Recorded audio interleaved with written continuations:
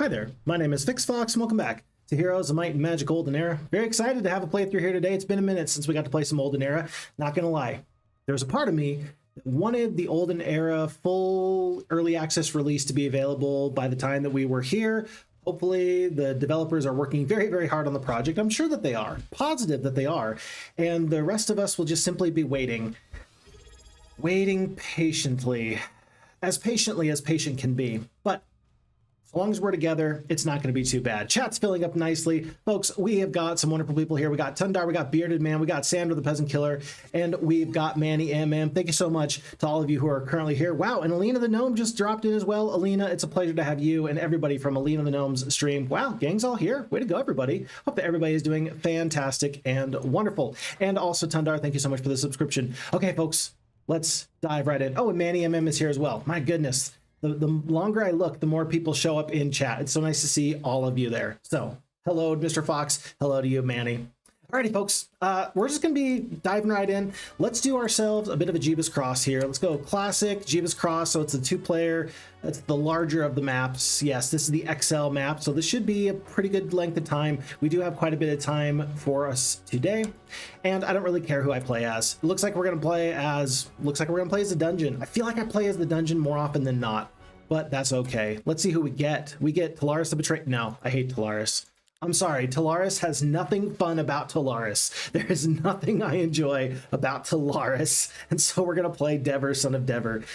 Phixfox, is it really random if you prevent yourself from taking some of the choices that fate would have you choose? No, Nope, this is me having a really good time. Things are simpler down in Balthazar's lair. You always know who your enemies are. Not so clear cut up in Alvar. So we're gonna have some troglodytes, we're gonna have a couple of Minotaurs, folks. Possible apocalyptic difficulty, and let's just hit start game and see where this takes us. Roman's gonna be lurking. Nice to have you here, Roman. Thanks for the lurk. Always a pleasure. Always appreciated. I hope that everybody that lurks enjoys time wherever they are lurking. Where's your favorite place to lurk? At work? In the comfort of your own home? Napping as you gently listen to the sounds of Phixfox's melodious voice? I don't know if you could describe my voice as melodious, but for those who like to listen to Heroes of Might and Magic as they go to sleep, I hope I can deliver on that promise that, yes, I will try not to be too excited when something wild and crazy happens. It'd be a real shame if you were listening to a Phixfox video and then at 2, 3 in the morning, I just woke you up. Devir, son of Devir. 2 attack, 2 defense, 2 spell power, 1 knowledge. We're going to start off with, it looks like 7 Minotaurs and 27 of the troglodytes. So I think it's pretty obvious to me that if we're going to be using our Overlord hero, if we're going to be having these Minotaurs and the speciality of increased growth and initiative and speed, that even here on apocalyptic difficulty, I think it's going to behoove us greatly to make sure that we at least get into the labyrinth here in week 1. So keep in mind, we're going to need at least 5 wood, at least 10 ore, and plenty more on top of that. So lots to be done here, I am sure. With 2,500 gold, and we have up to 6 hero slots, I'm working off of a theory. And the theory is that you're best off just immediately purchasing heroes on day 1, because if you just try and single hero mode this, you're not going to pick up all the mini resources. Some templates are more rich than others. I think that this is definitely the template to hire as many heroes as possible. There you are again. The bane of my existence. By the way, I just don't like Talaris because this masterful early start spell, I feel like just sucks. I just hate it. Absolutely hate it. But I will take the troops and I will take a free scout. And it'll probably be Anastasia the Meek that we also end up taking in just a little bit. Let's do this and bring all the forces in together. I like to do my single stacks of our dancers because it just feels like the right play. And we're going to have Talaris set off first. I'm actually going to have Talaris go up the road. Well, let's see. We've already got our sawmill and our ore mine in view. That almost makes me wonder if I want to go in this direction instead. 3,000 experience. Tell you what, let's go in this direction rather than go up the road. I think that Devir is going to go up the road. So let's do this. And rather than take experience, we're going to go straight for the gold here. There's 1,000 gold there. Well, interesting. Bewitchers are guarding the Ogre's Club of Havoc. Plus 8 attack. Could you imagine if we took that early on? That would be nuts. Plus 8 attack. Huh. We'll see what the future holds. That is so close to our starting castle that I think that epic, no, legendary main and artifact is going to be ours fairly soon.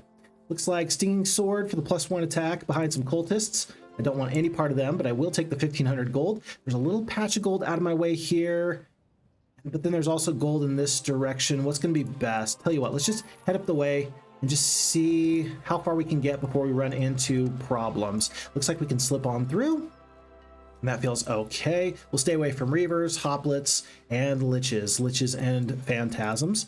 And in fact, with 3,500 gold now, I almost wonder if we ought to just purchase a second hero today. If you do that, you're highly unlikely to get the Byzantine Palace. Maybe not. Maybe your third hero is actually just going to pick that up for you. Tell you what, let's just do some science experiments. Let's pick up Anastasia, and then the only question is do you take these troops into your main fighting force? I kind of feel like you ought to. Even though you're going to lose the shred from having multiple single stacks of the dancers, it still feels like it's going to be the best choice. So let's take everybody we possibly can. We're going to mix the dungeon and the temple faction forces. Let's send Anastasia up in this direction. It's going to be 1,500 gold there. It's going to be, let's see, for Anastasia, she's probably going to get limited amounts of experience anyway. Let's go with the basic insight so she can do just a little bit better. Oh, and there's a Redwood Observatory so close to our starting area. This is going to help make all of our decision-making process go so much better in the very near future. Looks like Anastasia can head up in this direction and get plenty of stuff, including some alchemical dust, some free treasure, mercury, always good to have. There's some extra wood. I do like seeing this university as a possible way for us to make sure that we can get one of our important skills. So we can go for Balthazar's Bodyguard and get 100% attack, or Silvertongue's Envoy and get 100% bonus defense. Let's shoot for this. We still have not yet gotten to the point where we have a hero that takes one of these special opportunities. I'm going to hope that this is going to be the scenario that we can actually do that. And it might just be that this university is going to help make sure that that happens. So in the meantime, then, I don't see any reason why Anastasia ought not to go in this direction. It'll be another 1,500 gold. Maybe this is going to be a really important magic shrine. And who are the defenders for the sawmill? It looks like it's going to be Hoplits and Griffins with the Stringers. This is definitely the easier fight. This is definitely the harder fight. I feel like you want to fight the harder fight first, because I think that this is an opportunity. Not always do I take the sawmill and the ore mine on day one. I think here, though, that it would just make a lot of sense. Thank goodness we got 7 Minotaurs. They're fairly tanky, but man, we're about to take a bunch of damage. There's a hero cage here. Way too much to deal with. Yeah, I tell you what, let's make this happen. We're going to pick up this ore on our way there. We're going to step right into these Griffins and these Astringers. Is this a mistake? I think that this is definitely not the fight I want. I know I can take Hoplits. I don't know about this. I do not know about this fight. If it's, let's just assume it's 50 Astringers. That's so many. Tell you what, we're going to fight the easier fight first, because after we take the losses here, we might not be able to take the Hoplits. So let's actually take the Hoplits and just see what we can do here. All right, on we go. It says it's a glorious victory. We are going to battle and make this happen. All righty, Kutsu's in chat. What's up, Kutsu? Nice to have you there. Welcome, welcome. And Tundar says, hey, folks, it's a Phixfox day. We got some blood morale here. I like blood morale. We've all got some good blood morale, and I hope that everybody here on this Friday has got blood morale. I hope that you woke up on the right side of the bed. I hope that you just have something fun planned for yourself today.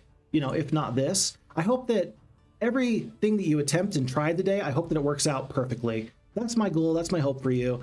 And I don't think that my hope is misplaced. I think that if that's what you want to have happen in your day, I think that that's going to happen for you. Okay, we got these are just regular Hoplits, and these are Dusk Hoplits.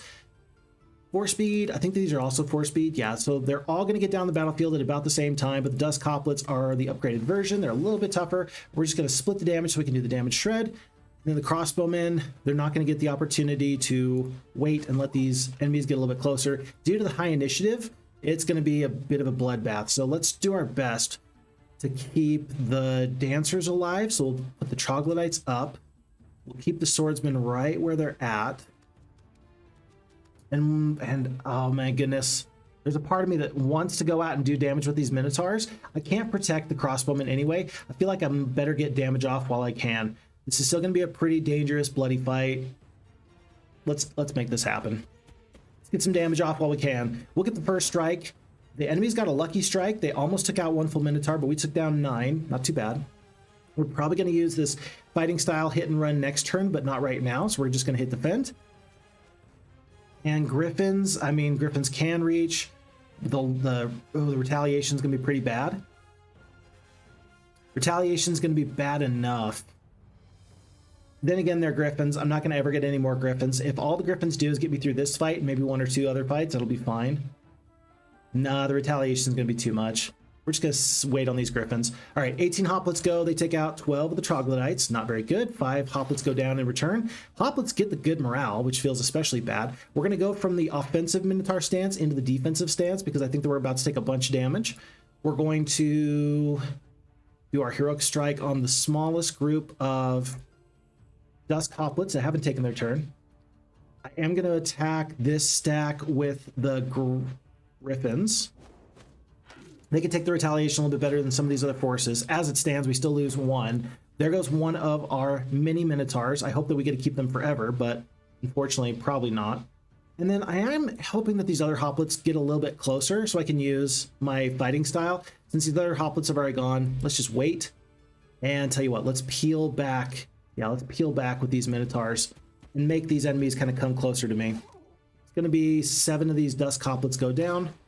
And the troglodytes just are taking a beating. I don't think I hate that the AI typically uses the forces to try and take down big stacks of single creatures. I actually think that that's not a bad way for the AI to play. I think I'm definitely okay with that. Tactically, it would be worse for me to lose my top tier creatures, but a big single stack of creatures does go an awful long way. So I can see the value. I can see where they're coming from. It makes sense to me. And you know what? I'm going to use the Fine Bolts effect. We're going to have so many extra focus points. You might as well use this right now. You want one big shot. Who do you want to take out? I think it's going to be 3 to 4 of these hoplets to the top. And then we are going to use the hit and run style. We can kill 2 to 3. Well, we can kill just 2 to 3. Nah, let's take out 1 to 2. No, we're gonna, let's just kill 2 to 3. Let's hopefully kill all 3. We do get all 3 of the closest creatures to us, and that seems just fine to me. It's gonna be another heroic strike, because sure, why not? We're gonna go for this big group of 6. Dusk hoplets, 6 down to 4. With the good morale from the griffins, we're gonna stay on this defensive stance, and then I'm wondering if it's gonna be best for me to get the Minotaurs into the fight sooner rather than later. Now I will do the hit and run fighting style. Probably gonna lose 2. Yeah, 2 infiltrators on this retaliation. Gotta tell you, I am pretty glad that I'm actually getting some of these retaliations. Like I'm sniffing it out before we actually get there. That feels pretty good to me. I don't want to lose another Minotaur if I can help it. I will wait and just hope that we don't take the damage. We don't. 4 more infiltrators goes down, and there goes the Minotaur. So maybe I messed up there. Maybe I would have been best off if I just saved the time. Now, since the enemies have all taken their turn, we're going to just go into the offensive fighting style.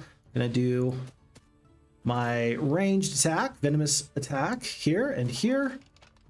And it is going to be the Minotaurs that clean up this fight. So we knew that this was not going to be the tough fight to do. Really, this is not the tough fight. And even so, the losses look horrendous. I don't think that there's any possibility that we can go through the Astringers and the Griffins now, but we can take a little bit of time, we can get a little bit stronger, and we can just kind of move on from there. Alrighty, folks, we have an opportunity here. So we've already are kind of going to spec into Balthazar's Bodyguard for the additional attack. We could go for the basic defense, and then we would more or less be splitting our opportunity at this specialty for this hero. I think I'm just going to stick straight with the advanced leadership. I think that that works exceptionally well with the Minotaurs. If you know about the leadership and if you know about the way that magical creatures work here in Olden Era, every different creature stack has its own different type of morale. The advanced leadership is actually going to go an awful long way for us. So there's a reason that Devir, Son of Devir, starts off with that. Should we go for Resolve? Should we go for Hero of Legends or Ups and Downs? So if we get bad morale, then we get good morale till the end of next round. Resolve, chance to take an additional turn increases by +1% for every point of morale. Hero of Legends, enemy morale is reduced by 1. I'm just going to go for Resolve and just hope that we can put a hat on a hat. Rather than be kind of good at lots of things, let's just be exceptionally good at getting good morale and just see where that takes us. Okay, so we got the Learning Stone for 1,000 experience up there. I actually think that that's worth going out of our way for. That'll also give us an opportunity to pick up this magic scroll, whatever it is, when Anastasia the Meek grabs it. I would like to get some additional treasure, but we've more or less kind of hit our goal for the day, which was to get enough for the Byzantine Palace. We're going to purchase that right now. And if we head back, we will have some additional forces here in the castle that we can hire. It's still going to be 2 ore short of getting the Labyrinth. If we can find 2 ore anywhere, and I mean anywhere, then I'd love to leave with all of my Minotaurs and other forces first thing in the morning. I don't see it at the moment. I don't want to spend any more gold. Let's just send Devir back up for this free 1,000 experience, And after that, we will figure out where we go from there. It looks like we can actually, you know what? We can pick up this ore right now. It's free. It's free. I don't see it anywhere else. We're going to grab that. We'll take the 750 experience. There is a mythical magical scroll. Allows a hero to use a special global spell. So it is behind Vampire Scholars and Vampire Lords. We'll consider that later. But for now, I think that that's a very good day one. Maybe not the fastest, but I think that that was truly the best. So we're going to go on to a new day. That's the end of month one, week one, day one, on to day two. Bearded Man says, Devir and his Minotaurs don't know that they've been created by Agar. They don't know it yet, but eventually they're going to have a Wikipedia for Olden Era, and they're just going to learn it right there, then and there. It'll be great. It'll be great. Yeah, in case you didn't know, that was one of the things that Bearded Man is pointing out. We actually talked about in the portraits for Heroes of Might and Magic 2, funny enough, and it's kind of like a well-established lore. Didn't Agar also create the Beholders? I think that Agar was just being a wild and crazy person in Heroes of Might and Magic lore, just creating all kinds of science experiments, which good for him. Everybody needs a hobby. But could you imagine being brought into this world, this twisted mass with one eye and tendrils, just because somebody got bored? Could be bad. Do we want expert leadership for the additional morale and just go for this where the sun never sets? That'll help us in the middle of the map.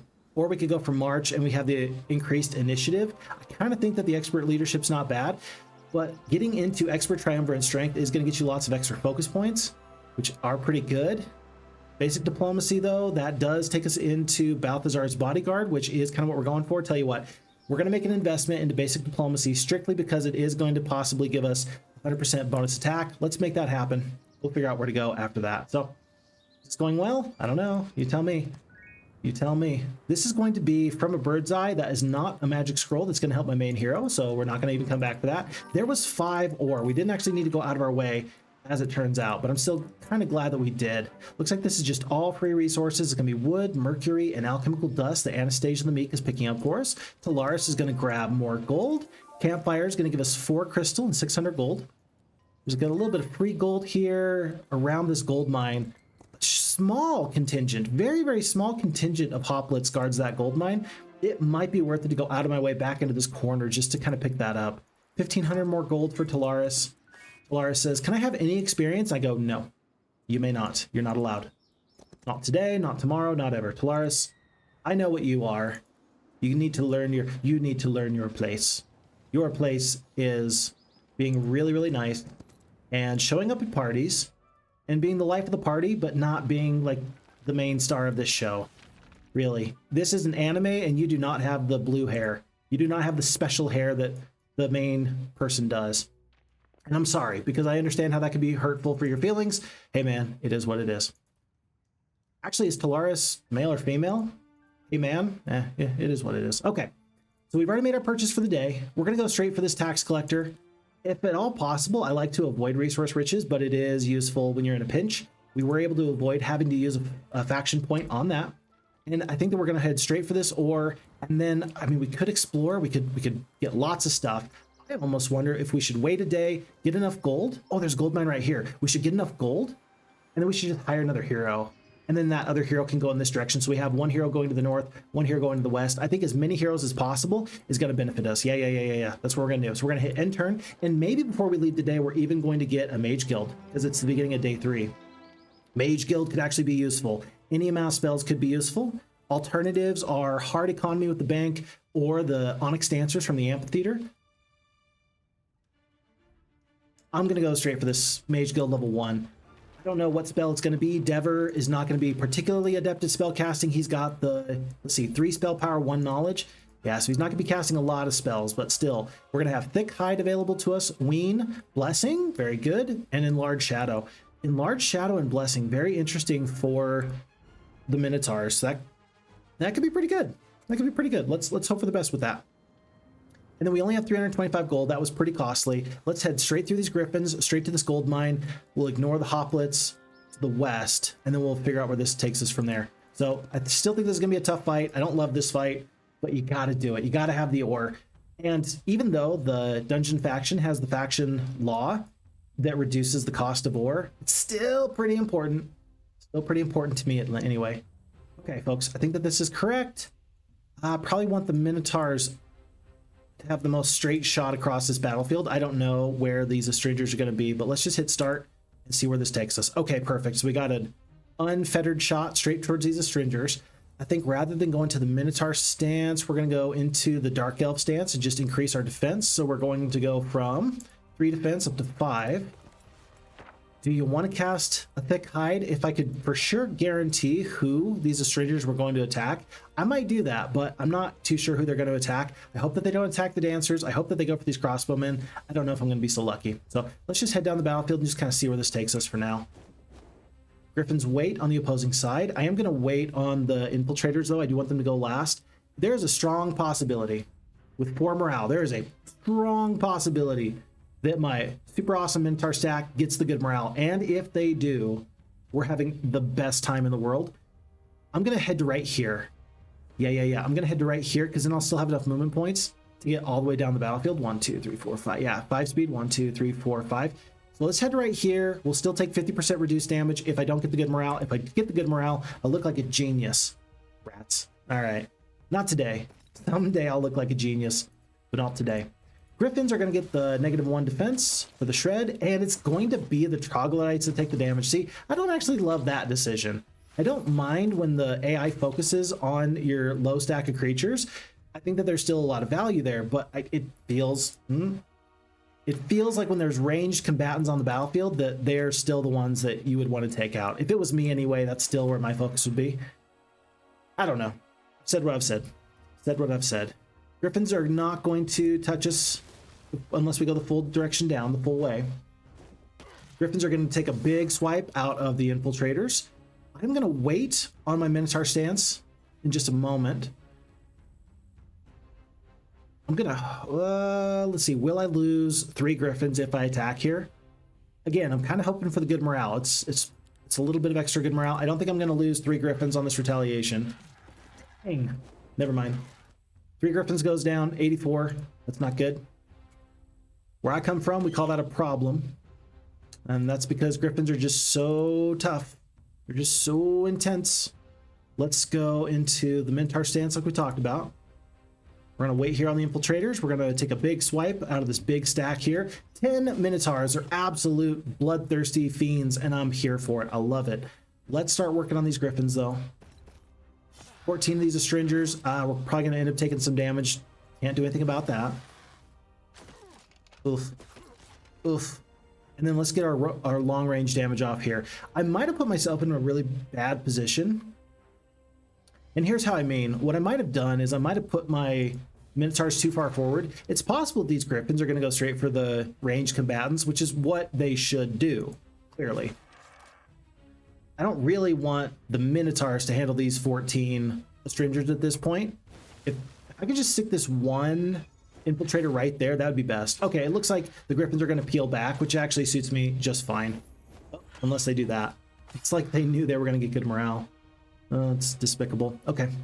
Well, let's keep on keeping on. Try and help out the back line with a heroic strike. We're just going to sit this one Infiltrator right here, and we're going to let the Swordsman and everybody else kind of go up in this direction. Minotaurs have got to do the damage to the Griffins. Griffins are just too tough.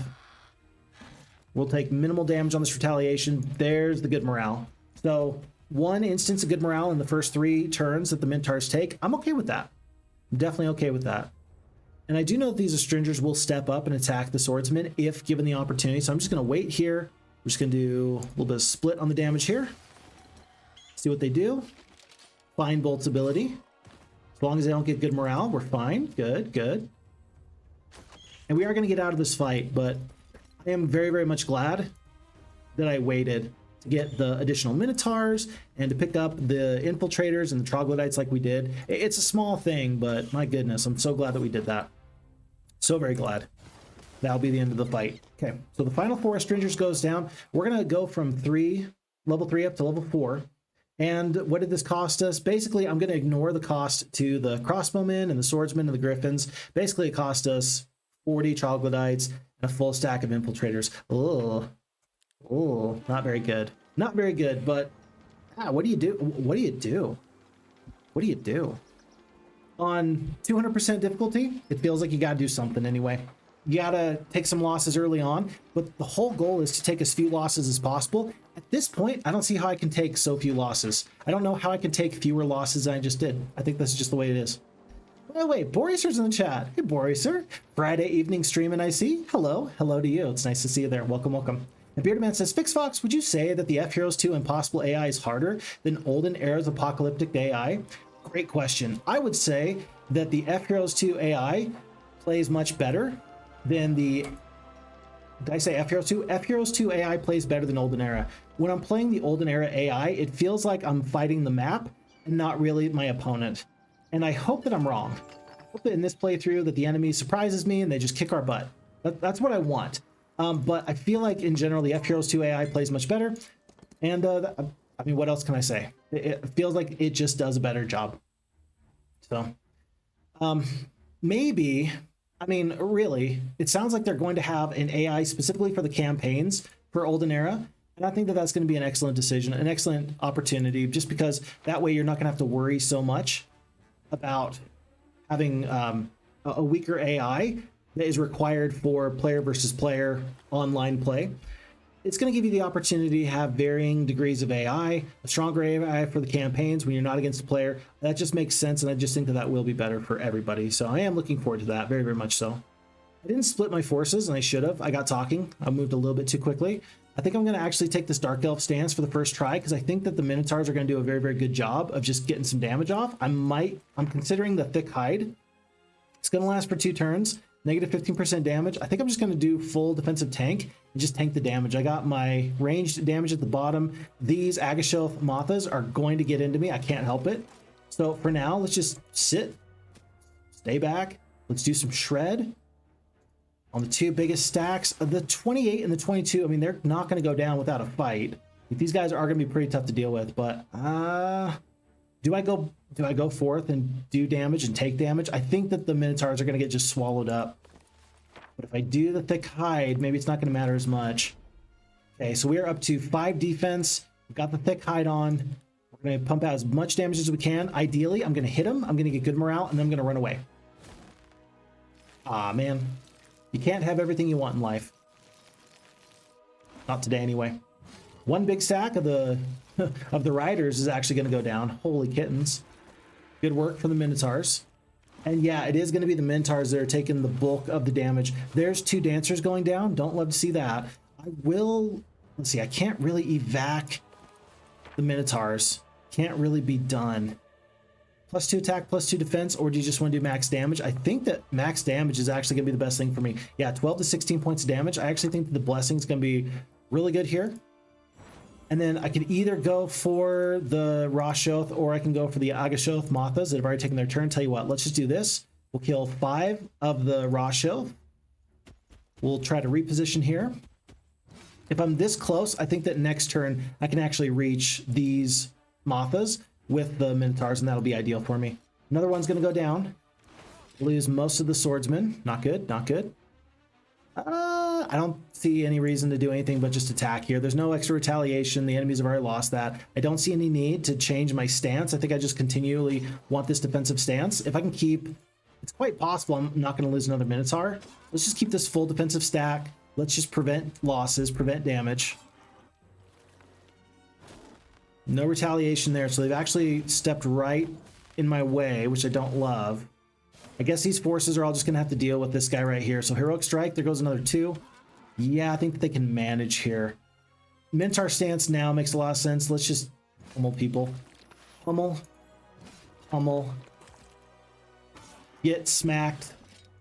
And destruction. Death. Pestilence. Good day. That was a cheap trick.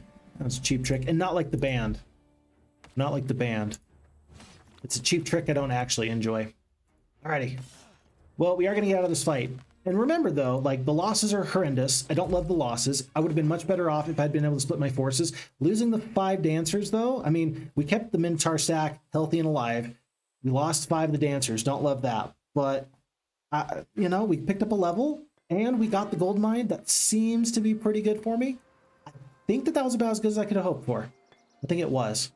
Okay, so remember, folks, for Balthazar's Bodyguard, we got 1, 2, 3 secondary skills that are related to that. We're going to need 2 more out of our next 4. I think it's worth either spending a secondary skill on logistics or basic recruitment. So we do have the Nightshade magic. That could be useful. We'll see how that goes.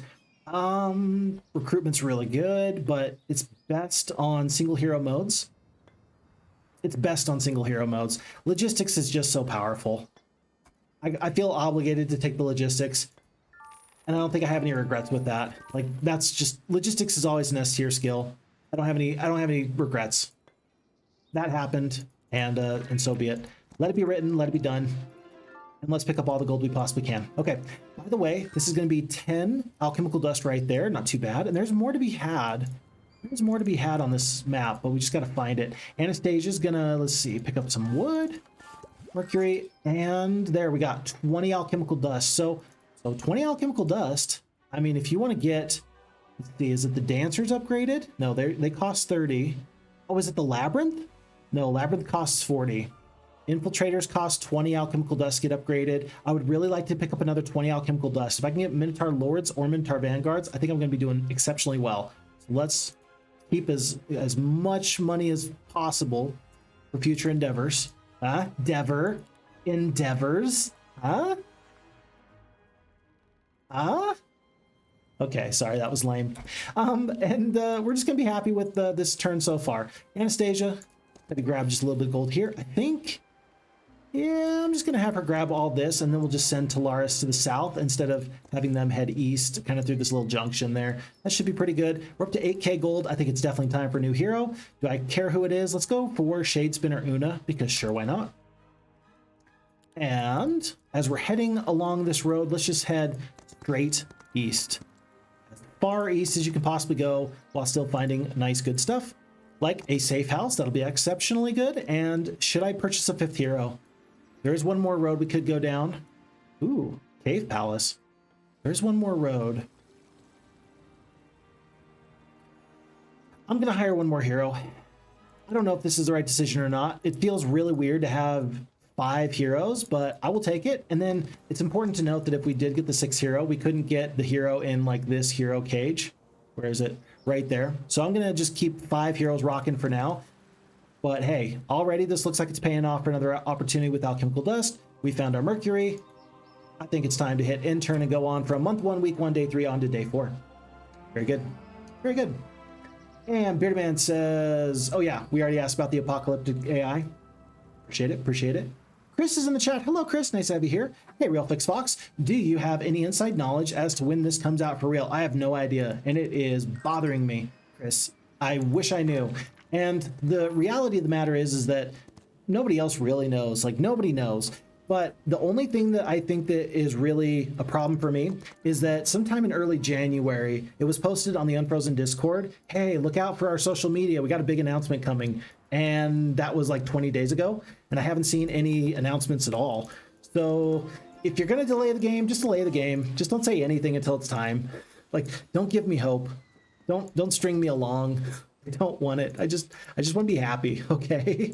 And I'm sure that the game will be good whenever it comes out. I am positive that they're going to do their very best job to make sure that it's ready and quality and good to go. But I'm a little bit concerned because it's still technically going to be early access. So what have you been doing this whole time? Like, could it have been in early access and we didn't have to wait so long?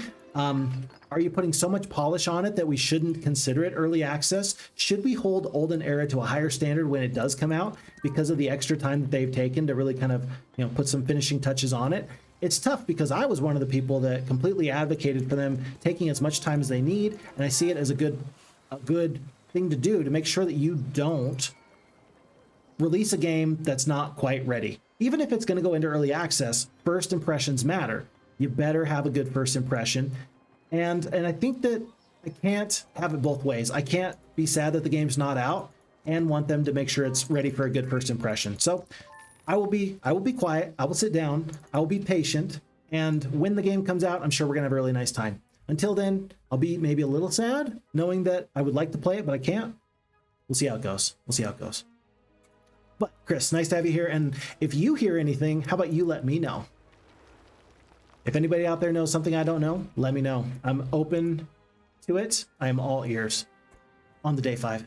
Pixo's in the chat. What's up, Pixo? Hello, my dear Phixfox. Hello to everyone. Pixo, always a pleasure to see you. Everywhere you go, you spread good vibes, and I appreciate that, Pixo. Hope that your 2026 is going really, really well for you. Hope that you're having some good collaborations with our other French friends out there. Pixo, hopefully you are just happy as all get out. I've never known you to be anything but happy, but just in case, I want to make sure that if there's anything I can do to make your day better, please let me know, sir. Alrighty, folks. These losses look totally fine. A couple of infernal troglodytes, a couple of toxic troglodytes. Let's do this battle just to make sure we don't lose as many forces as we could. Yet again, I forgot to split my forces. Whoops. Okay. Alrighty. Important to note, if you're playing as the dungeon faction, I don't think that the AI will automatically calculate you using your stances. And so literally, I feel like you have to fight every fight with the dungeon faction, just because using this Minotaur stance or the Dark Elf stance to increase your attack or defense, it's absolutely free. And I feel like the AI doesn't actually use it the way it should. So just keep that in mind. It feels like an unnecessary burden to bear, but here we are.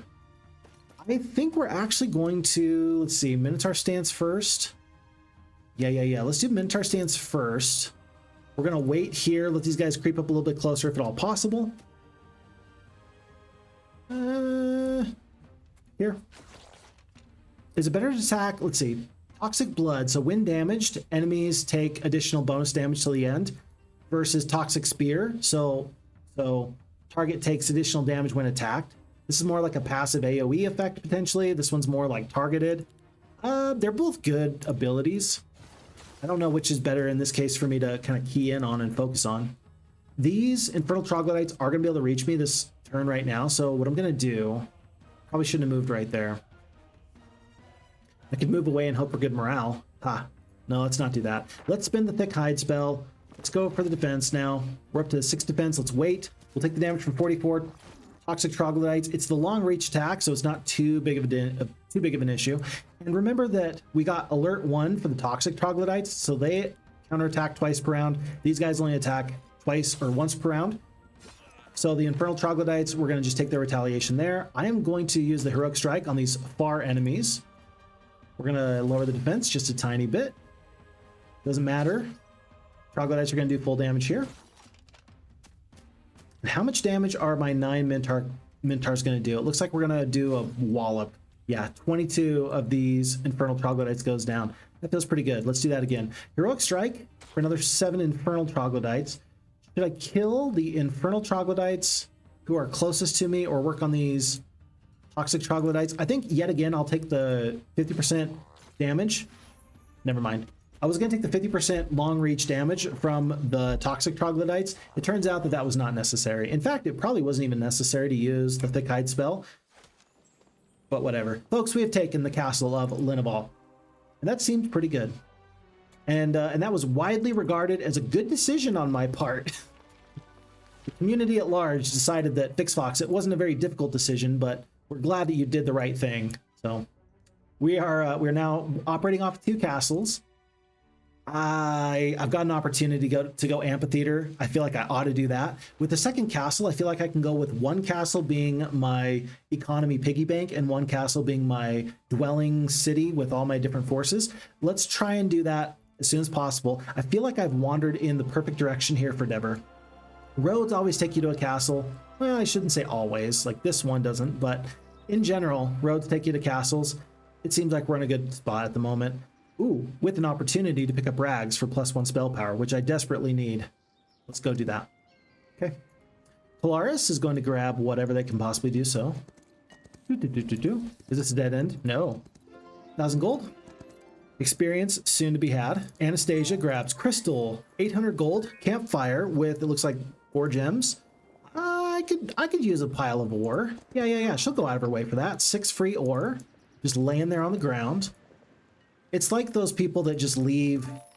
There was riots in Chicago a couple of years ago, and out of the blue, all of a sudden, somebody just left pallets of bricks laying out on the road, like on the sidewalks of Chicago, and people were like, that's bait. Somebody paid to have these bricks just sitting here in a pile, and now they're available for anybody who's protesting to just throw them and stuff. but people didn't do it because they were worried, oh, this is too obvious. Somebody's left these here so that way they've got this recorded and then they can like trap us, right? So nobody actually used the bricks, but it was kind of funny. Likewise, we had a pile of ore just sitting there on the side of the road. For what purpose? I don't know. Are we throwing rocks at the armored hounds? Just kind of plunking away at them? Maybe. Could be. Could be. I don't know much. I just pretend to know a little bit about lots of things. I would love leaders of the nation for additional faction law points. I feel like you ought to get this fairly quickly, but it does cost 3 points, and we're currently just sitting at 1. Elite troglodytes, I could go for that this week and get some additional growth in the cities, either through Dungeon Master or just increasing the value of the troglodytes. I'm not going to focus on troglodytes. We're going to still focus on these elite Minotaurs as quickly as possible. If I can, I'd actually like to get Minotaurs in 2 castles. Safe House is definitely doable. Labyrinth is doable. I talked about making this my piggy bank. Day 6, day 7 is probably actually, we'll see. We'll see. Minotaurs feels like a good opportunity. That's what I'd like to do. Roman says, honestly, I do not know how F-Heroes 2 AI differs between the difficulties, but I am sure that the AI created after years of experience is better than one still being developed for a demo. Good way of putting that, yeah. And generally the F-Heroes 2 AI, the harder the difficulty, it does a better job of combining forces into one big hero.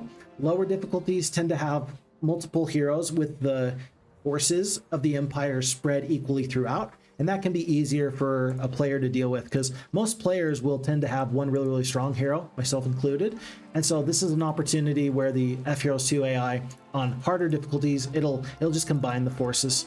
Pretty much that's the basic thing, is it will combine the forces. It'll also do a little bit of a better job with couriers. It'll do a better job of trading resources. There are lots of things it does really, really well. So harder difficulties are hard. Hard is hard. Impossible is impossible. Easy is easy. It feels like there is appropriate levels to the F-Heroes 2 AI, personally. And Phixfox says, Vitania from Heroes 2 is coming back in Olden Era.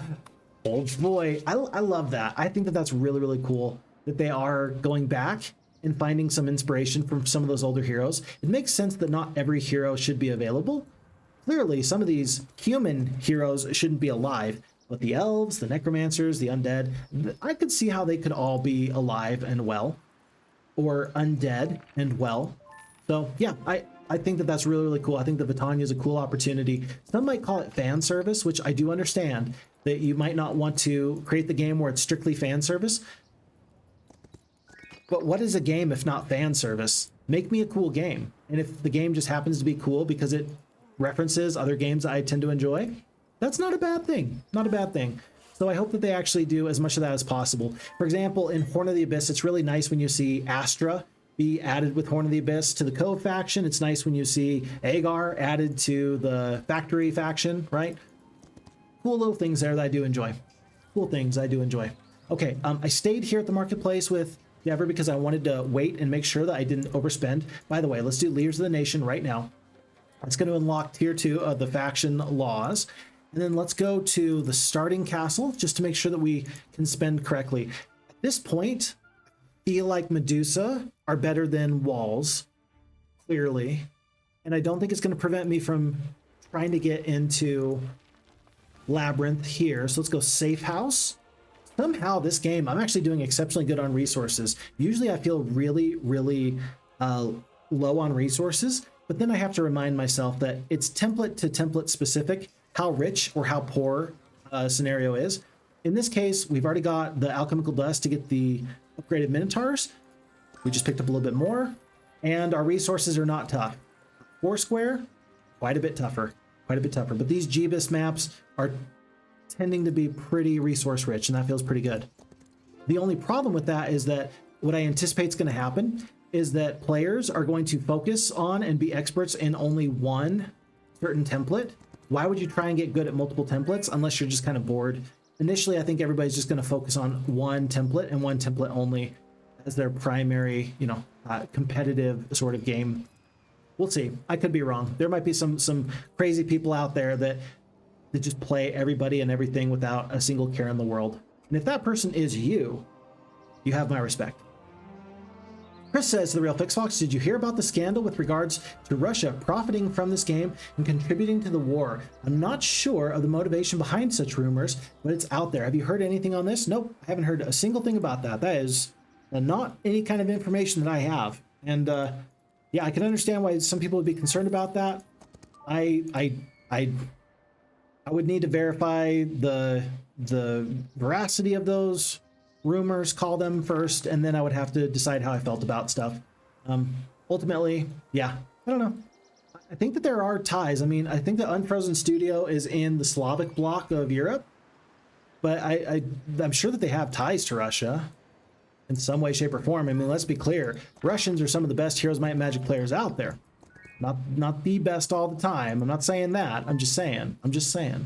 So I'm sure that they got a lot of interest from Russia, and part of the localization. I mean, I think that was what somebody said that Hooded Horse was all about doing in their job and working with Unfrozen Studios, was making sure that they could get the game into certain areas much better. I don't know exactly where Hooded Horse does their very, very best work in, like, kind of delivering a game, like where they're best localized, but still, geopolitical issues are far beyond me, folks. This is Heroes Might and Magic. I don't got much to say about anything not Heroes Might and Magic related. We've got John Johnson here, who is going to head through this road. It looks like we've hit the desert, which is really, really good. And I got to tell you, on this week 1, it feels okay. Not amazing, but okay to get as far as we've had. We haven't picked up as many dwellings as I would like. This amphitheater is, let's see, like the 3rd one we've seen. We've got infiltrators not once, but twice. We got this amphitheater now. There's another castle we do need to take at some point. Oh yeah, there's hydras here, and then I think we've seen 2 cave palaces. One here and one here. Yeah. So if I can get that cave palace in week 2, that would probably be the very, very best thing for me. Let's just focus on the cave palace in our starting castle, and we will bootstrap the other development for the other castle just to make sure that we don't stand in our own way. The fact that we found that marketplace a little while ago, though, feels pretty good. So we'll be happy with that. So let's go Labyrinth now. That's going to be 2 places that are spitting out Minotaurs. And then for today, I don't think there's any other purchases. I think that's fine. Cage Spinner Una, do I pick up this hero in this hero cage? I think I do. We've got up to 7 slots. It's going to be Adon, who is the ghost specialist. That's just another hero to play around with. I'm okay with that. Gold. And yeah, Shade Spinner Una. Get back out there, see what you can find. And then I guess that means that Adon is going to head to the north. Alrighty, folks. And that feels to be a very successful month 1, week 1, on to week 2. Pixel says, watching you is enough to make me happy, my man. Thank you. I appreciate that. Hey, I always appreciate watching you. I've really kind of been trying to figure out, what do I enjoy when I watch other people play games, like here on Twitch or YouTube? And really, it comes down to, hey, is that person having fun or not?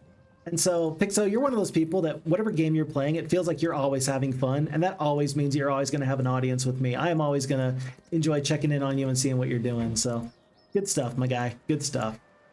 All right, Shade Spinner Una's got to go. There's a little bit of gold here. Quillins. Sorry, Chillins. Somebody's told me it's Chillins, not Quillins. And we've got gold. Treasure. Yeah, Anastasia's doing a lot of work for me. She is more than paid for herself. If you only have 1 or 2 heroes, this map instantly becomes much worse. It's going to be another 9 alchemical dust. We're up to 70 alchemical dust. We're doing great. This feels just fine. Gold? Wood?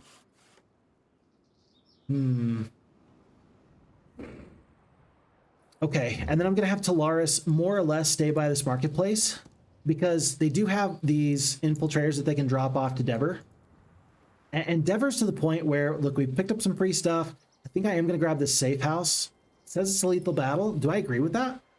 100 skeleton archers, 100 phantasms. Yeah, I agree with that. 9 Minotaurs are not too bad, but they're not that good. Let's avoid losing any further Minotaurs. Let's just grab whatever we can. We'll head up back to this castle experience. And folks, oh my gosh, are we doing it? Look at this. Leadership, diplomacy, nightshade magic, logistics. Okay, but 1, 2, 3, basic intelligence. We're going to do it. We're going to do it, folks. We're going to do it. we're actually going to get Balthazar's Bodyguard this game. Like, it's not a for sure. But, I mean, doesn't that just lead to an automatic win? Isn't that like a no questions? Like, hey, congratulations, you RNG'd your way into a victory? How do I feel about that? I feel good about that. That feels good. Considering it's been so many games in order to get to this point that we finally maybe can make this happen, I don't have any regrets. And I don't want to hear anybody saying, oh, Phixfox, sure, if you play 1,000 times, you know, a million monkeys on a million typewriters, you're eventually going to get Shakespeare. It's like, yes, yes, yes, it's true. But it makes it no less impressive when the monkeys finally do create Shakespeare's works. I've said what I've said. Mage Guild level 2. Pick up that because we're going for dragons. And then let's again focus on, let's go for the bank instead of the Byzantine Palace 3 here. Let's get that gold. If I can, I'll go walls and then treasury here in the second castle. An extra 3,000 gold a day is actually a massive boon. Let's do that very, very quickly. We're going to save these faction law points for something better. And then, yeah, let's get Talaris to drop off those infiltrators before too much longer. Here you are. And we'll just go up there and do the full handshake. So it's going to be 13 heading over. By the way, haste spell and ground sight. I probably should have been casting these spells. It was, let's see, ground sight here. And then I think Anastasia has from a bird's eye. Let's just cast those spells just in case you haven't ever seen these before. I'm not particularly good at using adventure map spells just yet. I'm still working on using them in the best possible way. Right now, this is giving me the edge of these maps. If you get this upgraded further, it'll show you an awful lot more, like, you know, where monsters are and such. But for now, that's still pretty valuable for me just to kind of see where the edges are. I do like the effect, by the way. The yellow outline with the red sort of fog of war. It's pretty cool. And then since, I mean, I guess, do I really want Devir to cast ground sight? Shows the location of all neutral armies. I mean, that's scary. That's an Abyssal Envoy, Hoplits, Infiltrators, Griffins. Some of them are easier to tell what they are than others. Locust. I don't know what that is. Hydra. Hive Mother. Yeah. Yeah, Bewitcher. So it's a really pretty cool spell. I don't know the best way of using it at the moment. I already know on this template that bigger monsters are in the center, but oh well, maybe I should have used it a little bit sooner. All right, whatever the case is, I think the Devir actually wants to fight. Do I want to fight here? Can Talaris actually grab these forces and then get back? No, it looks like no. I thought maybe we could grab these and then just head back. I've kind of wasted my movement points a little bit. It's a Pandora's box. It could be really good. Let's just grab it real quick. So we're going to take all these forces. Oop. No. That's better. And then, yeah, let's have Devir just go back. Devir is heading back to the main castle to get the big, beautiful, wonderful Minotaurs upgraded, but a couple of stops along the way is not going to be too bad.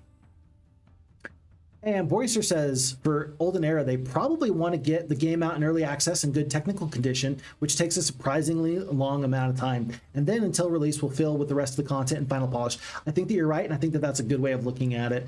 Because, yeah, if the game is unpolished, but you can at least play it, then you can get more feedback, and then the game can get better and better and better. So even if that's all you can get it to, where you're not going to have disconnects for the online play and so on and so forth, yeah, I think that that's perfectly reasonable, perfectly fine, and I think we as players should be pretty happy with that. So we will be happy. We will be grateful. Let's see, I'm going to step to right here. One step further. Do a little bit of shred. Yeah. A little bit of shred. Yeah. Good luck there. We'll take it. So we're down to 1 defense on these troglodytes against our 18 attack. We're going to do so much damage when we get the chance. Let's see. If you're going to go to right here, I think I'll just go to right here. The terrain is really nice. I'm going to be able to split my forces. Or I'm just going to be able to split these troglodytes up a little bit. We're still in the offensive Minotaur stance, and I'm going to keep it that way. Wait, split the damage. Not once, but twice. Here's hoping that there's no good morale from these enemy troglodytes. They do have +1 anyway. Crossbowmen are going to take their shot. We do have a heroic strike available. I'm going to do the venomous fighting style. Viscous spit, as it were. Minotaurs are going to take a chunk. I wish I had... I wish I didn't cast ground sight with my main hero. That was dumb. Tell you what, we are going to do the heroic strike here. We're going to get the first shot on these enemies, but this group is going to get to go first before these troglodytes, so we really want to focus up here.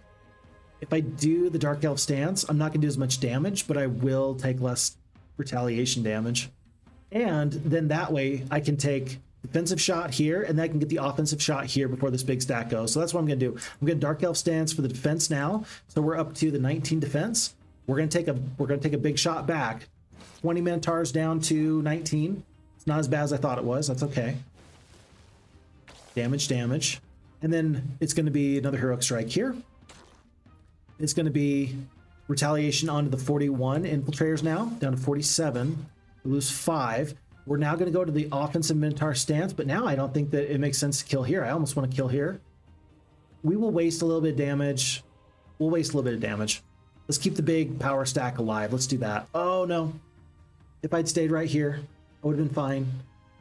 I was trying to keep the troglodytes out of harm's, like, not out of harm's way, but I wanted to just be a little bit... I didn't want them to attack me. 1, 2, 3. Yeah, I'm just going to wait at this point. That feels bad, man. Feels bad, man. But my 87 troglodytes are going to get to poke these guys first. We'll do the long reach attack. I'm probably going to lose a bunch of infiltrators. 30. Oh no, they'll take the troglodytes? Great, take the troglodytes. I don't even care. I don't even care. I care a little bit. I do care a little bit. I do. We're gonna step out of the way. I think we're already on the offensive Minotaur stance, but let's do this. 54 to 72 of these troglodytes goes down. So long as the Minotaur power stack stays mostly strong, we'll be okay. We did lose 1 Minotaur there. Feel bad about that, but still. Damage is what damage does. Maybe that sort of saying is nowhere more true than in Heroes of Might and Magic. Damage is as damage does. Okay, all this for Pandora's box. 5,000 gold. Does it seem worth it? Yeah, it was worth it. It was worth it, but I'm still a little bit sad. I don't think that I need to go through these murder hornets or these griffins. I might consider these phantasms. No. No. Let's just take no more additional losses. Let's head right back up home. We'll let the secondary heroes do what they do best, which is just find free stuff. Everywhere they go, find free stuff for me. Including John Johnson. This guy. This guy, he was so cool that his parents had named him the same thing twice. Very impressive. Adon's grabbing the treasure.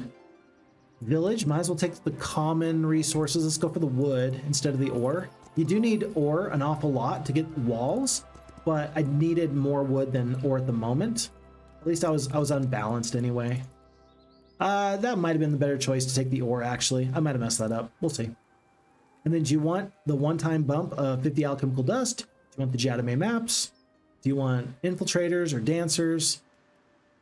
Honestly, I think I want the Jadame maps. At this point, I think I want the maps. Even 10 extra movement points a day, it's not a lot, but that, you know, cumulative effect over time, that could be pretty useful for us. Call it an investment in future opportunities. Gotta get the Mage Guild level 3. Resources are holding steady, even the gems, which is critical for the cave dragons. Amphitheater is going to cost a couple gems. So with that being said, let's just go for the gold cost and the wood here for the Byzantine Palace 3. I know we talked about going to Walls Treasury, but this was available right now. So we just did that at the moment. And then no other movement at the moment. So month 1, week 2, day 2 on to day 3. And Sandro says to Tundar, yo, to our artist, I've arrived now and wanted to say properly, you guys, hello there. Oh, hello there. So glad you're enjoying yourself. I'm glad that your train trip was fun. Folks, can I just tell you, as an American, we don't have a lot of public transportation, at least not in my area. Bigger cities like Los Angeles and New York, I mean, it's pretty common to have some really nice, robust public transport. The problem with America is that nothing is within walking distance, right? We have gigantic parking lots and everything is spread out in this kind of sprawl because, I don't know, that's just the way we've kind of done things. And it's a bit of a shame, really. I would really prefer it if I had the opportunity to take public transportation. To take a train, I would actually love to take a train. I don't know when I'm going to get the opportunity, but it would actually be really, really cool. So if anyone wants to take me on a train trip, let me know. Maybe I should get a job with the railroad. I get sick of it. We'll see. It's gonna be a little bit of wood, a little bit of alchemical dust, a little bit of gold. This guy's cruising.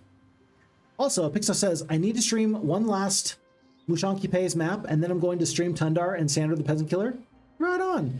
So clearly, Pixel says that's the map that they're going to do next. Can't wait to try out those gems. Awesome. Love to hear it. Yeah, it's so great having so many quality artists, map makers in the chat, because then we can, I mean, ideally, we can play their map and they can give us the right amount of hints. I think that we've got map makers do a really, really nice job of giving us the right amount of hints to where they don't ruin the scenario for us, but they also make sure that things go fairly well, which I actually really appreciate, because nobody wants to see us just completely facepalm our way through a game.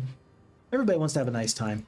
So I'm glad that our map makers set up a great map so we can have a nice time, number one. And number two, they do a really nice job in just helping things along and being present. So to our map makers, it's always a pleasure. Okay, I think that our heroes have more or less cleared out our starting area. Except for the southern area. We do got to go south a bit more. And we do have this other castle as well. I think Devir's going to grab, it's day 3. I don't think we're going to get to spend a night in the Mage Guild. I think I might be better off if Devir, oh, I don't know what to do. I think what we'll do is we'll hero chain forces here and then back.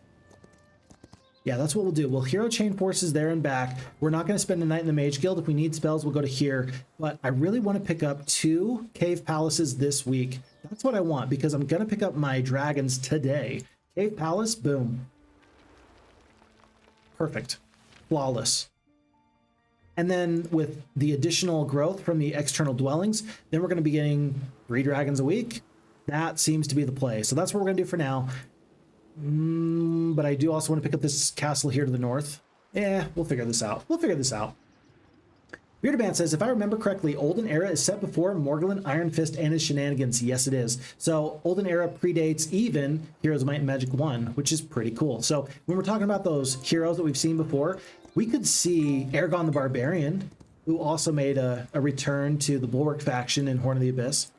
Yeah, I'd love to see some of those really old heroes from Heroes of Might and Magic 1. Just not Antoine.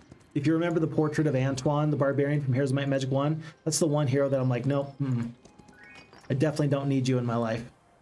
Sorry. It's all my fault. I should probably be a lot nicer to some of those portraits. I think I've probably had at least one nice game with Antoine the Barbarian, but when you're just that ugly, man, I'm not interested in seeing your face. Okay, so Devir, I have the opportunity. I can either hire another hero. It's Typhona. She's going to come with 2 free Hydras. Let's do that. Let's just get Typhona. We'll get Typhona. We're going to get Labyrinth 2. I'm going to have Typhona do this. I'm going to have her save movement points. So we're just going to go to like here. How many movement points? 210.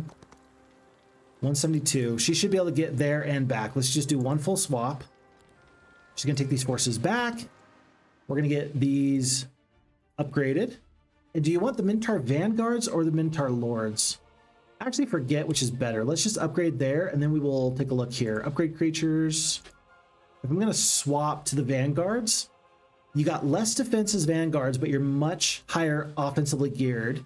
Your initiative goes way, way down. Damage goes up, morale goes up.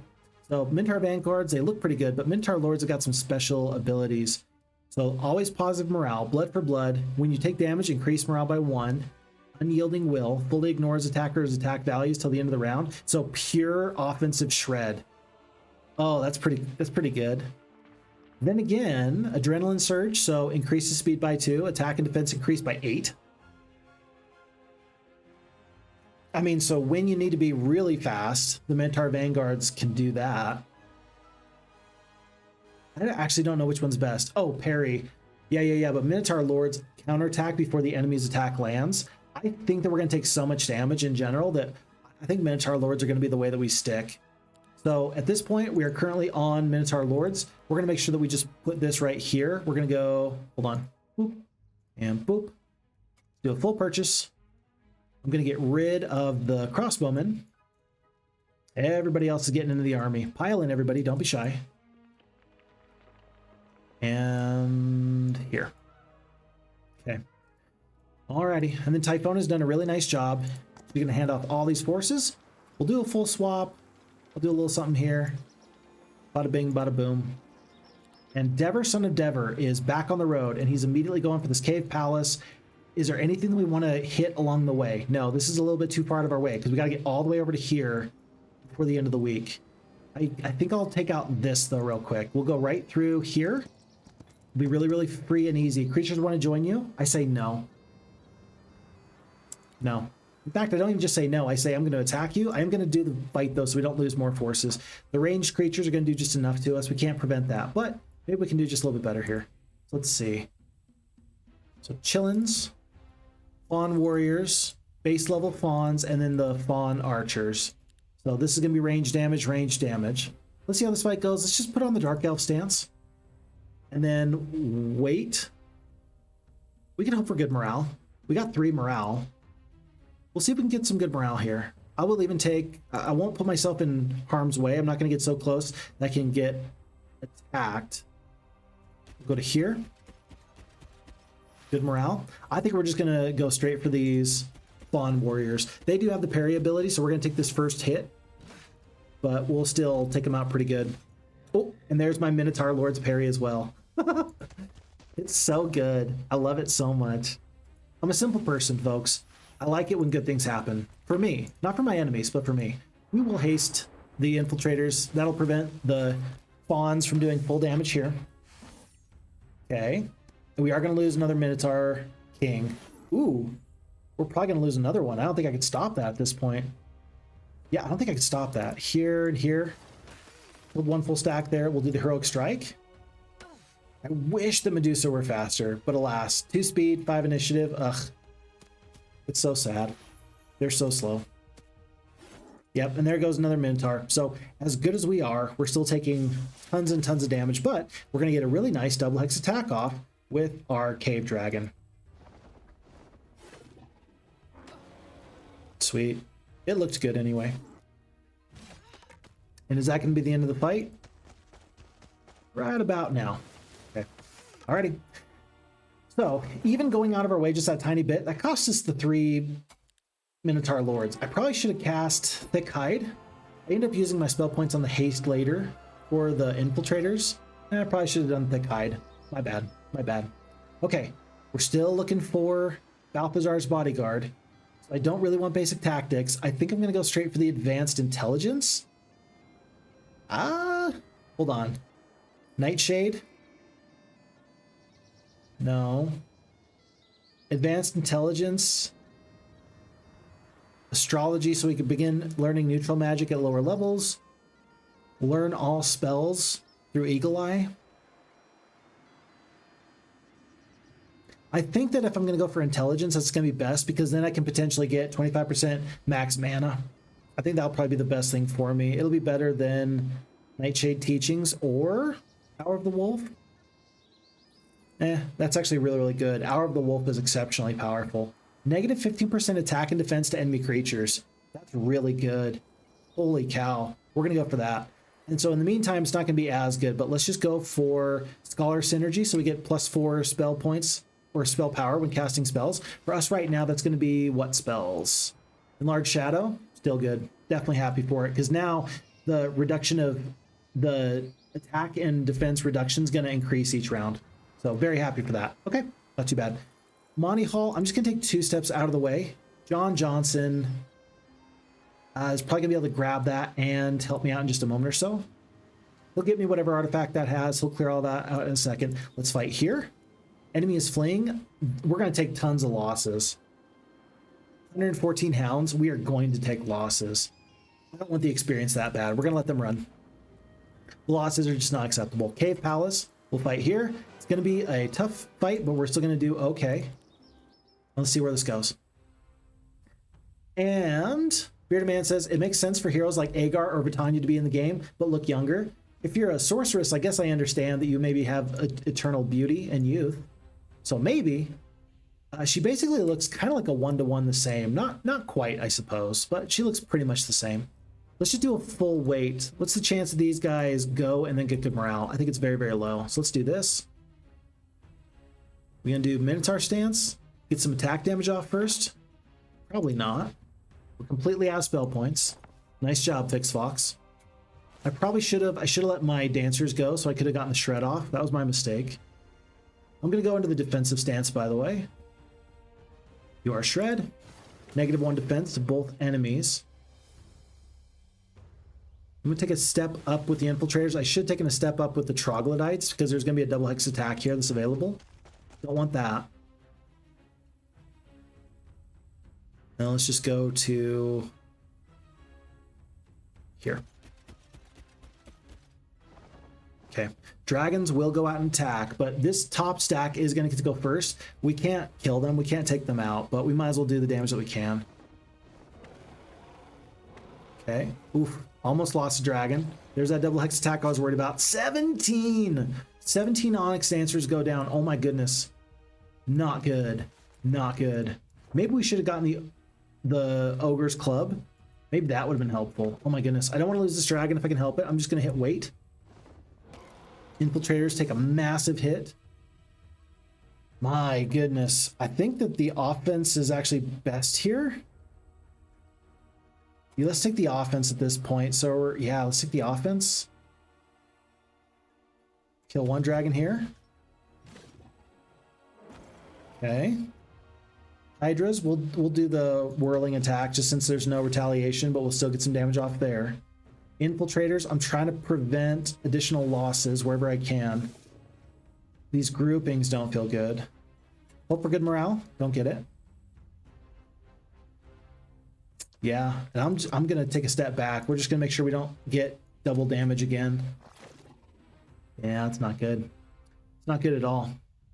But we're right in front of these guys' face. We'll attack here. And the only issue I really hate is I don't have a good avenue to attack these dragons without taking some damage. I don't think that the Hydras are actually gonna get hit too much this fight. I almost kind of want to just get the damage off. I think I will. Should I do the Inner Flame? I don't think I'm going to get attacked. Yeah, I don't think I'm going to get attacked. It'll be fine. It'll be fine. We're going to pretend like everything's going to be fine. One enemy dragon goes down. I'm going to do the Dark Elf stance, and I'm actually going to move my Cave Dragons back out of the way because there's some double hex shenanigans that could happen there. There's the Cone Breath attack. Not good. Not good. Inner Flame from these enemy dragons. Troglodytes go completely down. We're going to get... Oh, fully ignores the attacker's attack values. Oh. Okay, well, fighting style, we're going to try and take out both these dragons. We're going to take this retaliation from the small stack.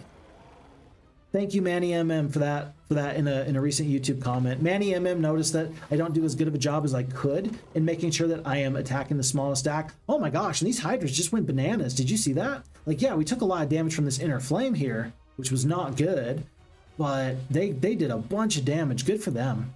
Good work. Infiltrators, I'm just going to lose them if I end up attacking. Let's just do the ranged damage where we can. There's one here, one there. Oh, there's the parry. And I might be able to end this fight. Yeah, without taking any additional damage. So let's wait. Wait. Here, we'll do a slither away. And the Medusas are going to end this fight without proccing the Inner Flame again. Okay, not great. Jeez. Huh. I thought it was going to be completely inconsequential to take out 2 cave palaces. I was wrong. Folks, when I'm wrong, I'm wrong. And I'm glad that I can be wrong, but not just the worst thing you ever saw. But this time, that was just about the worst thing I ever saw. Okay, our forces are decimated. We are sad. And where do we go from here? Tell you what. In the middle of that fight, I almost wondered if I'd be better off attacking the Bewitchers, the upgraded version, and then taking this Ogre's Club of Havoc for the +8 attack. At this point, that's not really possible. Should I carry on? Should I go through the Cave Palace over here?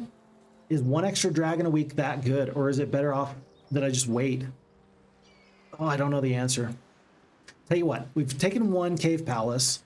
I don't think it's a problem just for us to go north, take this other town. There's a cave palace up here, and we can hero chain forces on day one back up to here. So tell you what, let's do this. Let's go through in this direction. We'll fight our fights. We'll take our damage. I think that's actually acceptable. And then we are going to take the castle to the north as opposed to going for 3 dragons a week. We'll do the best we can. Maybe we can get up to walls 2, or maybe walls 3 in the other castle. We'll see, but for now. Oh, and for the first time, look at this. We're out of gems, out of crystal, out of resources.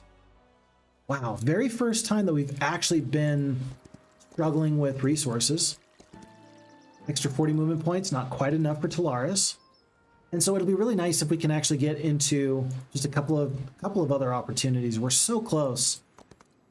It feels like we're close to busting through this early struggle. If we can just have a big sack of dragons, all of our problems are going to be solved. If I can get to elite Minotaurs, my problems are really going to be solved. Truly they will be. Okay, we're going to get Dungeon Masters 3 for the tier 3 dancers, which will be great. We got to spend a couple more points in order to get up to here. 3 more points need to be spent before we can get into these elite Minotaurs. Where will we spend it? Jadame Maps 2? Maybe Jadame Maps 2. We'll see. Construct new buildings, folks. Let's go into... Since we can't go for the treasury right now, let's go for walls 2. And then we'll consider where this takes us in a little bit. At least we're going to have additional forces here, and then we got the opportunity to turn this into a big bustling home for all troops dungeon-like. And with all this being said, it's month 1, week 2, day 4, and it is time for a break. We're not going to wait till the end of the month. We are 1 hour and 20 minutes into stream. We're going to take a 5-minute break as soon as I get caught up on chat, and then we will continue on the way. So. But yeah, Pixo says the Bearded Man is completely right about the look of the game and about the look of the heroes. They could or should be younger. Chris is going to be lurking. Dinner time for you later. We'll catch you later. Tundar says this is the only map I've honestly played, but does anyone know specifically what is missing from this game? Does snowballing feel right in this game? It feels like I should be kind of snowbally-ish at this point. In other Heroes games by week 2, I'm not snowbally-ish, but I feel like I always take losses in Heroes of Might and Magic Olden Era. Even in the late game, when I feel like I should be rolling through enemy forces, I feel like I still take losses, and that makes it very fatiguing to play long campaigns, if that makes any sense. I don't know. Maybe I'm just very, very attuned to the speed of Heroes of Might and Magic 2, where a fast start gets you a lot of quality value, and then you can kind of snowball the game more. Maybe this is just a different paced game, and I need to do a little bit better. We'll see. We'll see. Lukash 3, hi there. Is there any date for early access release? No, unfortunately not. There's not, but I hope that they have it soon for us. I'm hoping for words of wisdom from the Unfrozen team, and they can just tell us what we can expect from them. Thanks for being here. Nice to have you here. Welcome, welcome. Should we fire from someone from the Unfrozen for this? No, they're doing pretty good. I haven't found any problems with the Unfrozen team. They seem pretty good. Bearded Man says, fire? Unfrozen? There has to be a pun made from this. Maybe. We'll keep working on that during the break. Fire and Unfrozen. We will see. Tundar says, I have updates with Zapixo for minor changes and a time limit. I kind of deleted the original by accident. Oh, that was the Sprightly's Darkest Hour map? You deleted the whole thing? That's scary. I'm so sorry. But Tundar also saw the B1M video of a Gothic-style church in Salt Lake City being raised from the ground. Such a cool building. It's like a European old church, but slam in the middle of the blocky US city. Very cool. Very cool. A Gothic-style church in Salt Lake City. I'm guessing that's probably the LDS temple is probably the one. It's like the most iconic landmark in downtown Salt Lake. So probably that's the building, but I could be wrong. There's lots of really cool architecture in Salt Lake City. There's a lot of older buildings. I think it was a city founded in the 1800s, and there was a lot of stone masonry that helped build the city kind of from scratch. And so I imagine that lots of the buildings there are, number one, very old, and number two, made out of some really, really cool materials from the quarries that are not too far away, granite and marble and such. Trenlo says, hey all. Hey Trenlo, nice to have you here. It's always good to see you, my guy. Always good to see you. And Boryster's gonna lurk. Always a pleasure. Go jog, go do some groceries. Tell you what, folks, we should do some jogging together. We'll do an IRL stream, and we'll just go running around my city. and you'll be very disappointed in me. You'll be like, hey, wait a second, Phixfox isn't fit. He's fat. I'll be like, yeah, but at least I'm happy. I remember when I was losing a ton of weight back in the day. It was a couple years ago. I was on like keto, and tell you what, you lose a lot of weight on keto, but you're not a very nice person when you're on keto. Maybe other people can be a really nice person and lose weight. I apparently cannot. So do you want me to be nice, or do you want me to be fat? Wait, nice and fat, or skinny and upset? That's just the way it goes. Tundar says, the updated version's available on Discord now. Gotcha. Okay, gotcha. Not a big deal, but only if people want the latest anyway. I'm sure people do want the latest. All of the efforts to make the map as pristine and perfect as possible go an awful long way. So, and Trenlo is happy that we're here, and it's always good to see you too, sir. Okay, folks, taking a 5-minute break. We'll be right back. Don't go anywhere. Thanks for the time, and I'll see you in just a moment. Bye-bye. Oh, Boryster says fit, fat, just a letter difference. That is the perfect thing to end on, and so we shall. Okay, be right back.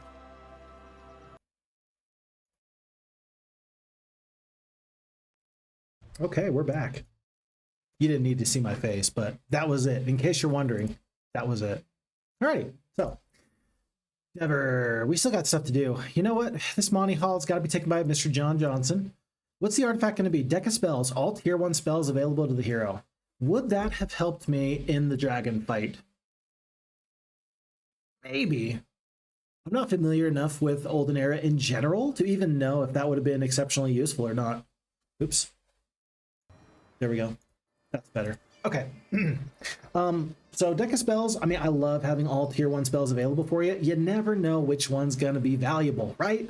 Then again, plate armor plus 3 defense. You think that would have helped us out? I think it would have.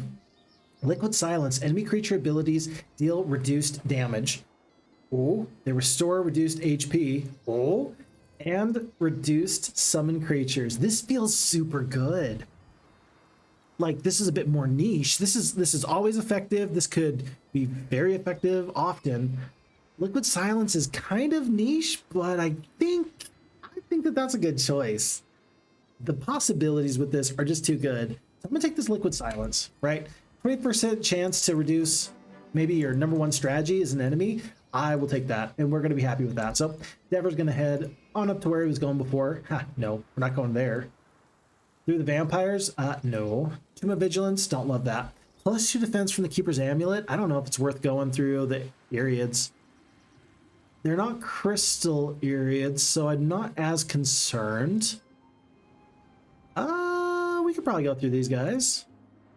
Just on the way for the plus 2 defense. I think that'd be worth it. Yeah, do we have any spells? We don't have any spell points. Let me just grab full spell points because it's right here. It's not that far away. We got the logistics for a reason. Let's use it. And then I am going to take just a step back to go grab that on the following day. Meanwhile, Talaris is ready at the marketplace. We were going to pick up something. I forget what it was. It was very important, though. Okay, we can get a bank now. Oh, it's the treasury. We need the treasury at the other castle. So let's get the bank here in castle number 1 of Outcast Capital. Treasury, yeah, we need a couple more gems. Always going to be useful for vampires anyway. So let's trade for that at the marketplace. It's a possible place to trade. Lots of crystal. We got multiple crystal caches that we can trade at. Let's trade 14. 14 sounds good. We'll still have 41 left. And we'll trade a couple more. 10, call it 31 and 12. That seems fine to me. And there's the treasury for an extra 3k gold a day. No one's ever going to call me poor and broke. And then Talaris. I recognize that there is still some opportunity down here. I just got to go figure out what's over here. A little bit of gold, a little bit of mercury, and maybe the end of the road. But still, I'm glad that we went and checked. Let's have all my extra heroes go pick up this learning stone. This time it was Triumvirate Strength. Oh, but that's kind of what I was hoping for. Basic economy. Let's go for the basic economy. Plus 500 gold. That is exactly what I want. I want these secondary skills that are low investment and pretty high reward. Like, all things considered, an extra 500 gold a day, that is super useful. So I am good for her to just do whatever she wants to do. If she wants to spend the time and learn how to make money for me, girl, you go. Make it happen. Just have fun. Okay, remote foothold. We've captured this now. So if we need to transfer troops in the future, we'll be able to. Anastasia the Meek. I think that she has not picked up this learning stone yet. That's correct. She's going to go for the advanced insight. Might as well. Just might as well. Shows the intention of neutral squads within 18 squares of the hero. This is only going to be helpful for Anastasia, I think. Like, I don't think I can take this secondary skill, sub-skill, and then just have her walk near my main hero and get to see everything. Maybe it's, I don't know. It shows the intentions. I don't think it shows the numbers, though. Let's actually test this out a little bit. Yeah. And so it says will fight because they will fight her, but like Devir, we don't know if they would fight him.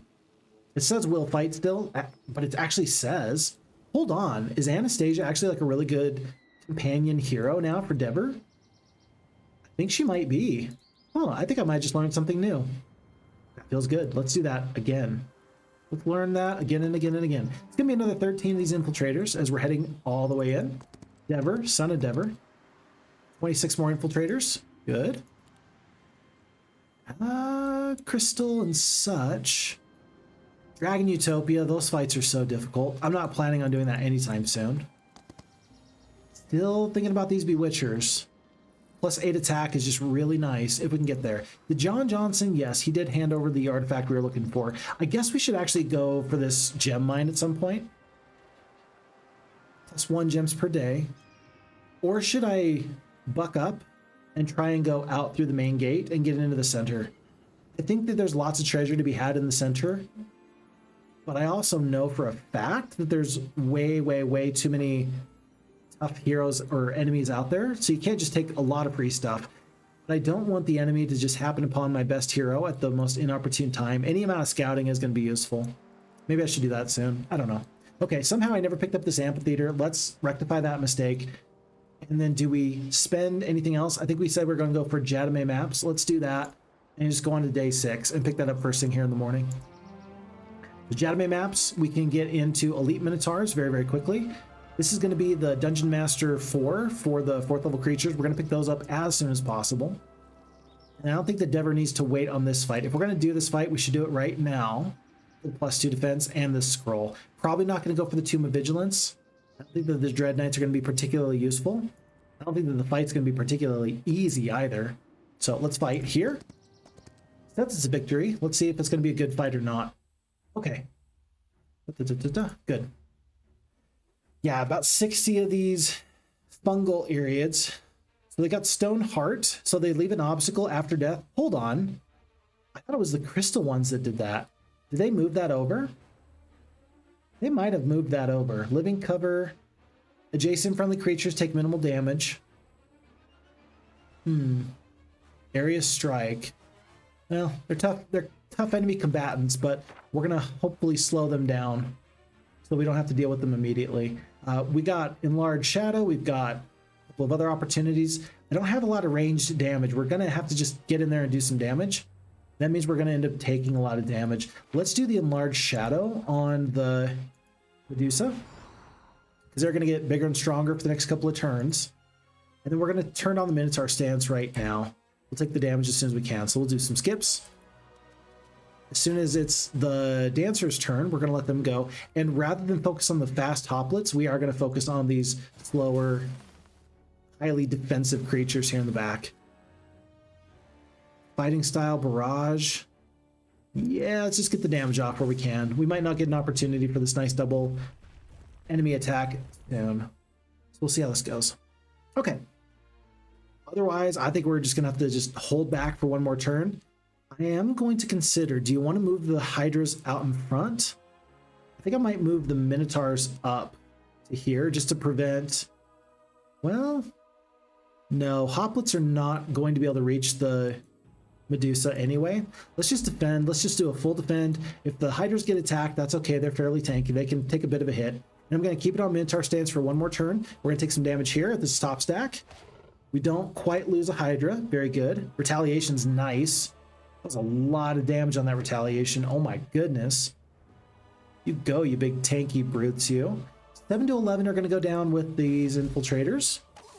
It was 9. A couple lost in retaliation. I'll take the good morale. So basically, we've dealt with the hoplets. We're going to continue the barrage on the really tanky Eriads. Oh, that's perfect. And so after all is said and done here, By the end of round 2, they're down to only 5 defense. They started off at like 9. Yeah. They started off at 9, so we're doing A-okay with that. We're still on Minotaur stance for the increased attack skill. I am going to do the Heroic Strike on this other stack because it's not really countered. The damage is not countered by defenses. Let's do another fighting style. It's another 1 or 2. And they're going to be into us this upcoming turn. Oh, they've increased their speed. Okay. And I suppose I could do the fighting style here. I'm going to take some losses, but I think it's time to start putting some damage out. 75 to 100 damage twice. I think there's no better time than right now to attack. The Minotaur Kings are going to go out, and we're probably going to actually take the dragons and attack in this opposite direction here, like so. Inner Flame, now is not the time to use that. This is not the time to use that. So let's go 4 to 5. Not too bad. And I'm probably actually going to go, let's see, do I go into a defensive stance when it's the Minotaur's turn? Maybe. Maybe not. Maybe. Not so bad, not so bad. Yeah, I think I'm going to do that. We're going to go into the Dark Elf stance. So we're going to increase our defense. I really got to get advanced and expert triumvirate strength. Like, we're still building a good hero, but man, I could really use the stats. Do I take a little bit of damage onto the dragon? I think I do. I think it's fine. They're tough. They're tanky. They'll be okay. Do I do it again? Sure. I guess. I mean, why not? These poor dragons are like, dude, I'm right here. Stop. Okay. Tons of damage. Unfortunately, there was like the one dust coplet that was left. That does feel horrible because now we just lost some opportunity where they took the retaliation from the infiltrators. I would have loved to get a little bit of retaliation off there. Hydras are going to step up. I can't save the Medusa from this damage. Now let's see. 4 speed. 1, 2, 3, 4. If these guys want the Medusa, they're going to get them. So we're going to attack right here.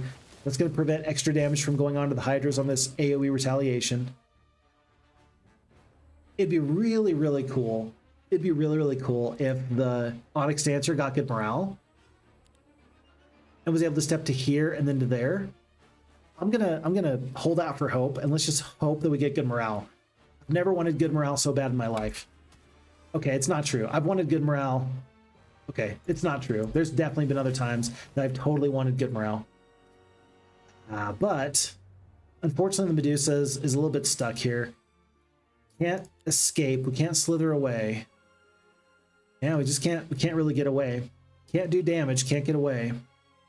Go to the corner and then we can slither away this direction. I think so. Ooh, okay.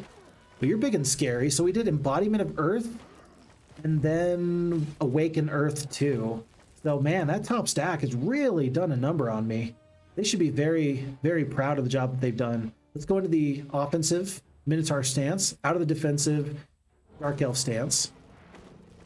Okay. And I'm just going to let the Minotaurs do full damage over here. We're going to do a Heroic Strike. They'll kill 3 to 4 here. Dust Coplets, where do they go? I really don't know, but I'm really interested to find out. Straight for the Minotaur Kings. Interesting. We'll get the double hex attack off with the Hydras. And for the first time, we do see the Stoneheart ability that leaves the little destroyed structure there. I'm cool with that. It's really fun to see. Spread goes down. And the Medusa are going to get to attack here this time. The Slitherway is not going to help, so let's just do full damage where we can. We'll kill 2 to 3. We're down to 9. Do they kill one Medusa? No, they do not. So it looks like we're actually going to end up saving a full Medusa, which I am 100% good for. My life is much better because we're about to prevent ourselves from losing a full Medusa. We're already in the offensive Minotaur stance. We're just going to stay there. Dragons do tons of damage. Retaliations are acceptable. Minotaurs are going to help finish off these Dust Coplets. With the good luck, we kill 9. And with the parry, we kill most of the rest of the stack. And then from here on, folks, it looks like it's going to be a Heroic Strike. It's going to be a hit from the Hydras. It's going to be a split attack from the Dancers. It's going to be a slither away from our Medusa. We're going to take one good quality shot. at these enemies. Yeah, and another Medusa is not going to go down. So overall, this is about the perfect fight that you want. Your quality stacks did not take a beating. You didn't lose a dragon, you didn't lose a Medusa, you didn't lose a Hydra, but you still absorbed a bunch of damage. I'm okay with the way things went. That felt okay. All things considered, losing the Minotaur Kings, losing the Infiltrators, not great, but overall, was it worth 2 defense? Basically, we did that whole fight for +2 defense. Was it worth losing 30 Infiltrators for 2 defense? Folks, what could I have done? On this template, should I just wait until like week 3 or 4 before I try to attack anybody so that way you get a big snowball and then you don't lose any forces? Am I fundamentally misunderstanding how you play JebusCross? I think obviously the answer is yes, because I don't watch enough Heroes 3 JebusCross to really know how to play it. I really don't. So I have a lot to learn, folks. We have a lot to learn, but with experience comes great knowledge. With great knowledge comes great power. With great power comes great Heroes, Might, and Magic gameplay. Astrology, Eagle Eye, I think I'm good to go for Astrology. Hero begins learning neutral magic at lower levels. I think I'm okay with that. We'll go with that. And then Expert Leadership seems like a no-brainer. We are going to be getting into the center of the battlefield, so it's going to be an area that we do not control. So the +3 attack, defense, and spell power is going to be pretty good. Let's go for Where the Sun Never Sets. We'll grab this amulet for the +2 defense. We will lose Ground Sight. Wait, is this a necklace? No, this is just a rare item. Okay. Gems. And what is this other scroll? Early Start? I think we've already got Early Start. Maybe not. I like Haste. I like Enlarged Shadow, but I think we already had Enlarged Shadow from our Mage Guild. So let's go right here. Okay. And let's go up the road and take our 3rd castle. Perfect.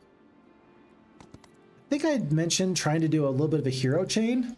Go take that castle and save some movement points. Given that it's day 6 and we're not too far away from a new resupply, I think I'm okay to ignore that for now. It might be that I instead sell out and completely try and just take this cave palace.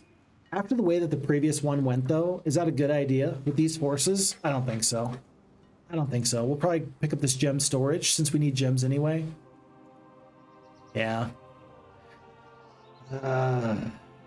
Yeah. There's good, better, and best, and I don't know if I'm picking the best options at the moment. I don't know if I'm picking up the best options, but we're at least moving forward in a pretty reasonable way. At least we're moving forward. That feels good. That feels good. Okay. So, Shade Spinner Una, we missed some gold earlier. John Johnson's going to go grab this amphitheater, like we talked about before. He's just going to stay here because we're about to get a new week. So he's going to grab infiltrators and amphitheater soon. Dawn, a little bit of gold. And I don't know. Should I just hand over these troops? We got good enough morale. I think we can just take these ghosts and use them for one big fight.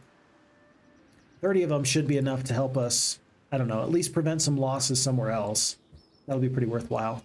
And I'm actually going to have a Dawn go up the road and be ready to help move troops from one area of the map to the other. I think that that'll be useful. Crystal, +5. A couple of resources from the windmill. And then Typhona. Let's get her back into a position where she can be fairly productive. Let's just go to the main starting castle. That's it right there. Okay. So again, day 6 though, we got some purchases we need to make. We've already got all of our dwellings. That means obviously I think it's got to be walls 1 and then walls 2 for the next couple of days. Let's go tier 1 creatures. I just think that one's pretty valuable. I think amphitheater today, and then tomorrow we can get the stilled voices at this second castle. And on to day 7. Well, folks, I don't know if I mentioned this before, but in my area of the world, it was really unusually, abnormally, I should say, warm until quite recently, actually. It wasn't until literally the last, I don't know, 2 weeks that it got to the point that it got very, very cold. I'm going to accept these losses. Those seem fine.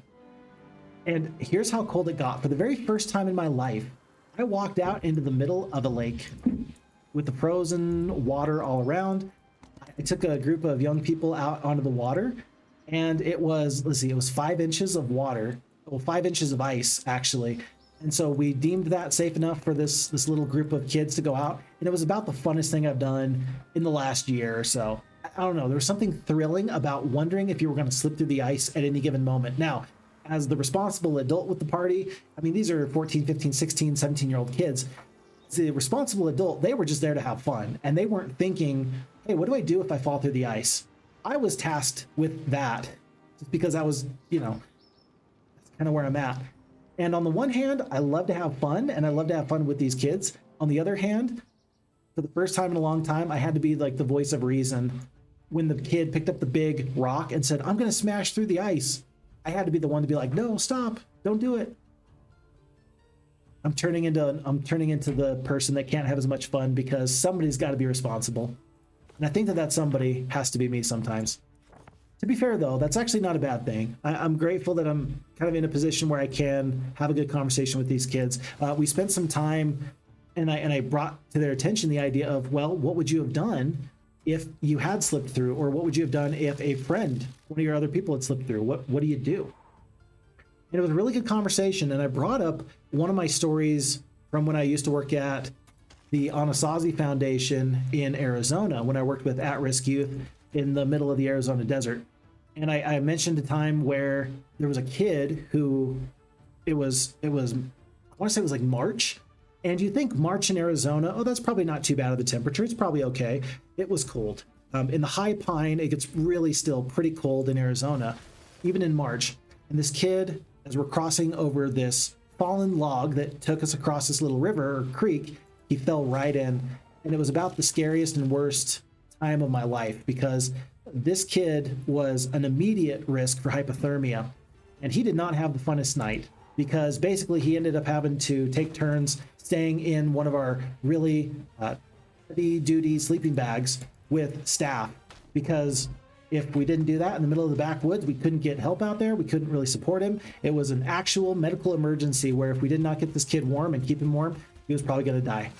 And I was really, really grateful that as I'm telling these kids today about this old story, that I had that experience just to say, look, if you fell into the ice, we would do our very best to save you. I would hope that we could turn this into a good way. But in general, I really hope that I'd never have to, warm somebody up with my own body heat ever again.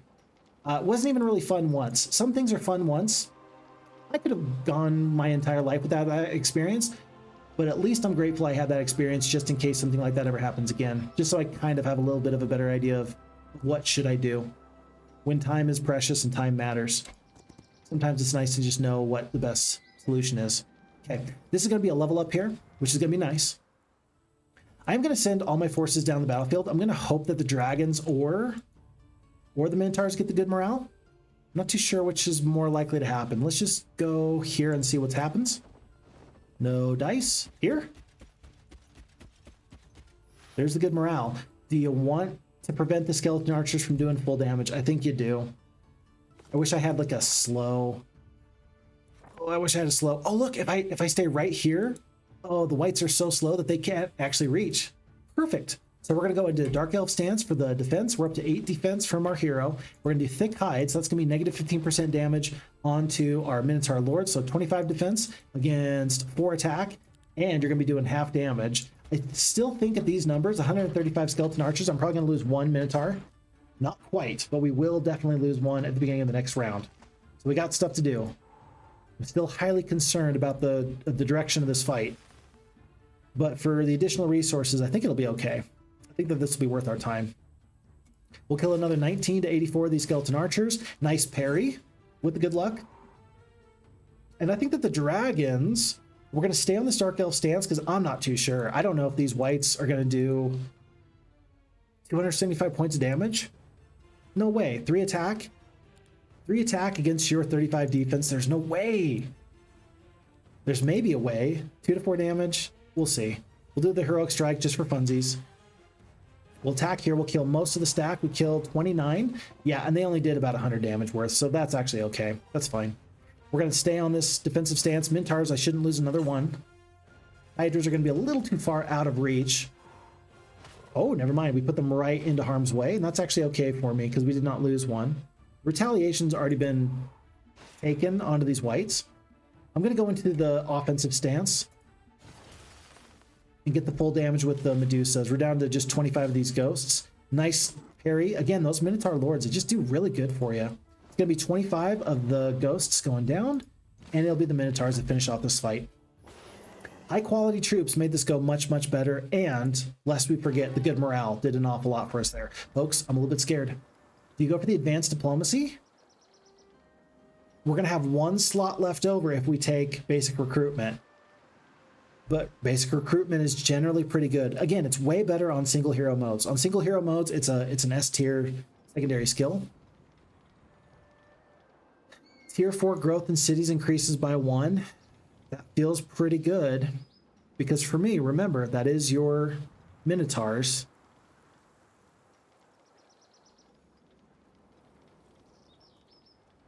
We're not going to be doing direct supervision. Devir is going to be adventuring. He's never going to stay in a castle. Relocation for the new recruitment spell. It's just so good. We're not going to take Siegecraft, although if we don't take Siegecraft, I would like to get Earthquake as a spell from Primal Magic as a level 3 spell because it really does an awful lot for you. But let's, I don't know, Siegecraft is pretty good though. Let's go for basic recruitment.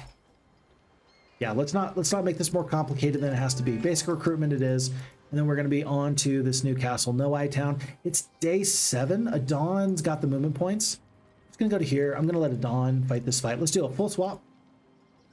Completely full swap. I don't think that Adon's going to have any problems here.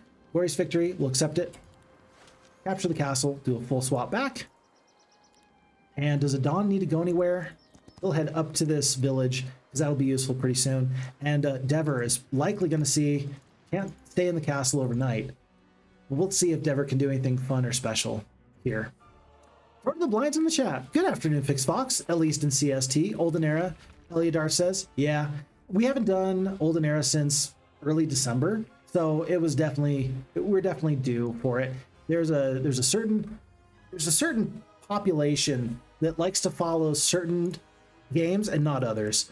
So, for example, all the folks that enjoy my Factorio content on YouTube, they're like, dude, you play a lot of Heroes of Might and Magic. I'm like, yeah, that's primarily what I do. And then between the Heroes community, there's also divisions. Some people only like Heroes 2, some people only like Heroes 3. And I recognize that, I wish I could give you exactly what you wanted 24/7. But I think that if I start playing one of the Heroes games, I should probably do my very, very best to see it through to whatever end. I still, at some point, hope to get back to Heroes 3. I still hope to get back to Heroes 5. But when you have limited time, okay, we got to do the best we can. So don't worry, we'll get there. We'll get there. I am excited to do the new sprightly map that Tundar has created for us. I don't know exactly when we're going to get to that. I'm hoping it can be next week. But whenever we do, I'm sure it's going to be a raucous, fun time. So, by the way, not too long ago, we had a fun little video. And I need to apologize to everyone. It was the Heroes of Might and Magic 2 video where I talk about ranking all the different maps in Heroes of Might and Magic 2. And I had not considered, when I said spoiler alert at the beginning of that video and we go through all the different maps, I hadn't considered that some people would see the spoiler alert, say, that's okay, it's not going to ruin my day. And then they get partway into the video and they realize, oh man, Phixfox doesn't actually, like, he's giving me too much information. I thought that I could handle it, but I can't. So I'm very, very sorry for the folks that I might have ruined a couple of those Heroes of Might and Magic 2 maps for. But hopefully there's some really good discussion. I appreciate all the people that gave me some feedback on their favorite maps and some of the maps where maybe we disagree a little bit. I think Tundar pointed out that they really enjoy Dominion in Heroes of Might and Magic 2, for example, because every single position plays differently and in a very interesting sort of a way. And I really appreciate all the feedback, and I really appreciate everybody that gets to enjoy the time. But I don't want to spoil anything for anybody. Sometimes the not knowing for that first time playthrough is really the very best thing you could do. Okay, Walls 2 here is going to be, I don't really care which one. Towers, I guess. But at least we got the additional growth here. We still are going to get 2 dragons instead of 3 because we're not going to take another castle, or rather another cave palace here. And then it's going to be Stilled Voices. Yes, Stilled Voices here. We're going to pick up a bunch of troops. Do I have anybody down at the southern castle that can go and help me kind of resupply? Yes, Talaris the Betrayed is going to set off somewhat first thing in the morning. Where is everybody? Devir's to the top. Talaris. Anastasia is in a good spot. Everybody's pretty much where they need to be. I kind of wish that John Johnson wasn't there. I don't think that John Johnson's in the right place. Then again, he was just waiting to pick up these forces. So he'll do that and then he'll be very, very effective for us. Anyway. Okay, moving on to a new day. And Frodo asks, have you found your favorite faction for Olden Era yet? No, I have not found my favorite yet. Still waiting on it. I do have to tell you, I think it's going to be very, very interesting and fun to play the Sorceress faction unless they get mightily overhauled. So the information that we have so far about the Sorceress faction is going to be about their, what do you call it, embodiments, and it's almost like a full extra resource bar, pretty much, where all the different units can empower themselves once per combat to get some special effects. And I think that the Sorceress faction is particularly intriguing to me. Least of which of all the factions that are potentially intriguing would be, I don't know, the Hive faction. I played them a little bit on some other builds that are not available to the public. It's just through the Discord, and it's good. Hive faction is good. It's going to be great for somebody. It's just not great for me is all, if that makes any sense. So I'm excited to see how the Sylvan faction plays, and I'm excited to see a little bit more about Hive, just in case they end up reworking some aspects of it. I don't know. We'll see. We'll see what they got going on. But do we have a favorite yet? No, not yet, but I'm very excited to hopefully find one soon. Let's go for Nightshade here. I don't think it really matters for Adon. I don't think I really care what he gets. But I do want Devir to pick up, let's see, the +1. I definitely want to go to the Pauper Knight's Order. University, that could be the opportunity to pick up our final skill. Again, we talked about getting Balthazar's Bodyguard. We got one slot left. I think I need to be very careful. I think I need to go straight here, actually. Let's step into the castle. We'll pick up Troglodytes, because sure, why not? 61 of them. Nice. Let's go through the Summon Automaton for the +1. Let's go straight through here. Let's actually hope that we don't level up, believe it or not. How often do you hear me say that? Let's not level up. But that's what I hope, is not to level up right now. Okay. Here's the split. Remember that these blooming aqualotls are ranged, so we do need to get down the battlefield. I'm going to go into the Dark Elf stance just to take some less damage. These fawns don't really scare me, but we'll keep an eye out on them. Let's go here. No good morale. Go to here. Good morale? Good morale? Nope. I almost wonder if I should haste the Hydras. It's a pretty good spell. They're going to go much further. I mean, do you really want them to go straight into these Fawn Warriors, though? Sure. I guess. Like, why not? I don't think that 66 is going to kill one. Oh, they did. Holy cow. Jeez. You see, I'm still figuring out how much damage everything should do. Still figuring that out. And that's actually really, really sad, because I really did not think that I would lose a Hydra there. Whoops, my bad. My bad. Let's see. Dragons and Minotaurs are going to handle all this. So let's start working on the Fawns. We're going to go into an offensive stance. We'll go 4 to 5. We kill 5. Vanguard, or rather Ogre Lords. Minotaur Lords are going to take a bunch of damage out of these guys. Not once, but twice. And I'm not at all worried about the dragons. They're not going to take any amount of damage that's going to be concerning. I will Heroic Strike here, just to make sure I don't lose another Hydra. I don't think I will, but I could. If these guys attack, no, they don't. Oh, sweet! We're going to finally get rid of the ghosts. We're probably going to end up dismissing these ghosts at the end of this fight. I did not realize how fast these aqualotls are. Goodness gracious. Ranged, speedy, they're everything that you want them to be. Goodbye to the ghost. They were a worthy combatant. And we already took the retaliation here, so no problems there. Nice barrage. Tons of forces goes down. The dragon's going to take a massive swipe out of these forces. Okay. And then I think I'm okay to let the... I'm okay to let the Minotaurs take this parry. I don't think I'm going to lose one on the parry. I did. It was it exact? I had 30 HP and they did 32 damage. That's so sad. Life is a game of inches, folks. What can I say?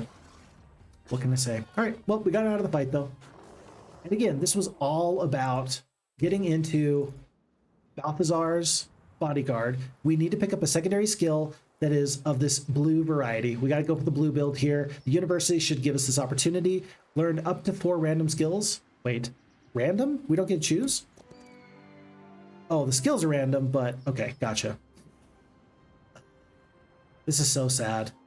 We gave ourselves a good opportunity to find something great. This is going to be good maybe for another hero. Not even really. Not even really. I'm sad. It was still worth our time going there, but still. We'll have to go back another day. Another day, another time. Should I go to the Stinging Sword? That'll give me some time to get forces from here all the way up, and then we'll just fight this Cave Palace fight. Yeah, let's do that. Let's go pick up the +1 attack. And that's going to give Talaris time to do what Talaris does. So, full purchase. It is a bunch of forces when you stop and think about it. When you actually look at it, it does tend to be quite a bit. Here. Typhona's going to do just what Typhona can. Are we out of gold? Holy kittens. We're out of gold.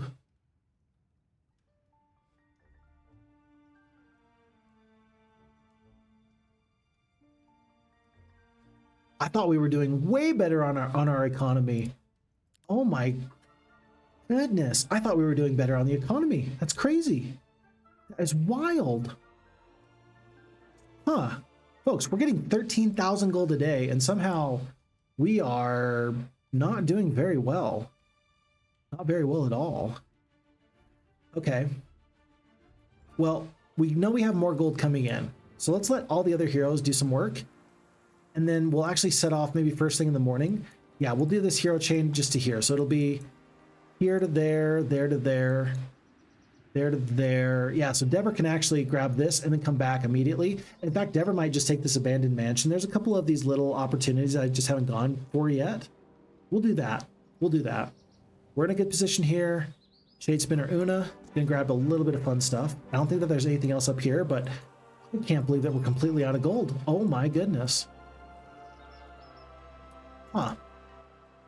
Alrighty. Well, that's what we get. We're going to purchase the bank now because it's the best time to plant a tree is 30 years ago. The next best time to plant a tree is today. We'll pick up the treasury first thing in the morning in our starting castle, even though it's going to put us behind on our gold. Yeah, I'm going to do that. Yeah, we'll just focus on the treasury. We'll get that going hard because the alternative is that we make purchases now and then we get the treasury tomorrow. It pays for itself in a day and a half.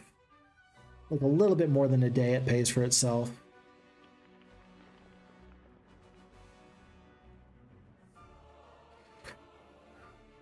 I do want the troops now, though. I want the troops now. I don't want to wait. Let's get rid of these crossbowmen. They did a good job for us, but right now they're just kind of taking up room.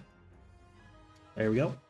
And there, if you do want to get the Minotaurs upgraded, we should actually let Talaris go up. Hand off all the forces. Okay. And we'll just do this real quick. Typhon is going to head back in, do the quick little upgrade. Pretty cheap. Minotaur Lords, good, good, good. Okay. And then she is going to set off. Make it all the way over here. Oh, I didn't realize that there was a shortcut between those two areas. That's interesting. Okay. So far so good. Let's have Anastasia do the drop.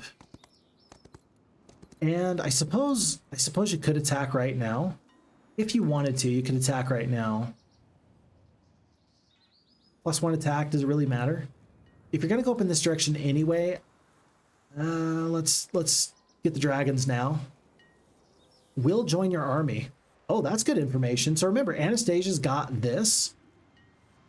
Yeah, she needs to continue to stay right near me because she actually is going to help me out a lot there. Let's make just a little bit of room. I'll take free troops. Sure, why not? Let's drop the...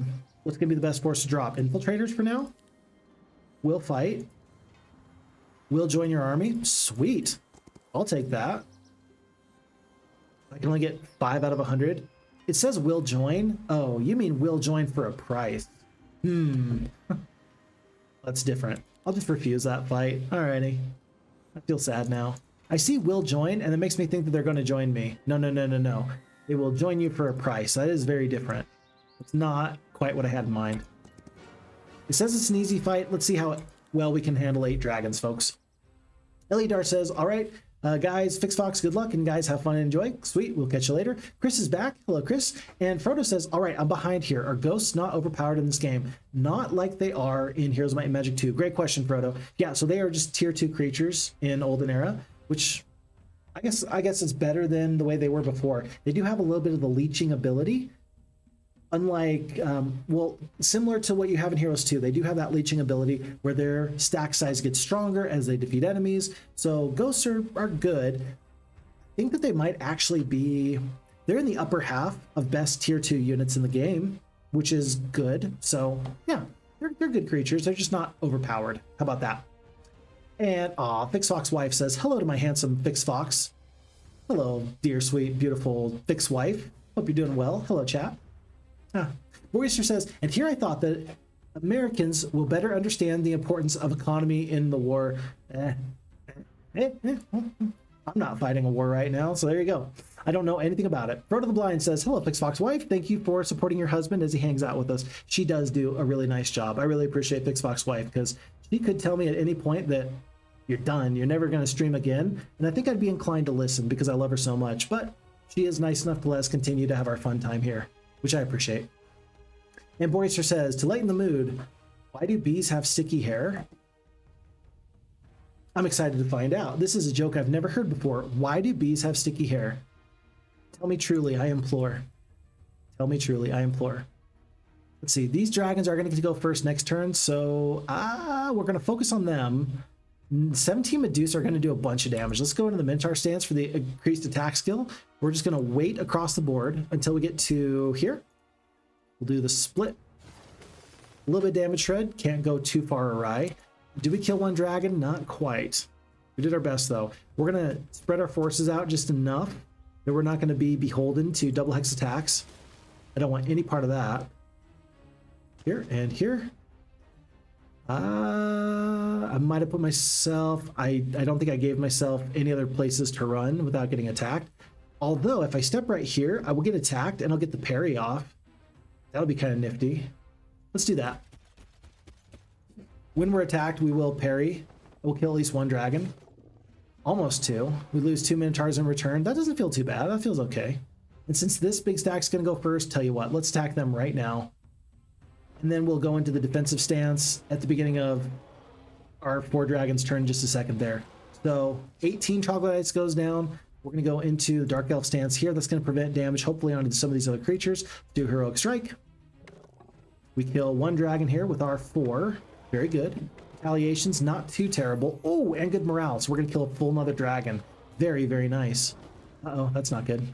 Dragon uses Inner Flame, so every time that they are physically attacked, we're going to take some extra damage.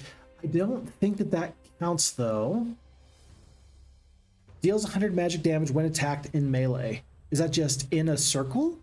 So, for example, if I attack with the Grand Slam, is that going to hurt these creatures or just the Minotaurs? Or not the Minotaurs because they're a step away? Let's find out.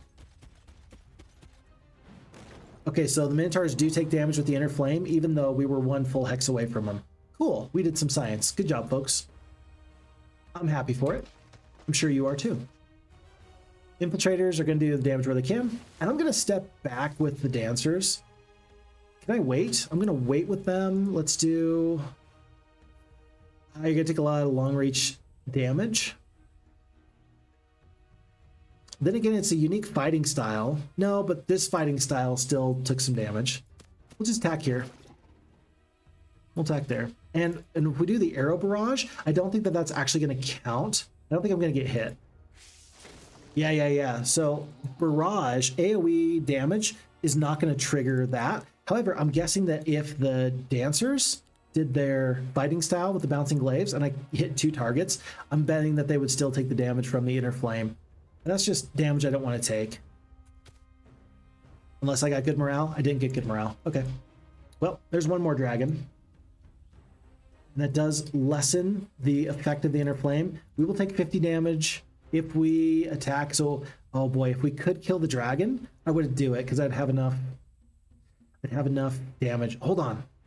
Are we? No, we're on defense. So let's do this. Right now we're doing 211 up to 235 damage. Let's do the Minotaur stance. So we'll go from 4 attack up to 6. And that is enough to kill them if we get the high end of damage. 238 HP here. If we get max damage, then we kill them outright and we don't lose a dragon. If we attack and we don't get the damage off, then you take the damage from the inner flame and you take the retaliation and you lose a dragon. Unfortunately, we will just defend. Feels so bad. All right, well, here we go. That's the end of that chapter. Why did we take 100 damage? Why did the Hydra take 100 damage? Inner Flame's doing 50 damage. Why did you take 100? Is it because the whirling? That's not correct. Whirling strike hits all adjacent enemies. We only hit one enemy. Why did we take 100 damage? I think that that's completely a bug. I think that that is completely incorrect. Inner Flame right now is doing 50 magic damage per dragon. There's one cave dragon left. Yeah, I think that that was totally a bug. There's no reason why Hydras should take double damage due to the fighting style. It just doesn't make sense. So we're going to back off. Skip, skip, skip, and dead. There we go. Alrighty, we avoided some extra inner flame damage. Losses look totally acceptable. This is fine. This is fine. Did we just become a better hero? Probably. Is it totally worth the dragon? Yes. Do we have to wait a day because we're out of gold? Yeah. Also, yeah. Let's see if we can find any additional gold. Polaris, can you get to this thing down here? No, maybe not. All right. Cool. I'm glad we had this talk. Anastasia, do you got anything cool? No, she doesn't. Cool talk. Una was just returning somewhere. She'll head south. Okay. And John Johnson. Yeah, we're going to try and get these forces back up to the front. I'm going to have him stay here overnight. There's no additional forces here to recruit, but I just don't really know where to go at the moment with him, so we will just do nothing. Stay put and do nothing. There's a little bit of gold, which is nice. I don't have any marketplaces in my castle, so if I want to trade, I do have to go to this marketplace down there. I think I can use Typhona to do that. I don't know if there's anybody else that's anywhere close to that. I could just purchase a marketplace. We're already so low on resources. Tell you what, how about this? We got plenty of wood, we got plenty of gold. Let's just do 3 marketplaces. 1, 2, oh, we need a tavern. 2 taverns we gotta get. Okay, we'll get this peripheral sort of building. We'll go up here, we'll grab this mansion, and so when we come back here, we'll pick up the dragon in a little bit. Should be an easy fight. It is. Good. 1,500 gold. We'll take it. Want the attack skill from the Singing Sword? We'll take Myra's Altar. We're also going to take the Celestial Spire and take all these extra spells in just a moment. That's going to be pretty good. We'll take the Learning Stone, and then we'll head back in this direction. And the question is now, do we have any other things to get? We actually spent way too much on gems, but I didn't pick up those gems to the south, and so this felt like a good investment. We're going to pick up Dungeon Masters as quickly as we can on to New Day. And Boreaster says, why do bees have sticky hair? Chris said, so the pollen can stick to them, which is the correct answer, I suppose. Boreaster says, because they are using honeycombs. I love that. That's the perfect joke. That's the perfect joke. Because nobody could ever in a million years be offended at that joke. Could you imagine if somebody's like, oh my gosh, I can't believe you said that. It's like, what? It's a great joke. I love that joke. Thank you very much. I think I can do this fight much better real quick. Hold on. Fence. Just gonna put the dragon right there. I don't think we lose a dragon. You still waited? What are you, insane? That's crazy. Why did they not attack the dragon when they could? I don't get it. I do not get it. Defend, defend, defend, defend. And they just ignore the dragon, but I do still get the dragon's first turn off. One of these guys is not going to kill 20 troglodytes. Okay, well, we saved 16 troglodytes. I really thought that the AI would just fight the dragons and lose. Guess not. 4,500 gold, we'll take that. Armored Hounds, they want to join, but again, it's so expensive. Will nothing join me for free in this game? We just talked about how we didn't have enough gold, but I think our economy is going to be strong enough. I think I can guarantee that by the beginning of the next week that our economy will be strong enough. I wish I had space in this army to let these guys join. I don't. And I don't want to get rid of any of these troops I've purchased. So unfortunately, I'm going to have to refuse these armored hounds. Do I attack them for the experience? I will. Yeah, I will. And we're going to do even better than that. Because at this point, I really want to make sure I get to Balthazar's. That is going to be double the effectiveness of everything I want to do. Let's get to that point. By the way, Chris says that he does like that joke. It's going on Facebook. Perfect. Glad to be the jester of the court. Let me ask you folks, where do you see yourself at a party? Like if there is, let's just call it like a school dance. In America, we got these school dances that people go to and they have a really fun time. When you're a young person, it's actually very important for your social development because there's definitely a group of people that stand in the corner and do nothing. And then there's a group that are in the very middle and they're dancing and having a great time. And wherever you're at, it's just good that you have the experience, even if it's awkward and like kind of unfun. It's still good, I think, to go to at least one school dance. But my question is, where are you people in the dance? Are you the DJ and like making sure everybody else has a good time? Are you the person that is, I don't know, are you the person that is breakdancing, like you learned some special dances and then you just were waiting for the opportunity to show it off? Where are you in the dance is what I'm trying to get at. Because I think that tells a lot about you socially as a person. You didn't lose a dragon there. I was really concerned. Oh, shh. Ooh. Did you see that? So we've got wounded. So we take 186 normal damage each round because armored hounds, lacerated wounds, just basically for every hound you have, you take basically 1 damage. We have to end this fight now because these cave dragons are not going to survive. Oh, this is about the worst. Oh, I hate myself. This is so bad. Okay, so we got 3 dragons. We got to kill these guys. We got to kill them this round because I do not want to lose another dragon. I don't want to lose 2 dragons. Not when these armored hounds were just going to flee. Oh my goodness, what have I done? What have I done? 53 down to 40. I'm not gonna do it. I'm not gonna be able to do it. There's 36. 3 to 10. We're already on full defense or full attack. We kill 3 to 10. We're gonna lose another dragon. I am so sad. Unless I get good morale here. Or unless I do max damage. Oh, come on, Medusa. Good morale or max damage. Either one, please. I'm begging you.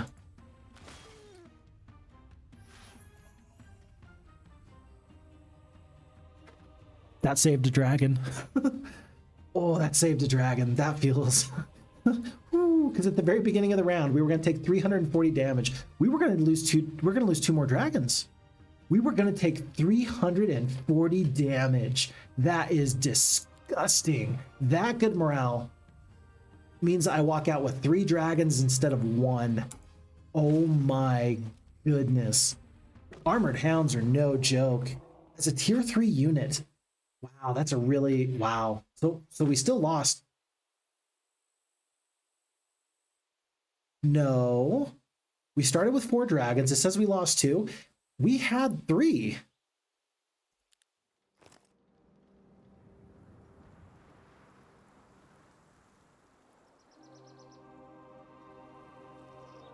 Are you telling me that in Heroes of Might and Magic Olden Era, that abilities that would impact you on the first round of the next round of combat, if your last unit goes and kills the enemy's creatures, that the fight's not immediately over, that it basically kills the creature and then it goes into the beginning of the next round?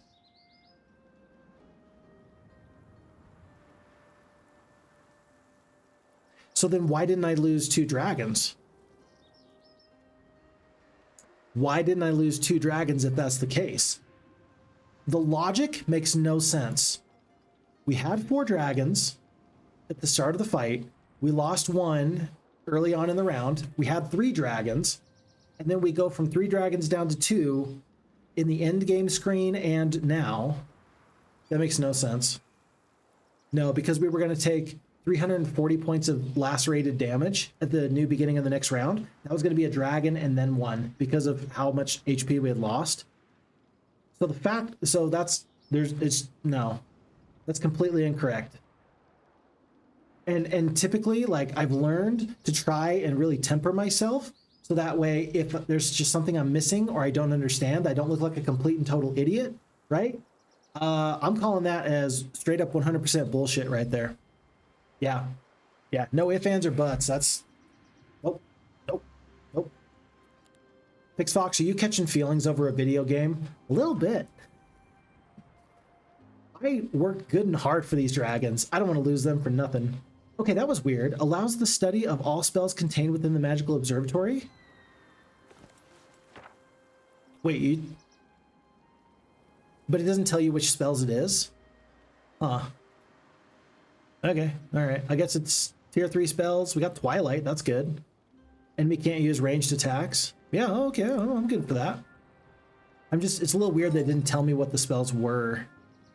Oh, okay, alrighty. Let me get caught up on chat, because maybe I'm missing something, and somebody will help me out here. So, Chris says, well, I was always the philosophical one, mainly due to magic mushrooms, but we won't say any more about that. Okay. Hey, you were the philosophical one. So you were the guy in the parking lot, making sure everybody else had a good time. That was your role at the party. There you go. Roman says at the party that they are in the corner enjoying themselves and they like looking at other people having fun. Okay, there you go. But you're there, you're still having a good time. You don't have to be the one having a good time to have a good time. I love that. And Frodo the Blind says, at the school dance, when I was in school standing in the corner, nowadays my shame has left me, so I'd be making a fool of myself on the dance floor. Not that I can actually dance, but I have fun trying. I love that. That's great. And I got to tell you, I'm similar to you, where at a wedding now, if my wife takes me to a wedding, I'll dance, right? I'll dance with her and I'll dance and we'll have fun. And part of that's because I want to make sure she has a good time, and I know she'll have a better time if I dance. But also, like, she's kind of brought me out of my shell a little bit. So I'm glad that you, Frodo the Blind, have also kind of had that leap in life where, yeah, you're dancing now too. I love that. Boyster says, following my experience, I find a group to join and mainly listen, as I don't like to speak, but I like to listen, then quip on the funny remarks. Very good. So you're the ninja assassin ready for the perfect killer line. I love that, Boyster. Yes, I can see that in you. I like that. And Tundra says, been discussing this with my mate. We think that the game's terrain is too boring. Oh, so we're off the party for Tundar, and now we're talking about the train. Tundar says, here in Olden Era, that they think that the train is too boring. We wish it was interactive, like fixed land to make farms or build your other towns. Make it so you can influence the map itself as you grow your empire. Upgrade the sawmills. Heck, even build your own sawmill from a forest. Also, the skills don't fit, so maybe make the sim play of the game be incredibly more engaging and even more rewarding than it currently is. I think that, yeah, I can see how there could potentially be a lot of opportunities. I don't know if it would be a Heroes game that is meant on sort of paying homage to the original series with all those changes. So I agree that would probably make a much more engaging and fun game. It's tough. It's tough because on the one hand, we don't want Olden Era to be a clone of Heroes of Might and Magic 1, 2, or 3. But on the other hand, you don't want it to stray too far from the beaten path. So where's the line, right? Where's the line where it's still a Heroes of Might and Magic game and it's taking chances and doing new things, but it's also staying in its lane and sticking close to its roots? It's a really, really cool question, and I think that there's a lot that we could potentially ask a developer about. I don't know who is in charge of the direction of the game. I don't know who makes those final decisions, right? I don't know if there's one person who's like, this is the person that we trust to have the vision, or if there's a decision by committee. I don't know. But I think it'd be very interesting to figure out, how did the developers decide upon some of their design choices as they were making the game? I'd be very interested to find out. Very interested, because yeah, they've made a lot of new additions, but they've also kept a lot of the things the same. John Johnson's gonna stay here. Adon is gonna creep around. Free gems, sure. There's an extra 4. And remember, Typhona was also heading in this direction. So I got 2 heroes kind of heading towards that marketplace. Devir is going to, oh my gosh, you forgot to grab this. Anastasia's going to grab that, and then we're going to carry on our way. back down south? Yes, back down south. We're going to pick up Hydras. We're going to clear out all these dwellings. I think with the amount of forces we have, we should be able to clear out all dwellings. But again, let's focus on the gold. Wherever we can get treasury, let's do that. So treasury here. Treasury is already here. Do we want to go into the resource depot? I don't think so. I think the 2 gems a day is actually plenty. Let's go actually for walls 3. No, let's just go for the Hydras, then we'll look at walls 3. We need another dragon cave, honestly. I mean, I could probably get there fairly quickly here. Safe house, labyrinth, 2 levels of mage guild, 3 levels of mage guild. Yeah. It's day 3. Day 3, day 4, day 5, day 6, day 7. So this castle can't get to Cave Palace this week anyway. So I'm just going to use this castle as the pure piggy bank. We'll do that. Let's get Dungeon Masters for the increased growth on the Minotaurs, as we've already talked about. Steal my power stack. As long as Devir's the man, they're always going to be pretty good. And then, yeah, John Johnson. Let's just grab a little bit of experience. Basic economy. Again, good. There's another. Let's see. There's one here. There's one up here. I think I just need my heroes to all hit these learning stones. Get to level 3 and hope that we get some good economy stuff. Tell you what, let's have John Johnson do that. Let's have John Johnson go up. I think Typhona is the other one with basic economy. So basic economy here. I hate that I can't maneuver between my heroes. Like, I can't click here to go to the next hero. I have to click out and then click again. So John Johnson's also got the economy. Yeah, it's just those 2 heroes. Oh, and Talaris as well. So Typhona and Talaris are kind of heading in the wrong direction. Kind of. It's okay. It's okay. Well, one of them should head back up the way. If we can get to level 2 with any of them, we'll be feeling much better. On to day 4. We sure we want to end our turn? Why? What do you know that I don't know? Dawn? Okay. Dawn will carry on his way. Warrior says, until it's late at night, group starts to break and you will be left with people in your van to have talks with. From the history of Poland on medieval period to string theory. Best party I've ever been to. That sounds like a great party. That sounds like a great party. And I hope that we all find, I don't know. I ask people all the time in my line of work, I ask people, do you ever get to the end of the day sitting on your couch and say to yourself, I need friends?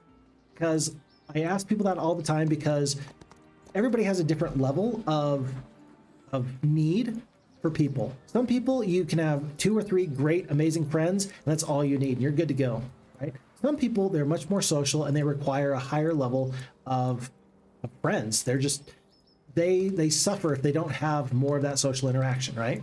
And it's so different from person to person that really I always ask, well, just so I'm understanding you as a person, who are you and what is your comfort level?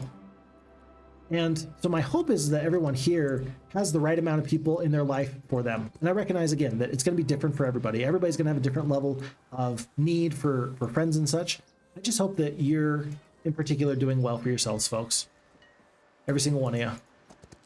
Because it's a big, wide world out there. And I think we can find like-minded and fun individuals that we vibe with. But, you know, just got to go out there and meet them sometimes. And I understand that can be tough and difficult for some people, but again, I hope that you just have the right number of people for you. All right, we're going to take this easy fight because it is, again, easy. Nope, I'm going to attack you. No losses.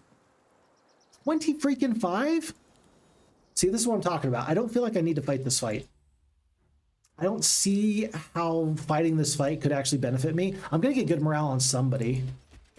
Here or somebody. There. So now we got good morale. I'll go into Dark Elf stance. Heck, I'm even going to do Thick Hide just to make sure there's no problems. Can I hit Q to end the battle? Has that been implemented in the game yet? Nope. So you still got to fight these fights. But you see, like, and losing 2 Minotaurs, which we just did, is, you know, that's acceptable. Losing 25 Onyx Dancers, half your stack, that's just unacceptable. And it feels like at this point in the game, I shouldn't have to fight these fights. I don't know. It's tough.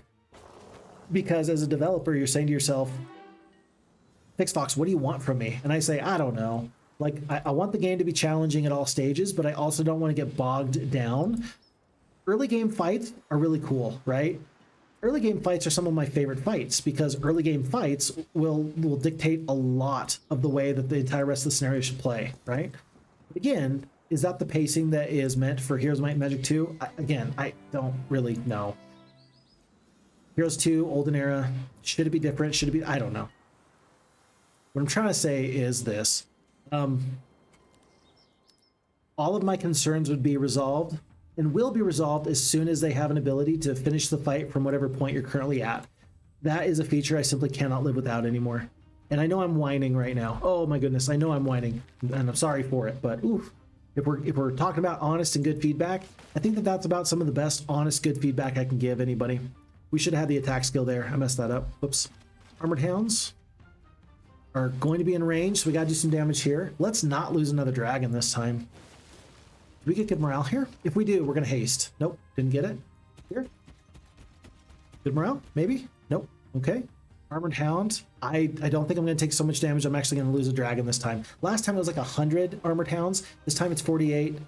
Start of the next round. Yeah, it looks like we're good, but I am gonna back off with the dragons. So that way they don't take too much damage. Let's do defensive stance here. We'll kill 9 to 12. Okay, 1 Minotaur goes down. Feels like we're still bleeding Minotaurs. Still bleeding Minotaurs. Okay, 3 to 5. Down to 9. Spread the damage. Spread the wealth, as it were. And with the parry, we're just gonna knock the Armored Hounds out of the atmosphere and call that a day. Okay, didn't lose a dragon. 1 Minotaur, much more acceptable. And 50 Infernal Troglodytes. I don't have space for them in my army, but I think it's worth it to trade 50 upgraded troglodytes for 75 unupgraded troglodytes. I've got the alchemical dust. It's not going to be a problem to upgrade troglodytes. It's a very, very cheap upgrade. I don't know though. It's probably going to be like less than 1,000 gold to upgrade. It's probably going to be like 500 gold to upgrade all these troglodytes. I think it's actually, this is so weird, but it feels like it's actually better to keep. I mean, or you could let go of the, I mean, that feels wrong. I mean, that just feels wrong. I don't know what's best here. I have no idea what's best here. Folks, what do you think is best here? We have the opportunity to bring 50 Infernal Troglodytes into our army. We have 2 potential slots where we could let these guys in. We could forego 75 base level Troglodytes, or we could let go of 22 Infiltrators, level 2 creatures. What do we think? Let me know what you think. And Mighty Eskimo 06 caught my first stream. What did I miss? Hey, how you doing? Nice to have you here. Thank you for being here on this very first stream of yours, and I hope it's a lovely time. We're having a good time. Let's see, we're playing Olden Era. We're playing as the Dungeon Faction. This is a JebusCross map, and so we are trying to get to the very center of the map so we can get all the fun treasure. And after we get all the fun treasure, then we're going to go defeat our enemies and have a really good time from then on out. So that's the plan. That's where we're at so far. But hopefully that catches you up. Phixfox was just complaining about stuff. I don't know. I don't want to be a hater. I don't want to be a complainer. I'll do better. So now you're like, oh, rats, he's never going to complain again. No, I'm sure I'll complain again someday. Voicer, unofficial jester appointment. Voicer, unofficial adjuster. Frodo the Blind says, all right, chat, I'm out early today. Have a good weekend. Frodo, have yourself such a good time. It's always a pleasure. We will see you when we get to see you. Okay. Alrighty, folks, nobody has said anything about this. I'm going to actually keep the 75 troglodytes. It's just, you're going to have 25 extra troglodytes at the end of all this when all is said and done. It feels so bad to just lose this, though. Oh, goodness. Alrighty. Well, that was great. That was great. Good job, Phixfox. Okay, let's carry on south. There's plenty more we can do. We'll get those advantages back. Don't you worry. We will find a way to make sure that good things happen everywhere we go. Let's head on back home-ish. Oh, wait, no. There was a... Yeah, Pauper Knight order. We went in this direction instead of that direction. It's +2. Plus there's Hydras. Oh, I feel like we should go back. Oh, and they're going to join the army? Okay, but we know that, so now let's have Anastasia stay put. She's going to help make sure that nothing bad happens. And and we're going to get space for both those creatures to join us. With the gold we got coming in, with the advancements in economy, I think it's going to be just fine for us to do that. Let's get walls 3 finally. So that's going to be 4 dragons a week from here. Castle 2. Oh my gosh, am I not going to make it? 1, 2, 3. So day 4, day 5, day 6, day 7. Whew. That was close. We are going to get dragons in the second castle, and that's going to be four dragons? I think it's going to be 4 dragons. That's crazy. That's exceptionally good. Let's go for walls 1 so we can do treasury first thing in the morning. Let's not forget that. And I think I'm just going to go straight into elite minotaurs as quickly as possible. Yes, as quickly as possible. We're going to go into elite minotaurs. Talaris at the marketplace. Any other exchanges? Let's trade a little bit more crystal. Do you need gold or do you need something else? Talaris is going to stay put here. We're not going to make any trades at the moment. We're just going to make sure we have somebody ready to make trades in the event that the Cave Palace becomes particularly tough to get to. So Mage Guild level 2. I think we're good here. Yeah, just stay put here for now. Castle 3, treasury, we need gems. And we're going to need boatloads of gems. We're going to need, let's see, 3 gems here. We're going to need 23 gems plus 5. So we're going to need 28 gems. I need 28 gems. I don't think I have a way to trade for that amount. Let's go down to 6 crystal. We're up to 16 gems. Oh, I hope I don't have to trade gold for gems. That feels really bad if we have to do that. There's some here, though. In fact, we can go grab that today. That's good. 16 up to 20. We're doing better. Doing better. Okay. And then, yeah, let's have Anastasia help out. I'm okay to trade the gold, but let's make sure we have 2 slots available for us. So we're going to forego, yeah, here and here. I think that we have enough creatures that Devir can still convince these guys to join. They will fight. So in case you didn't notice, they were open to joining us before, but now they're going to fight us. Let's have Anastasia give back the infiltrators. Will flee. Holy kittens. Do you see the problem we're running into here? We'll join your army. I don't have space for you, though. So how do I create space and keep them from wanting to run away? Here, maybe? No, that's not it. Here, maybe? This is frustrating. My goodness. I just want you to join me. I just want to talk to you. Oh, you know what I can do? How about this? Hold on. You will join my army now. What if I split? Hold on. What if I split the forces here? Just take 7. We'll join your army. Okay, so now we're gonna fight you, and then I'm just gonna get rid of 7 of these infiltrators. I guess I could do that again, and I could just find what your number is. Like, how many do you need before you just say, no, it's okay, we're not gonna join you? Okay, so we just saved ourselves 2. This is silly. 3? Is 3 enough to tip this? Will flee. Okay. Man, we're doing some math equations here. Will flee. This is not exciting, but this is peak Heroes of Might and Magic Olden Era.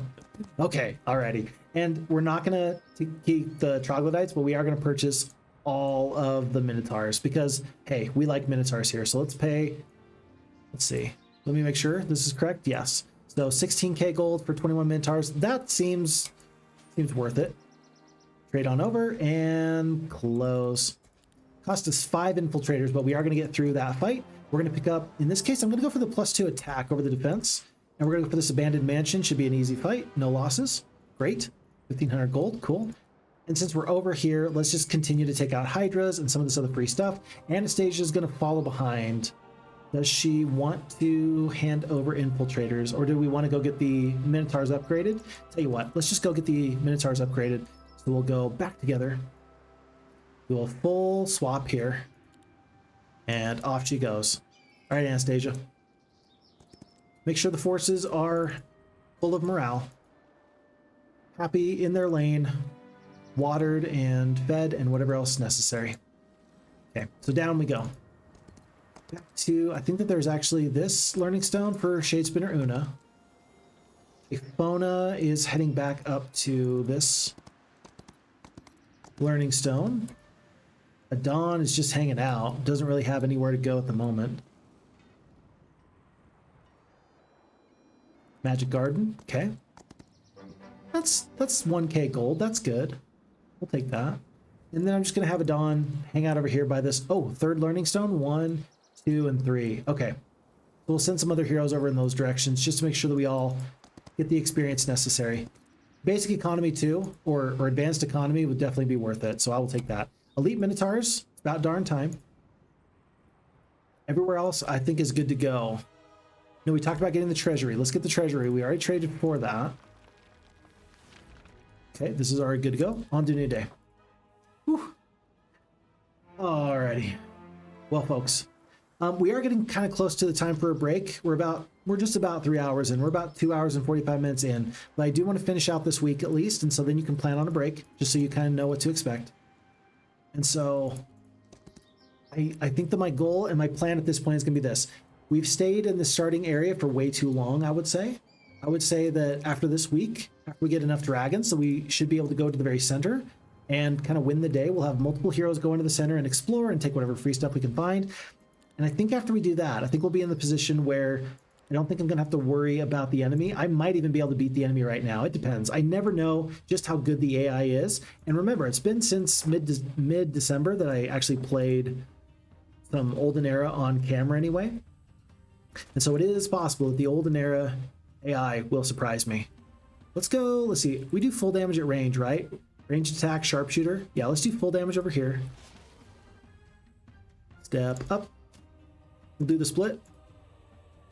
Damage is good. I'm going to keep the infiltrators back. I will do the haste onto the hydras. Still got about 20 spell points left. And this will let me focus on the riders with the dragons at least. Looks like Minotaur should be able to finish off the cultist stack pretty much.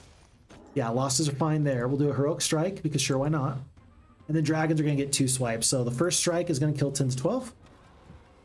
Do not lose dragon. The retaliation will kill another 10 to 12 right here. Very good. Minotaurs are going to step down and finish off that stack, and hydras will finish off the stack here. Okay. All right, that was a pretty clean fight. That was a pretty clean fight. I like the way that went. We'll take that Pandora's box. We might lose more forces. I like that. 5,000 experience. We will take it. Oh no. It happened. It happened. Oh my gosh. It happened. Don't panic. Nobody panic. Stop panicking. I'm not going to panic. We did it. Balthazar's Bodyguard. Plus 100% attack. Doubling your attack skill. We've got leadership. We've got diplomacy. We've got nightshade magic. We've got intelligence. And now we have basic offense. That's what I'm talking about. And so we don't actually have the hero specialist skill kick in until we get up to expert on all of these skills. But, I mean, here, and here. So we need 2 levels here, 1 level here, 2 levels here. In 5 levels, we've got it. Mighty Eskimo. Oh, it's Chemo. Oh, it's Chemo. Hey, what's up, man? I didn't realize that's who it was at first. I read that as Eskimo, but it's Chemo. Wait, is that typically? Have I always been misreading your name? I always have read your name in the past when Heroes 2 stuff as just Chemo. No, it's Eskimo. Oh, geez, my bad, man. I'm so sorry. But yeah, okay, gotcha. Hey, by the way, I haven't played your map in quite some time, but hope we can get back to it sometime because that was a good one for the Phixfox Shoutcast. Wait, I'm thinking of the right thing, right? You did the Phixfox Shoutcast. I think you did my very first Phixfox Shoutcast. Am I right with that? It was your map that you played. Please remind me.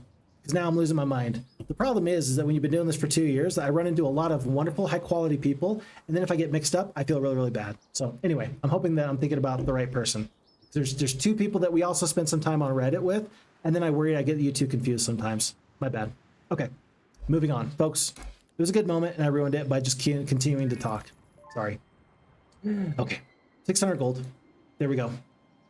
Fine Wand, +1 level to all spells. You did not give a map. You did start to make the map in Heroes 3. Okay, so we worked on doing the Roland Final Justice campaign together as quickly as we could, right? That was us, right? Man, it's been 2 years. Okay, folks, I gotta tell you something. This is embarrassing. This is actually embarrassing. So I don't want to say this, but I'm gonna say this. So unfortunately, due to mental health concerns that I actually have a pretty porous memory. The reason why I'm able to do as much as I do with my work, and then also as much as I do here in remembering names and keeping track of people, is I actually take pretty good notes. And I try to take notes, I try to revisit things so that way I don't forget. I'm really embarrassed to say that I forget more things than I'd like. There are big parts of my life that I just don't remember. And I know that there's lots of people that don't remember a lot of parts of their life, but there's just huge gaps that I just don't have anymore. And so sometimes I'll actually go back and I'll watch some of the videos that we put out here on YouTube, and it's like watching it for the first time because I don't remember it. In fact, that kind of bit me in the most recent video for Heroes of Might and Magic 2, because there was several maps that I didn't remember playing the map, and I had to YouTube, Google search it to see if we did a video on that or not. So I don't know, a little bit embarrassing, but meh. C'est la vie. And what more can I say about that? Okay, folks, do you think we're gonna lose a dragon here? No. Not just no, this is a heck no. So let's go straight into this battle. Let's make sure that nothing bad happens here, because I don't think that the losses should be that bad. Like, they should not be that bad. They are Jasper dancers, so they do much better in the melee than the range. But still, this should not be that bad. Dark Elf stance. Let's do Twilight on the stack of 79. So that way they don't get to use their ranged attack. They're fine with that typically, but still, that's at least going to make sure that they don't get a swipe at me first. They are going to get into me. They unless I get good morale here. Even if I get good morale, I'm not going to be fast enough. Let's just see if the enemies... Okay, they moved into melee range. 10 of my dancers goes down. I don't love that, but I'll accept that. This is one big stack of 93. I do want to shred that defense there. And I do want to shred the defense of the closest... of the closest dancers. I want to take them out as much as possible. We're going to step up. Oh, we're going to do a long reach attack here. If we do, we are going to get struck by 57 of these infiltrators. I don't think it's worth taking the damage. We're going to defend, and we're going to use the Medusa to do the full damage to the long reach dancers over yonder. Just as much as possible. We're going to try and prevent the damage there. There's a nice double hex attack. Not once, but twice. Dragons can go and double hex attack from the far side, and Minotaurs can actually hit them from the front. I'm going to do that. We're going to get as much double hex attack damage off as possible. Dragons are going to take one swipe, and then they're probably going to carry on and finish off the rest of this stack here. Because I am worried about the damage. The damage is going to be a little bit hard to contend with. So let's do this now. Do we kill all the infiltrators? Not quite, but very, very close. Very, very close. And are we on defense or are we on offensive stance? I think we're on defensive. That would be the most correct, to be on defensive. So we're going to stay on defensive. Dragons are going to half this stack. Another third of our HP goes down. I don't think I can stop from losing a dragon at this point, which feels exceptionally bad, unless I get the good morale. So let's actually attack like so. No, I guess from this point I can actually reach. So I'll take out this full stack. Well, Hydras are going to be able to deal with these creatures there. So let's actually try and save the dragons. Let's just run and save dragons. With the good morale, that's even better. Our 5 dancers going to do 38 damage. I don't think that they will. 5 to 7, but then they do double damage. Deal double in melee. They might. Heroic strike. That'll kill the full stack. And then we'll attack here and just see what happens. Okay. Alrighty. Whoa. 75 troglodytes immediately bite the dust. Oof. Oof. It's not what you like to see, but hey, these infiltrators did get good luck. That is kind of their thing, so you need to plan on that. Even if it doesn't happen every time, you need to expect that it could happen. We'll finish off with the Heroic Strike, and the Minotaurs will see this thing through. These Minotaurs have been so good. I like Devir. These Minotaur stacks, I mean, they're easy enough to get in big numbers. It's pretty good. I like Minotaurs. I'm loving Minotaurs more and more and more. By the way, the Fine One, +1 level to all spells, that's a big deal. That's a really big deal. And it goes really, really well with the Advanced Intelligence. Being able to get all schools of magic, that's going to be exceptionally good, I think. So let's continue to level up wherever we can. Do you want to go to the Chimerologist and just trade forces? At this point, heck, if anybody wants to join us, we can just let them. Let's see. I want to go straight here. If I go to here, though, I might be able to check out the intentions of these forces. We'll fight. We'll flee. Okay. Yeah, they'll flee. I'm not going to worry about it. Let's send Anastasia all the way in.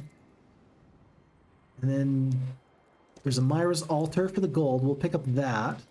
Polaris is going to head back and be ready just to grab additional marketplace issues in case those issues do come up. And Shadespinner Una.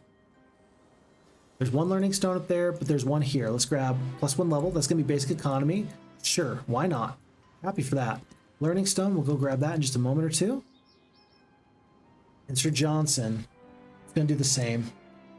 So 1, 2... Yeah, it looks like there's 4 learning stones. At first I thought that there was only 2, but it looks like there's 4. And so then Adon is just going to grab experience. Okay. In just a little bit, though, it's going to be all forces, like all extra heroes. Maybe 1 or 2 are going to stay behind unless people are doing stuff. But pretty much everybody's going to end up heading towards the main gate right about here. I think I'm going to go through these Shelths and these Bewitchers. It's probably going to be the direction I go in just a little bit. Yeah, that's probably going to be the direction we go in just a little bit. And so I want multiple heroes ready to go because there's going to be no time like the present to bust through and surprise our enemies. Okay, folks, I made a mistake and I overtraded on crystal. So we need 2 crystal and then we'll trade for gems in just a little bit. We'll have our second cave palace. Let's wait. Safe house does take extra resources I don't really have. Let's just pick up the walls 2 in our 3rd castle. Castle 1's going to do not a lot of anything. And then we said crystal 1 and 2. Okay, Mage Guild level 3. So all the prerequisites have been done here on day 6 for the Cave Palace. First thing in the morning, we're going to hit end turn right now. And so that way we don't forget that very important moment because that's literally going to be 4 extra dragons right here. Right here. Right here. Right now. Right here. Right now. Let's go for, I don't know. We'll just trade the gold for it. I do not like trading gold for resources. It's about my least favorite thing. But with 44,000 gold, worse things have happened. And it's completely and totally worth it. Wait, why is it +3? Oh, we don't have walls 3 here in this castle. So it's 3 dragons a week here. 4 dragons a week here. Yeah, we're about to get a bunch of dragons, not to mention the 2 dwellings. Very, very soon, the 3rd cave palace is going to fall. We should kind of try to position ourselves for that fight as soon as possible. I don't think it's going to be a problem, but we do want to position ourselves there just in case. Lost Library, 6k experience. Wow, that's okay. But it's Sunspear Cavalry. I don't want any part of that. There's a Pandora's Box. There's an Iridescent Abbey. You know what? I wish I hadn't traded for the gems now. Let's grab most of this. Not all of this, but let's grab most of this. The enemy's going to flee. Shouldn't be any losses. Okay. 5k experience. We're going to pick up, finally. Oh my gosh. Do you want the Triumvirate Strength? Or do you want the logistics? At this point, I think that the logistics are just better because there's so much to do. Extra 10 movement points after each victory in battle. That's going to be the play at the moment. Because it is going to stack up very, very quickly. There's still many fights to be fought. So we'll do this Iridescent Abbey right now. Let me actually do this. Splits on the dancers. Losses are unacceptable. Dancers to here, Medusa to here. Hydra's probably were supposed to reach there, but with the good morale, acceptable. I'm fine with the dragons doing whatever they want to do. So all the light weavers are down. I will wait on the hydras. One dancer goes down. That's fine. Minotaur stands. Heroic strike. Shred the D. Down to 2, down to 1. There's the parry. And we'll get out of this fight. So the gold and the gems, definitely acceptable. Even the 10 movement points, that's also acceptable. Everything there that just happened, very, very good. Very, very good. On to the next fight. These creatures want to join. I think I'd prefer to just take the 10 movement points and the experience. No problems there. Common curse, I'll accept that. We get the clenching ring. I think that gives you +1, yeah. 1 additional round of combat that spells last. We do have the -2 luck modifier at the moment. That was our common curse. I wish they had told you what the curse was, but it typically does not, and that does feel kind of bad actually. Infernal Hydras and Minotaurs. If I come back, these creatures might join me. So I want to pick up this mountain monastery. I kind of think that we head back in this direction so we can pick up the summit automaton and this gold mine. Jeez, gold mine right there. Let's grab all of this on our way back, and then we'll have whoever's closest pick up dragons for us and head back north. So Polaris is going to stay put. I think Anastasia's still got a job to do. Yeah, she's going to be the one. Have her upgrade these Minotaurs into the Minotaur Lords. She's going to stay put overnight, ready to go.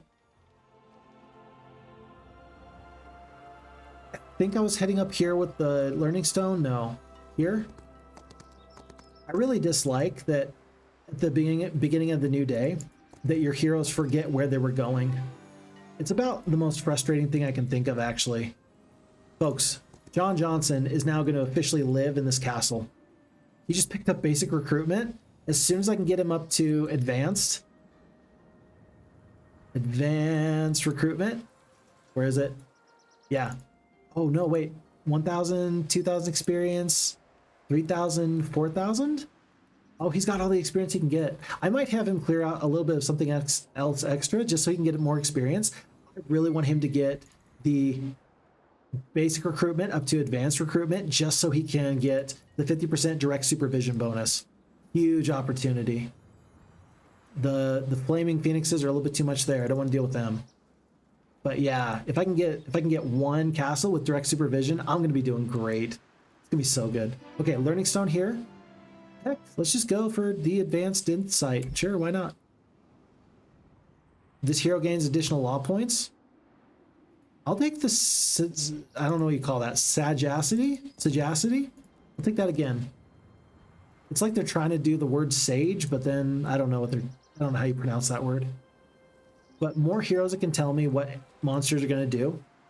So long as Devir has this diplomacy, I think it's going to be super worth it. If we can get the diplomacy upgraded again, though, I think that a lot of these forces will join us that just haven't been so far. That'll probably be a pretty good opportunity.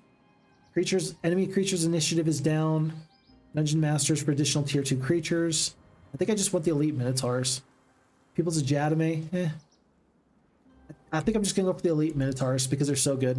Maybe there's something else that is more important right now, but what's more important than that? Okay, and so for your final purchase here on day 7, before we take a break, it's going to be the Mage Guild. Our starting castle, do we finally make an upgrade? Are there any forces that we don't have for Devir? Devir does not have any troglodytes. He does not have any infiltrators. Folks, I think it's going to be time to upgrade. Looks like not the Warren. Let's go for the Safe House. Safe House level 2? Let's go Safe House level 2, so when we come back, we'll have Bleak Infiltrators. Do you want Bleak Infiltrators or the other ones? I actually don't really know the answer. Hold on, let me get one. Oh, we're just completely out. I forget which one it is that I prefer. I think it's purple. I don't know. Guile Infiltrators, Shadow Strike, Weak Spot, Blink. Staggering hits prevents the enemies from counterattacking. I think that's the one I want. Yeah, sharper blade where they get luckier chances over the course of the fight. I don't tend to use Bleak Infiltrators as well. Veil of Shadows is interesting. I think you actually are best off having one big stack of Bleak Infiltrators and then a couple of small stacks of Guile Infiltrators if you have early game advantages and opportunities. For now, though, yeah, I think that it confirms I like the purple Infiltrators personally. If you feel otherwise, please let me know why Bleak Infiltrators are better than Guile Infiltrators or vice versa. Okay, is everybody where they need to be? I think that they are. That's going to be the end of month 1, week 3, day 7. On to month 1, week 4, day 1. We're going to get caught up on chat, and then we're going to take a break. Roman says, one day somebody will break into the Phixfox house. All of our data will be exposed. However, I'm not sure if Mushanki Pay created great maps for Heroes 2 is useful for the data brokers. Okay, when I say I take notes, I don't mean that. Wow. Oh my gosh. Have you thought for the last 15, 20 minutes that I'm just like I have like notebooks filled with information? No. It's more like my information collecting is like, I'll go back and look at old videos and I'll just like double check to see like, oh yeah, like this person, I haven't seen them for a while. Hope they're doing well. And if I see him again, I'll just make sure that I tell him, hey, how's it going, right?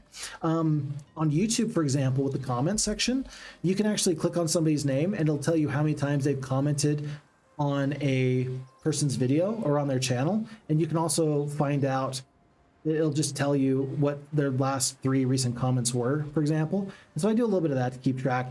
I'm really, trust me, I'm not trying to stalk anybody. Ugh. But it is important, right? Relationships are an important thing. And I understand that this is the internet and none of these relationships are like, you know, physical. Like I can't go to your house and help you move, right? Like I can't buy you dinner if you're having a rough time. Like I understand that, like, you know, how much of these relationships are real. And yet, you know what? More and more in the online space, I think that the newest generation and kids, they're kind of proving as those digital natives that they can have some really valuable experiences online. And it's not going to bother me if my kids have valuable experiences online. It's not going to bother me if my friends have friends online. Back in the day, they used to hear about like World of Warcraft, and parents would be like, those aren't real friends, those aren't real people. It's like, no, I think that those relationships really did matter for a lot of people, especially when you've been gaming with people and you've been through stuff. I think that online relationships actually really do matter, maybe more than even I understand. And that's not a bad thing. So forgive me for trying to be a good friend, damn it. And with that, we're going to end this conversation, and I will never come back to it. Tundra says, oh no, don't steal Phixfox Heroes of Might and Magic leaderboard. Yeah, don't do that either. If I don't have that, then I'm screwed, right? And Tundar, you're a repeat offender. You do comment on a lot of videos, and I really do appreciate it. It's support. It's friendly support and back and forth. I appreciate you very, very much. I even check Sprightly maps for comments sometimes. Well, when you're the map maker, it's nice to be able to go back and be like, oh, people are still commenting that they really enjoy the beauty of the map or the strategic value or whatever the case. So it's not a weird thing at all. My dad, he really enjoyed when we did the first Phixfox Father Teaches Heroes of Might and Magic 3. He was tickled pink at all the great many wonderful and kind comments. And yeah, it's just one of my favorite things. When you start doing YouTube videos, you know, you don't exactly get a lot of comments. And now every day, it's nice to be able to respond to, you know, a good solid 5 or 6 or 7, even on days where I haven't posted a video. So folks, if you ever wonder, Phixfox, why do you make videos? It's a hobby, which is nice. I get to make videos so my kids have a record of me. That's lovely, right? I get to spend quality time with quality individuals. That's great. I get to play fun games. That's good, right? Like there's a lot of things that I get out of this. And part of it is, in some ways, I get a level of social interaction that I do appreciate. So when I say that I appreciate all of you, I mean it. I do. I appreciate all of you. Thank you. There's probably some people that have been like, okay, well, I'm leaving now. I'm never coming back. This is weird. But hey, you know what? We're talking about real things here. And real things can sometimes be uncomfortable. Don't make it weird, dude. Don't make it weird. Let's see. Mighty Eskimo says, I just finished watching the first Sprightly map. Very good map. I finally know where the blind lock short comes from. Oh, I love that. Yeah. you know what? I have to admit, folks, I need to do a better job with YouTube Shorts. It's been several months since our last one, and we've had several really cool moments that I need to immortalize in a YouTube Short because it's a nice, fun way of watching some really cool moments. If you have recommendations, I know Tundar has given me several recommendations in-game during stream of cool moments I should have made into a YouTube Short. I've not kept track of what those are, but if you have any recommendations, I am always happy to hear them. Just for, you know, record keeping, let's call it, which now we know Phixfox likes to do. Alrighty, folks, it's time for a break. Thanks for the time, and we'll be back in just about 5 minutes, and we'll catch you on the flippity flop. Thanks. See you in the 5.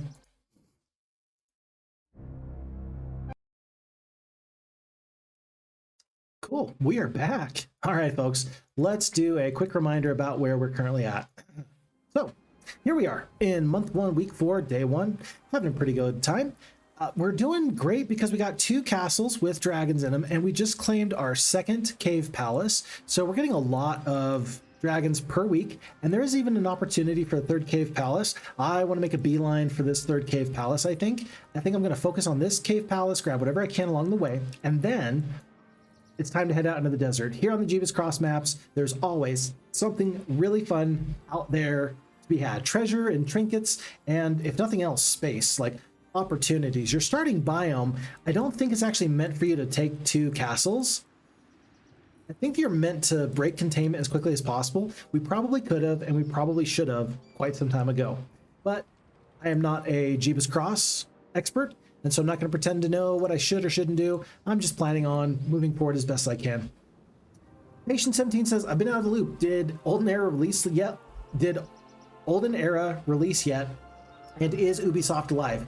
Ubisoft is still alive? Question mark? Does it make the IP go away? No. Like, the IP is always going to be around, and as far as I'm aware, Unfrozen has no threat of the IP going down and them somehow losing control of the game or the project, but it has not come out yet. Yeah, as far as I know, it's still Tencent that is propping up Ubisoft's bottom line, and yet I've heard it on good authority that the developers of the Olden Era project, yeah, they seem to think that there's no cause for concern. Granted, if I was in their shoes and if I had my fiscal opportunities tied to whether or not this game succeeded or failed, I think I would also tell people not to worry. So what's really going on? I don't know, man. I don't know anything special, the patient. How about that? If I did, would I tell you? Yes, I would totally tell you. So in the meantime, though, I mean, we do have the demo, and it is nice to know that the demo is good enough that, my eyes, I think we can play it for several hundred hours. I have played enough Olden Era that I feel at least comfortable with it. Like, user interface issues are not a problem for me. I don't have any problems with finding things, and I got enough experience to generally know a lot. Clearly, as we're playing, I'm lamenting the fact that I don't know exact levels and strengths of some creatures and some opportunities. I think that I've shown off pretty well, hopefully, that there's still a lot of information that I still have to gain on Heroes of Might and Magic Olden Era. But you can get an awful lot out of the demo that's currently here. If you have not played the Olden Era demo, I suggest you go and check it out. You can go find it on Steam for free. I believe you can maybe find it on the Unfrozen Studios homepage as well, their own personal website.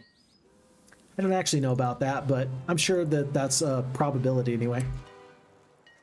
And the fact that it is actually available through Steam is great, because to me that means that you can hopefully avoid the Ubisoft launcher when it becomes a full game and when they do finally release it.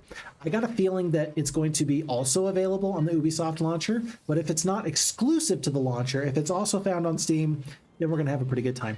Larger than life, plus 25% power to our armies, eloquence, reduced cost to surrender, folk hero, plus 50% persuasion power to squads of my faction. I think I like just this larger than life. No, I think I like folk hero. I'm really just going to try and make not random creatures join me, but creatures I actually care about, like these guys. So let's take the 50% persuasion power there. And there is the faction law that we could take at some point to also make that even better. I don't know. We'll see about that in just a little bit. Says they're going to fight. Okay. Are you sure that I want to fight you? Oh my gosh, there's another cave palace. I missed it. There's a full extra one. There's one more than I thought that there was. Well, we're pretty much out of movement points, but let's do this. Hold on. Hold on. We've made this upgrade. Everybody's here. Anastasia is going to get a full drop today. Not even going to have to wait. So let's do all this on over here. We'll combine these forces. Yes, yes. Send to everybody. And then Anastasia can go back up, and I think that there's, yeah, windmill up here that she can go grab, and a couple of other things. And then Adon is going to grab dancers and the infiltrators. And we only have 15,000 gold left, so I don't think that we can fully purchase all of the troops from our other castle, but it's still not too bad. Like, all of a sudden, these forces can definitely take these dragons, and that seems pretty good to me. Talaris, I think Talaris is actually going to be the one to do that right now. Let's get started on moving forces to the front. Start with the Minotaurs, then the dragons. Yeah, 2k gold left. We're already out of gold. It's so sad. I really thought that my economy was better. Okay. Do I want to fight this fight real quick? No, I don't think there's a single fight I trust Talaris to fight. Maybe Myra's altar? Miera's altar? Maybe not. Nope. Not at the moment. Who's my second best hero? Maybe it's John Johnson. To be honest, it might be John Johnson. I don't know. If it is John Johnson because he's a might-based hero, then okay. But I do definitely need a second hero that can help me clear out the adventure map. But it feels bad to use a second hero when your number one hero can't even prevent major losses in fights. If you're saying to yourself, Phixfox, why haven't you been using multiple heroes like until now? Why is it literally 4 months into the game before you're thinking about doing that? Hey, you got some valid criticism and concerns there. It literally comes down to, am I going to be able to avoid losses on that secondary hero? Even losing one dragon on a secondary hero is devastating. It's heartbreak. It's about the worst thing I can think of. So I do want to avoid that if possible. We will see. We will see how well I can trust some of these secondary heroes to do some good work for me. By the way, there's this dragon here. I'm going to wait just an extra day. No purchases to make because there's no gold. We could grab another hero. We got 7 out of 8. I'm going to wait for now. Wait for now. And, oh, hey, look. Windowella's in the chat. What's up, Windowella? Nice to have you here. How is it heroising? It is heroising quite well. Quite nicely, if I do say so myself. I think that we're not going to have any problems defeating the AI once we get to them. We still do need to get to the very center of the map, but I think that we're going to get there sooner rather than later. So I think it's going okay. It's going okay. How are you? How are you? And how is everybody else? John Johnson's going to drop off these forces. Bam. And I'm going to wait for Adon to get back. Yeah, I'll wait for Adon to get back. Doesn't hurt my feelings too bad if we just take a little bit of extra time. There's a summon automaton there. Somebody else is going to go grab all that. We didn't pick up the Hydras. Man, we were too busy. We were doing other stuff.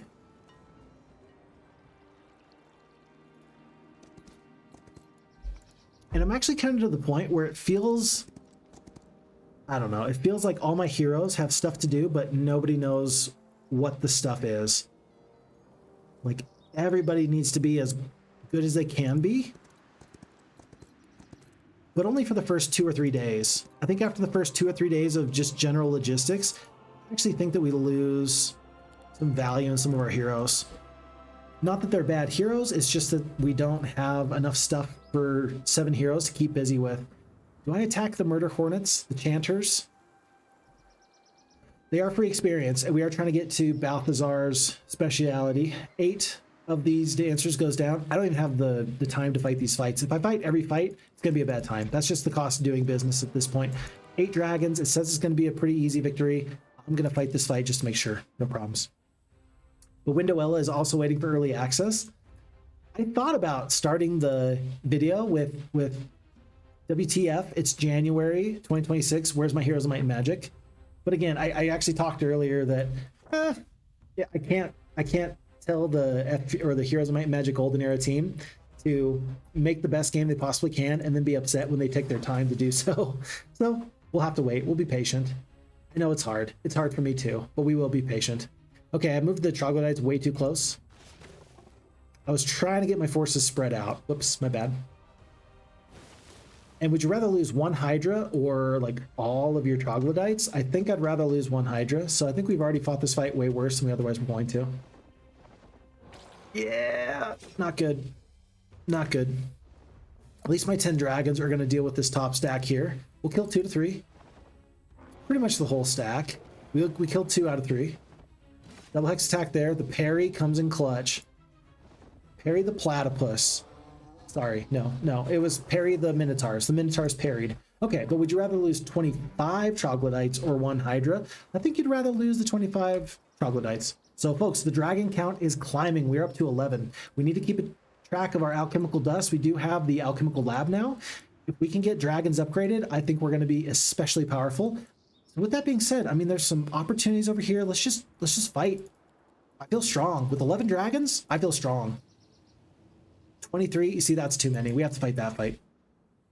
Windowella says, with how many specifically game-breaking bugs the demo has? Yeah, it's true. And there are game-breaking bugs. We saw one earlier where I lost a full extra dragon when I know I should not have. And ooh, I'm a little upset. I was a little upset on camera, and I try not to be upset on camera because it's not that big of a deal. I have to remind myself it's not that big of a deal. Do carapace.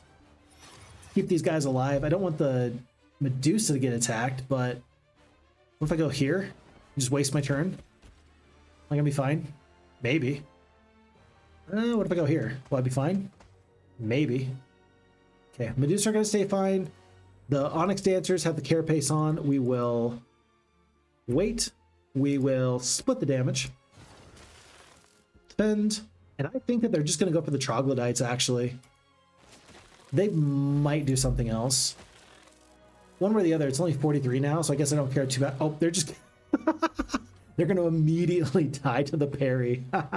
It feels so bad if you're them. But it feels so good if you're me. Life is truly all about perspective. Oh, hey, Sinksoul. Everybody, my brother's back. A regular Minotaur? Parry the Minotaur. Yeah, my brother gets it. Of course, that's a reference to Phineas and Ferb. What's up, dude? How you doing? Hopefully you're doing A-okay. Hopefully you're super happy. Having a good time. 2 invisible traps. If they step on the trap, it's halted and ends its turn. This has been bugged in the past. I don't know if it's fixed. I'm going to assume it is. It's been so long, there's no way it's not fixed. I say that, and then I'm a little bit concerned. What if it's not? What if it's not? We're going to attack. We're going to take the movement points here. No losses. Great. Awesome. And then we'll do this even. Someone's guarding this place. Shouldn't be too big of a problem. It's not. We're going to level up. That's going to be the expert diplomacy. Oh, buddy, we're getting close. Squads on the global map take negative 15% gold to join. Let's do that. We don't have economy, so we don't get the bonus there, but let's do art of the deal. And then let's grab this alchemical dust storage. And now I feel good enough. I feel good enough. I think that these enemy forces are going to join us. I think that they will. Oh, I hope that they will. I'm sure that they will. Tell you what, we're actually close enough. Let's go grab all of this. Let's continue in this direction. Because if I go north, I want to go north and then never come back. So let's go north, never come back. We'll clear out all of this. Yeah, all of this. And then we'll go back, and I think we can actually get to the Cave Palace by the end of this week. So yeah, that's going to be the plan. Stinksoul says, that is one of my favorite strategies, is to use the spell that gives ghosts parry and extra retaliations, or take the secondary tactics. Then everyone attacks the ghosts and dies before they can get hit. Absolutely. I love that. And if we can make that happen, you better believe we will, because there's very few things that are better. And for the ghosts, it's a really good synergy, because then, of course, they get stronger as they do more damage, and they get to go first, and so you're not going to take additional damage from the stacks. Yeah, it's an all-around good strategy. So here's hoping that we can make that happen. Thank you for the idea. In case I haven't said it, my brother is, for the YouTube short where it's like, I just found my favorite bug in Heroes Might and Magic Olden Era. My brother is actually the one that found that bug. And so I really appreciate the amount of plays that he's done here in Olden Era. He's done a good job in getting my dad to try to enjoy Olden Era. And actually, for all accounts and purposes, it sounds like my dad really does enjoy Olden Era. And so if you wonder, hey, does Fixed Father enjoy it? I mean, if my dad likes it, that actually tells me a lot personally. I know it doesn't tell you a lot as the viewer, but it tells me a lot kind of about what I can expect out of the game in general. it means that it's built on some pretty solid foundational purpose, like some pretty foundational principles. And so when my dad enjoys a game, he tends to enjoy games that are logical, that are tactical, and he enjoys games where he feels like at the end of the game, like he kind of accomplished something. And so I think Heroes Might and Magic Olden Era, I think that that's kind of what my dad is saying there. I could be wrong. You'd have to ask him directly for his thoughts and opinions, but this is my estimation of what he might be thinking. Okay, easy battle. Easy money. 3k gold. Good, good. I will attack. Yeah, I'll even attack these Dread Knights. Shouldn't be too big of a problem. Wow, that's 100? It's 100? Oh my gosh, it's 100? Ooh, this is going to be actually a really bad fight. All right, folks. Now remember, Avatars of War, they got the double strike. Dreadful Presence, so our morale is decreased. Reduces target's attack by 1 with each strike. And then they get stronger as the fight goes on. At least this is not the group that kills 1 full creature every time they take a swipe.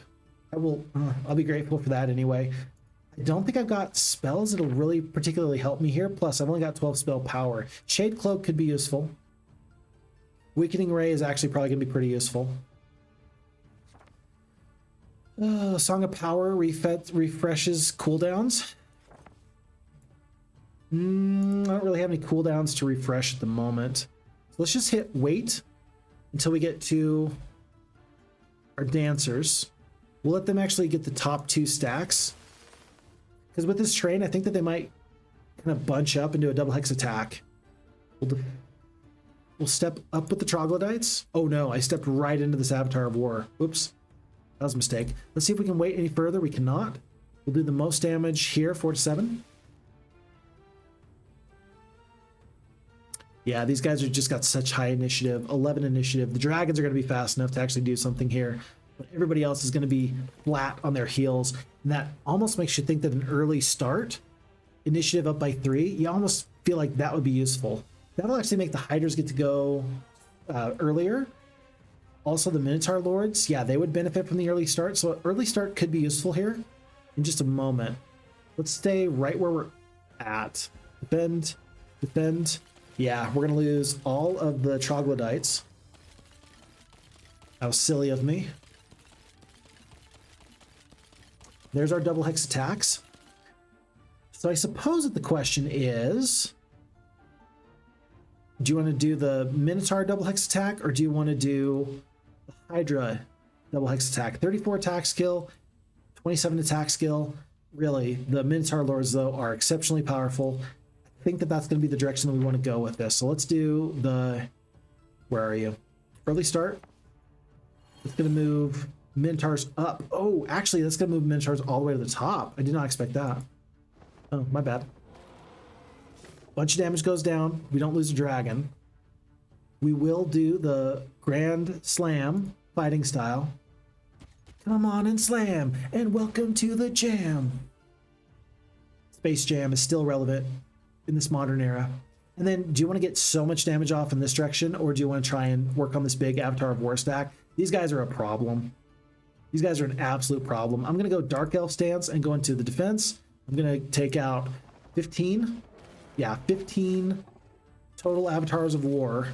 Parry is awesome, great. I wonder if they're going to step up and attack there, or if they're going to go over here. Yeah. Oh my goodness. That was so many Minotaurs. That's so many Minotaurs we just lost. We went from a power stack of 40 down to, well, 45 down to 30. Oh, that just breaks your heart. And I know that this is a tough fight. I understand that. And, you know, loss isn't a tough fight. Like, these things do happen, but... Wow. Just wow. And I don't think I really could have avoided it. I mean, you could have done like a thick hide or something, but... Wow. 14.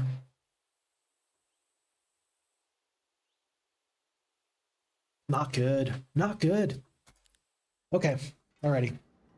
Despite how we feel about this, we will soldier on. We do get this Orb of Eternity. All arcane spells will have +1 level. That's pretty good. Well, that's pretty neat. That's isn't that something? Look at all these nice, beautiful spells we got. 5th level Black Hole, Dorth's Tide, Rewind Life. I love that we finally have Rewind Life. That's beautiful. Yeah, Assemble Reinforcements. If I didn't have these, I'd be really, really sad. So this is a great opportunity. Good box. Good box. I'll take the box. I will just grab the Warren real quick. I don't think I'm going to purchase the troops because I don't think I'm going to end up using it very soon. But yeah, Orb of Eternity, I'm going to put that in place of Early Start.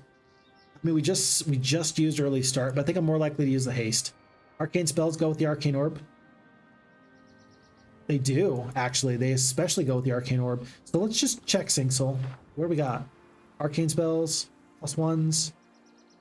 So for example, Rewind Life, HP per spell power, up 10 to 15. We got 10 spell power. So like we could have saved a certain amount of those Minotaurs if we'd had that before. Yeah, I'll take the Rewind Life. That's good. That's a good deal. It's a good deal. Those are what you picked up in the box. Yeah. So yeah, that works out great. I'm good for it. Oh, and Windowell asks, did you manage to take a peek into the 40K, by the way, or has that not been relevant right now? Haven't looked at it yet. I think I mentioned to you that my father-in-law has offered me all of his books, all 30, 40 books, which, you know, I mean, I should start on the YouTube and just kind of go through the online lore as you recommended. I just haven't gotten there yet. It's been holidays and this and that.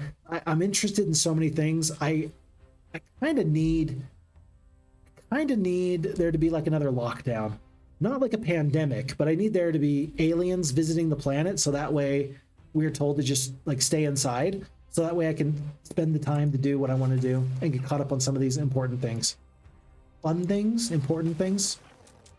There's a lot of things I'd like to do, and getting into 40K is actually definitely one of them. Will this guy do his rapid assault? No, hold on. Do Reavers have the +2 speed? No, I'm thinking of not the Reavers. I'm thinking of the Mantises. Mantises can go into 2 or 3 different stances. Yeah. That's not who I'm thinking of. So these Reavers are only going to go as far as they look like they're doing now. Oh, but they're so fast. They're so scary. And I think 20 to 30 damage. Am I going to lose a dragon here if I attack? Maybe. But if you don't attack now, you're going to get toasted. So you got to attack. Well, half the stack. We do lose a dragon. Apparently I couldn't help it. Apparently. I don't have any spells. I think you just have to take the damage and just tank it up. I'll go into the defensive stance. Maybe save a dragon. Barely. Good morale. What the... What was that? They have an ability that prevents them from dying the first time that the stack would die. I forgot about that. And so it's actually really, really cool because it prevents them from getting completely blown out of the water. And so ideally you want to do what I just did there, where you bring the stack down to a really, really, really low number, like 1, 2, 3, or 4, or 5, and then you kill the stack. That's right. I forgot about that. Okay, so 1 dragon goes down. Don't love it. 15 Medusa Queens. We've got the space. That is a good Pandora's box. I am for it. Do I dare possibly miss out on another Pandora's box? Yes, because 28 of these infiltrators, I can dismiss them if need be. Let's not lose a dragon, though, if at all possible. Windowella, just curious about the follow-up on that? Yeah. Well, and I appreciate you taking the time to kind of like help me, right? Because it's, as we mentioned before, it's one of those topics where we say to ourselves, I'm really interested in this, but where do I even begin? Where do you begin if you're interested in kind of getting into something as massive as Warhammer 40K? Yeah, where do you begin? And I don't have the answer, but I'm glad that you were able to help me out, so I do appreciate that very, very much. We're going to go to here, hope for the good morale. Come on, Minotaurs. Nope. We're about to have to make a decision. No, we're not. I was going to say I need to make a decision on whether or not I do offensive or defensive stat. Dang it. Well...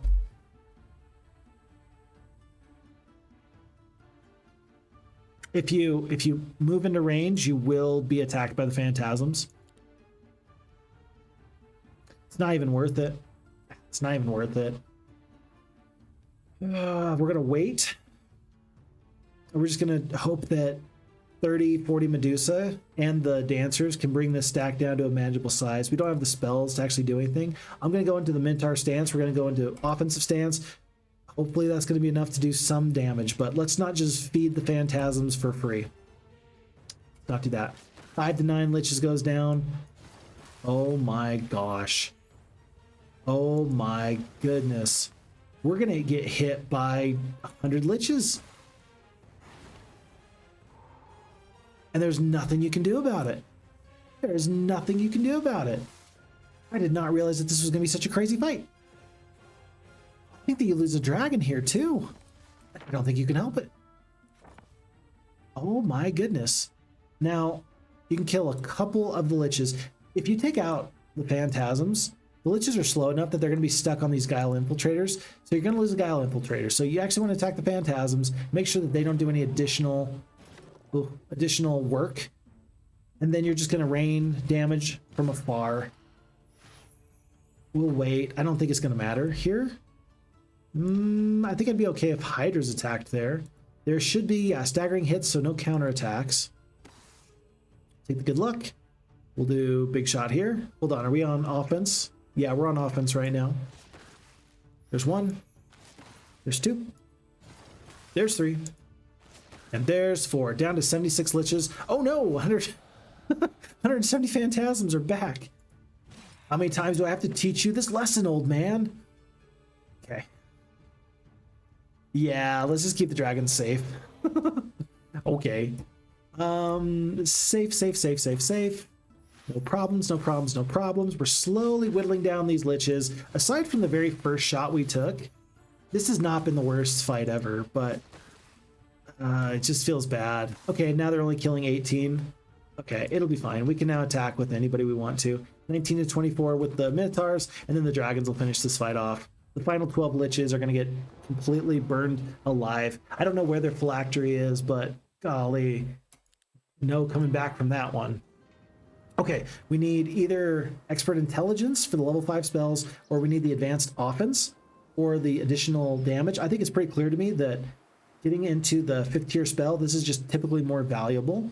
And so then as far as Rhythmic Cadence, increasing our mana, or the new global map spell, I think we're just good to go with Rhythmic Cadence and take as much spell power, spell ability as possible. Okay, we're out of movement. Popper's Ring, do I actually put that on? Yes, I do. Very good. And then Talaris can grab some stuff. They got to go get the Minotaurs upgraded anyway. Let's have Adon do that. Nope. Swap. Okay. And then to here. It's not very exciting, but it is very important that we do this. Full upgrade into Guile Infiltrators. Sweet. And I don't have any forces left over. Do I want any other purchases at this current juncture? No, I don't think so. Level 4, level 5 Mage Guild, we'll do that fairly quickly, but not at the moment. We're just going to send Adon up, and maybe we can help take some of these forces. I can see a second hero just sort of helping to facilitate some of the opportunities we want up there. Anyway, okay. Una, she's just going to go right here. She's officially done as much as she can do. As has John Johnson. Yes, as has John Johnson. We'll be just ready to go at the starting area. Ipona, I think that she's got a couple of learning stones she can still take. 1 and 2. Yeah. Please get advanced economy. Yeah, there we go. Do you want extra 500 gold? Do you want +1 gems? Do you want 1 wood and 1 ore? I think I will take Master Builder. No, I'll take Smuggler for the +1 gems. She does have a dragon, though. I guess it's going to be Shadespinner Una that's going to take the dragon. Yeah, it was from there. Okay. And then that means we have to look at purchases. So nothing in castle number 1.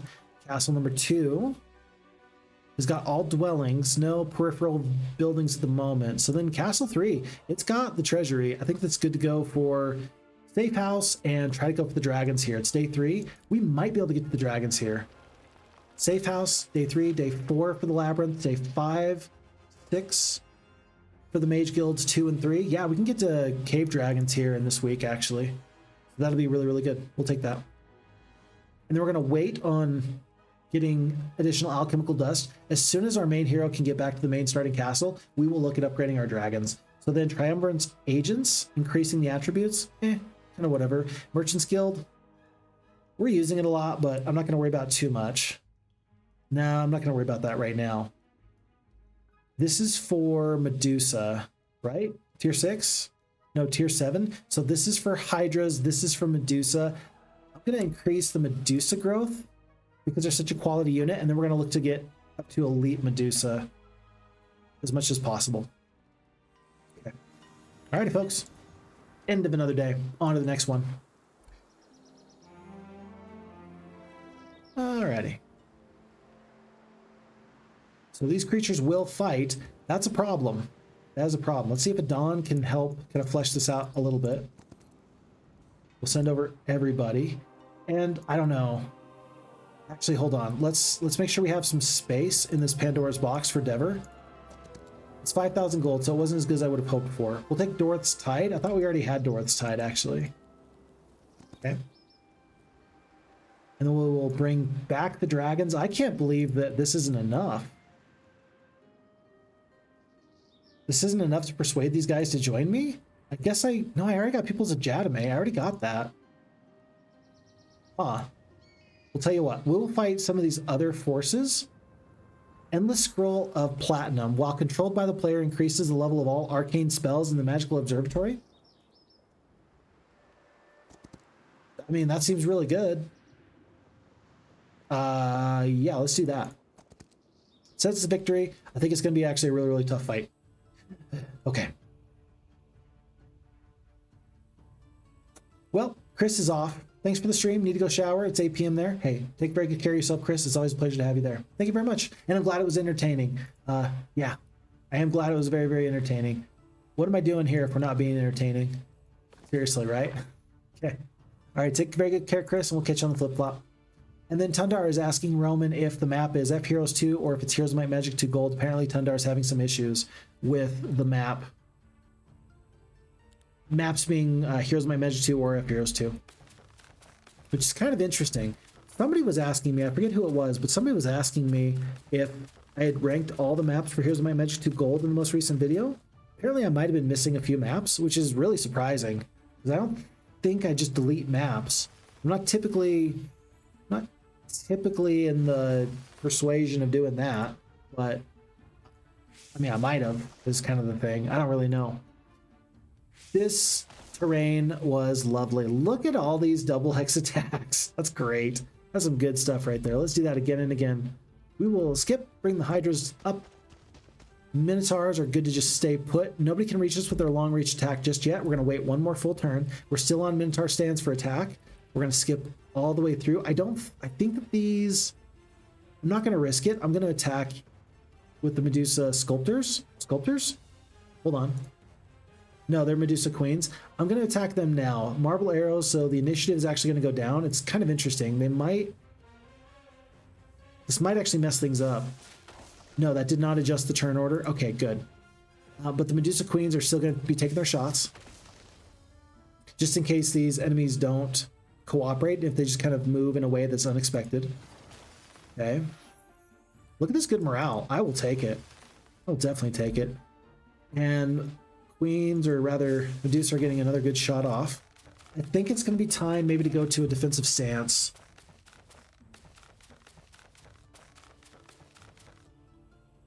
Let's do this. So there's no retaliation here with the staggering blows. Okay. Hydra's getting oodles of damage off.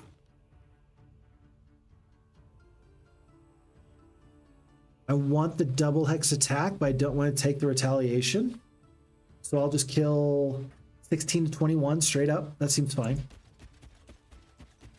The dragons can kill in this direction, and they're probably not going to lose one. 14 to 16, that's it? Yeah, but I have a much higher defense. 37 defense as opposed to 30 defense. It's not much higher, but it is higher. 10 attack. Yeah, dragons should be fine. In fact, dragons could probably do the Sulphurous Assault right there and kill like everybody. It says I'm going to lose 2 Hydras. I don't think it actually does. I don't think it targets everybody. To each target, I don't know if it actually hurts me or not if I do that. Should we do some science? I don't want to. I don't want to do the science for the cost of 2 Hydras. Let's just do here. We'll kill 30. Yeah. We'll just kill 30 of these Murmurmancers. Do we lose a dragon? No, we do not. But it's really close. It's really close.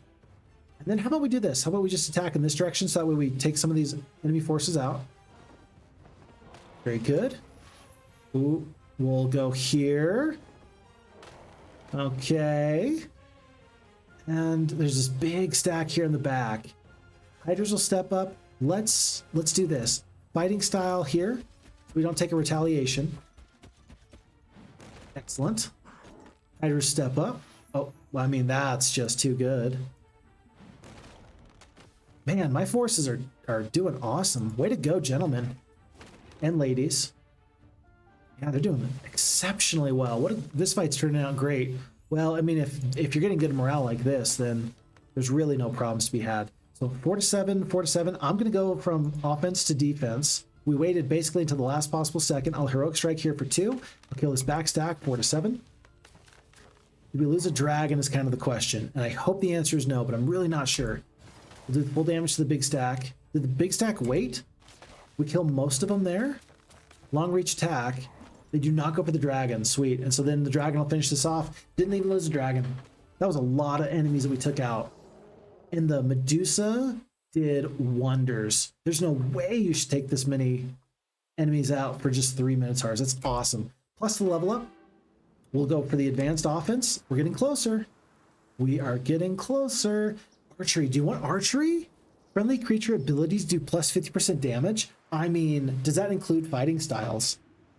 Plus 50% damage. Does that mean that my Grand Slams from my Minotaurs, my AoE damage from my Medusa, long reach attack with the troglodytes, does that mean, I mean, are those abilities though? Are those abilities? I'm guessing probably not. But it means that our dragons, with their sulfurous attack, that's an ability. I'm going to do battle arts just because I think it's going to make the dragons super good. Whispering Stones, additional mana. Let's see if we can get back to a mage guild by the end of this day. We'll get this endless scroll. So all of our spells are bonus extra. There's the Chimeologist, but I don't think I'm going to be using it this game. We'll fight. We'll fight. Let's hand off the dragon. Grab the XP. Epona does not level up. She tried, did her best. Dawn is gonna... I know I've got forces here in this bottom castle. I just don't think I've got anybody over there to bring those forces to the front. I'd like to hero chain those to the front so that way we can get a little bit of pressure, potentially, on the enemies. Because I can't believe that these infernal hydras are just unwilling to join. But right now it says that they are. So we're going to keep Anastasia around just to try and keep track of that. We're going to send Polaris down so we can do like a little bit of a hero chain there to there, there to there, there to there. Devir will fight here.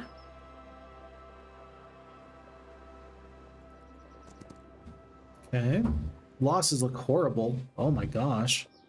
Sunspear Cavalry are just... they're so tough. Because Noble Cavalry and Sunspear Cavalry, it feels like Noble Cavalry are just the better ones. But Sunspear Cavalry, if I recall, they're just like more offensively oriented. Is that correct? One of them is more offensively geared than the other one. I forget which one's which, but a little bit scared of these guys. If I'm being honest with you, what I'm trying to say is I'm a little bit scared. Let's plop the Minotaurs here so that they're out of range.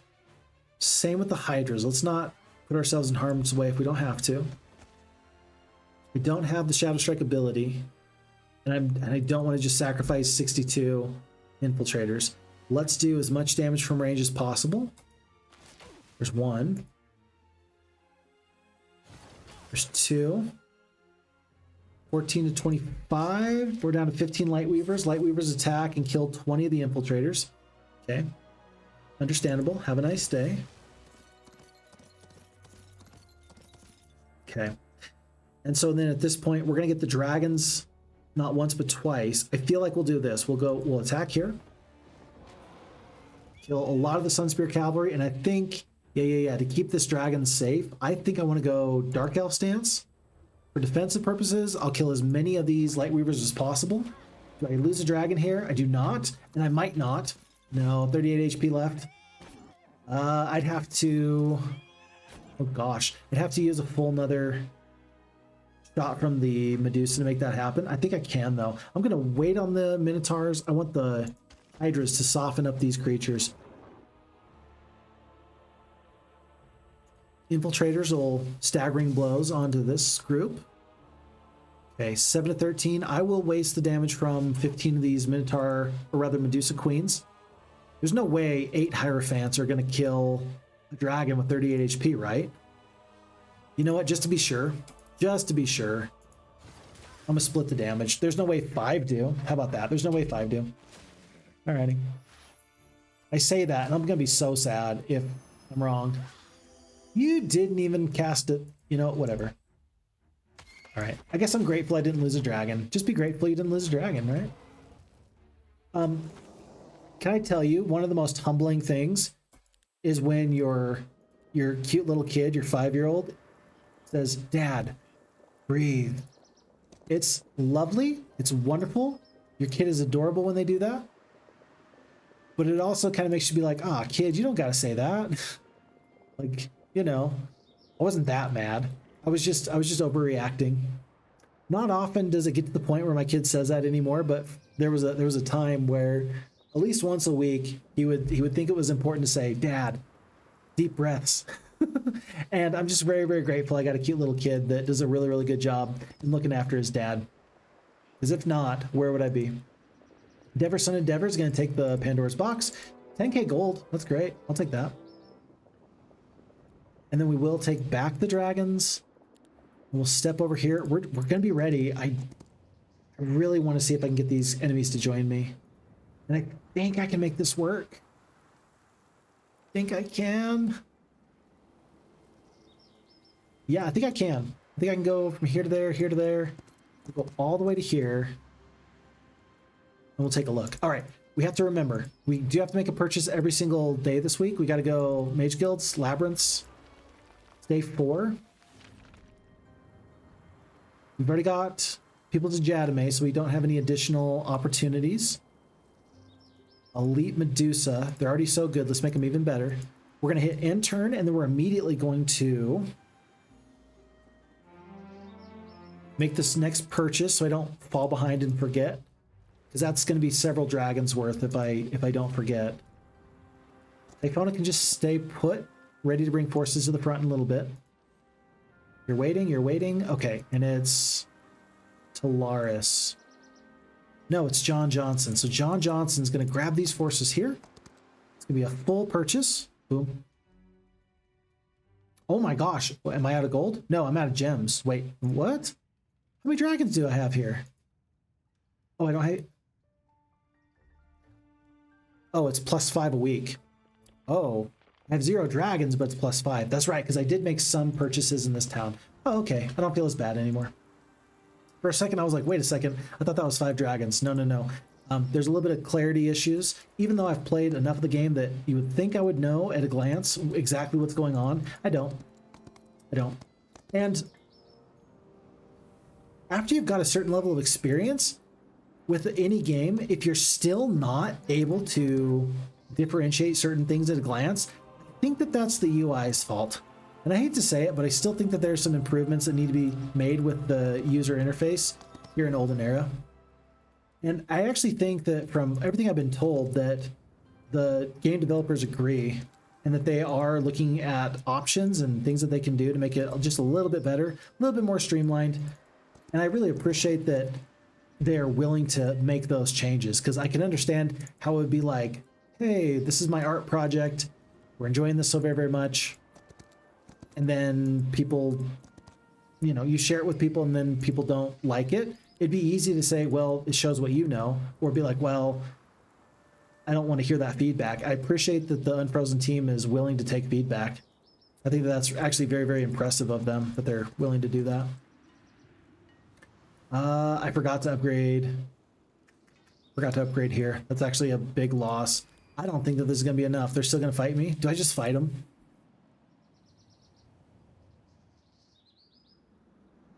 I think with another week's worth of dragons, I can get them to join me. Is it worth 3 days? I think it's worth 3 days. I think it's worth 3 days. I think it's worth 3 days. I don't have anything else to do up here, but I think it's worth 3 days for me to stick around. Tell you what, we're going to go back and do some fighting. We're going to set it up so that we have a hero chain ready to go from all angles. So it's day 6 right now.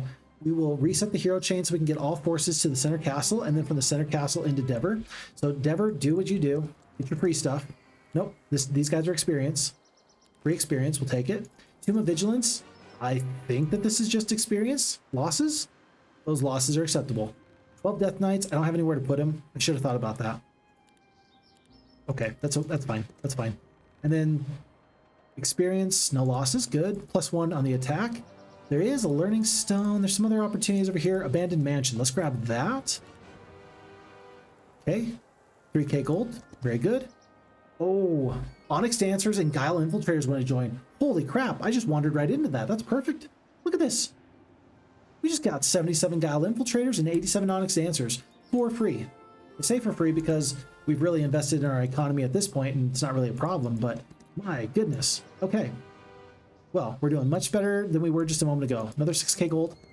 I'm glad we went in this direction. I'm glad we decided to stay because I don't know if I would have gone in this direction as much as I have. In fact, heck, we might try and take the Dragon Utopia and then go up here.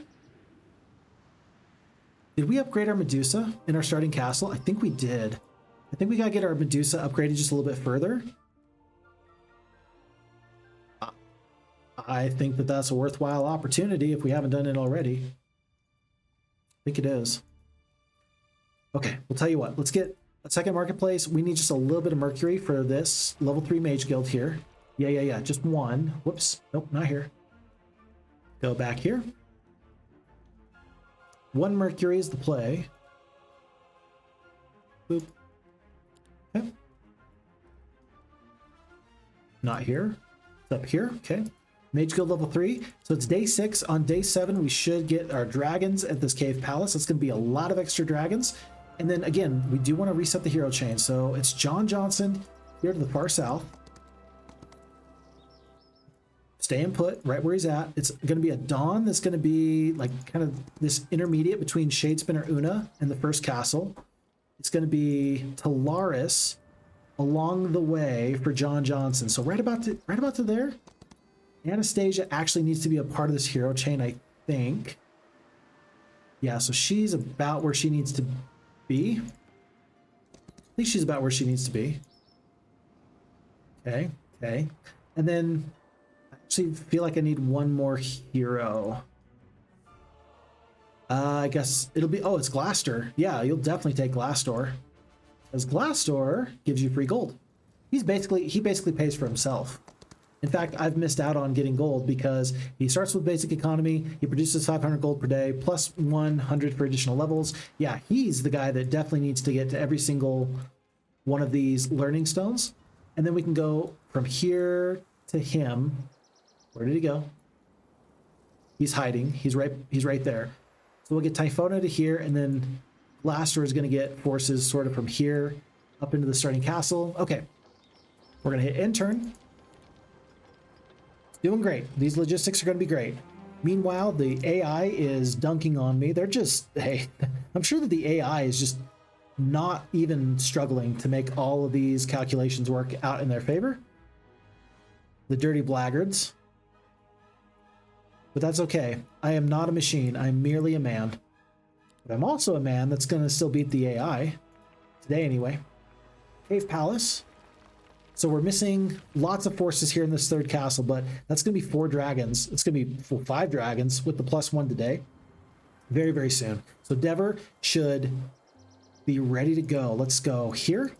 We'll get some additional Hydras in just a second. That's an additional level. Okay, hold on, hold on. Are we there? Expert leadership? Okay.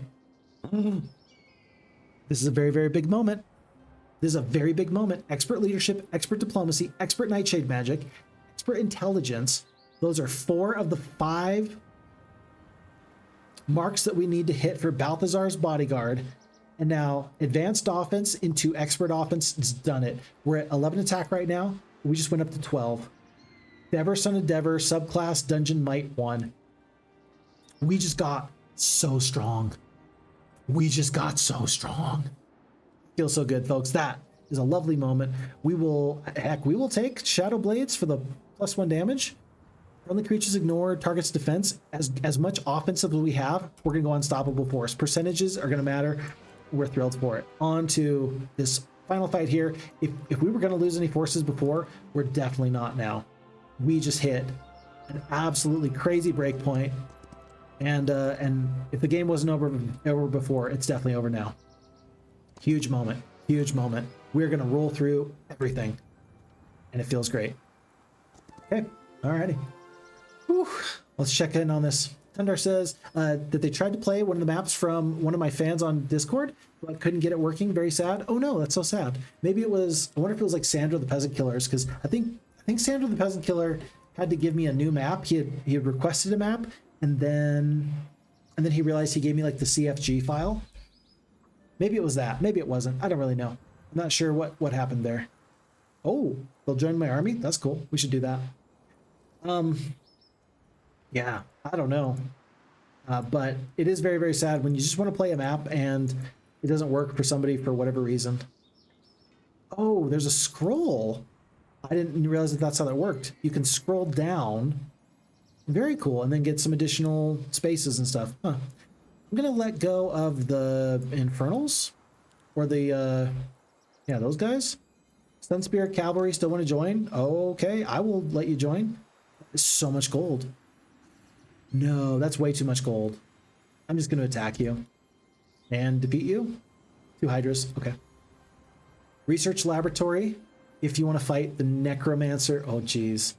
If we want to fight Bone Dragons. I think we will. I think we better. There's never going to be a better time for us to fight Bone Dragons than today. That's pretty cool, actually, that we're going to get to that point. Oh, that's wild. Let's look at this. Let's go Tactical Advantage.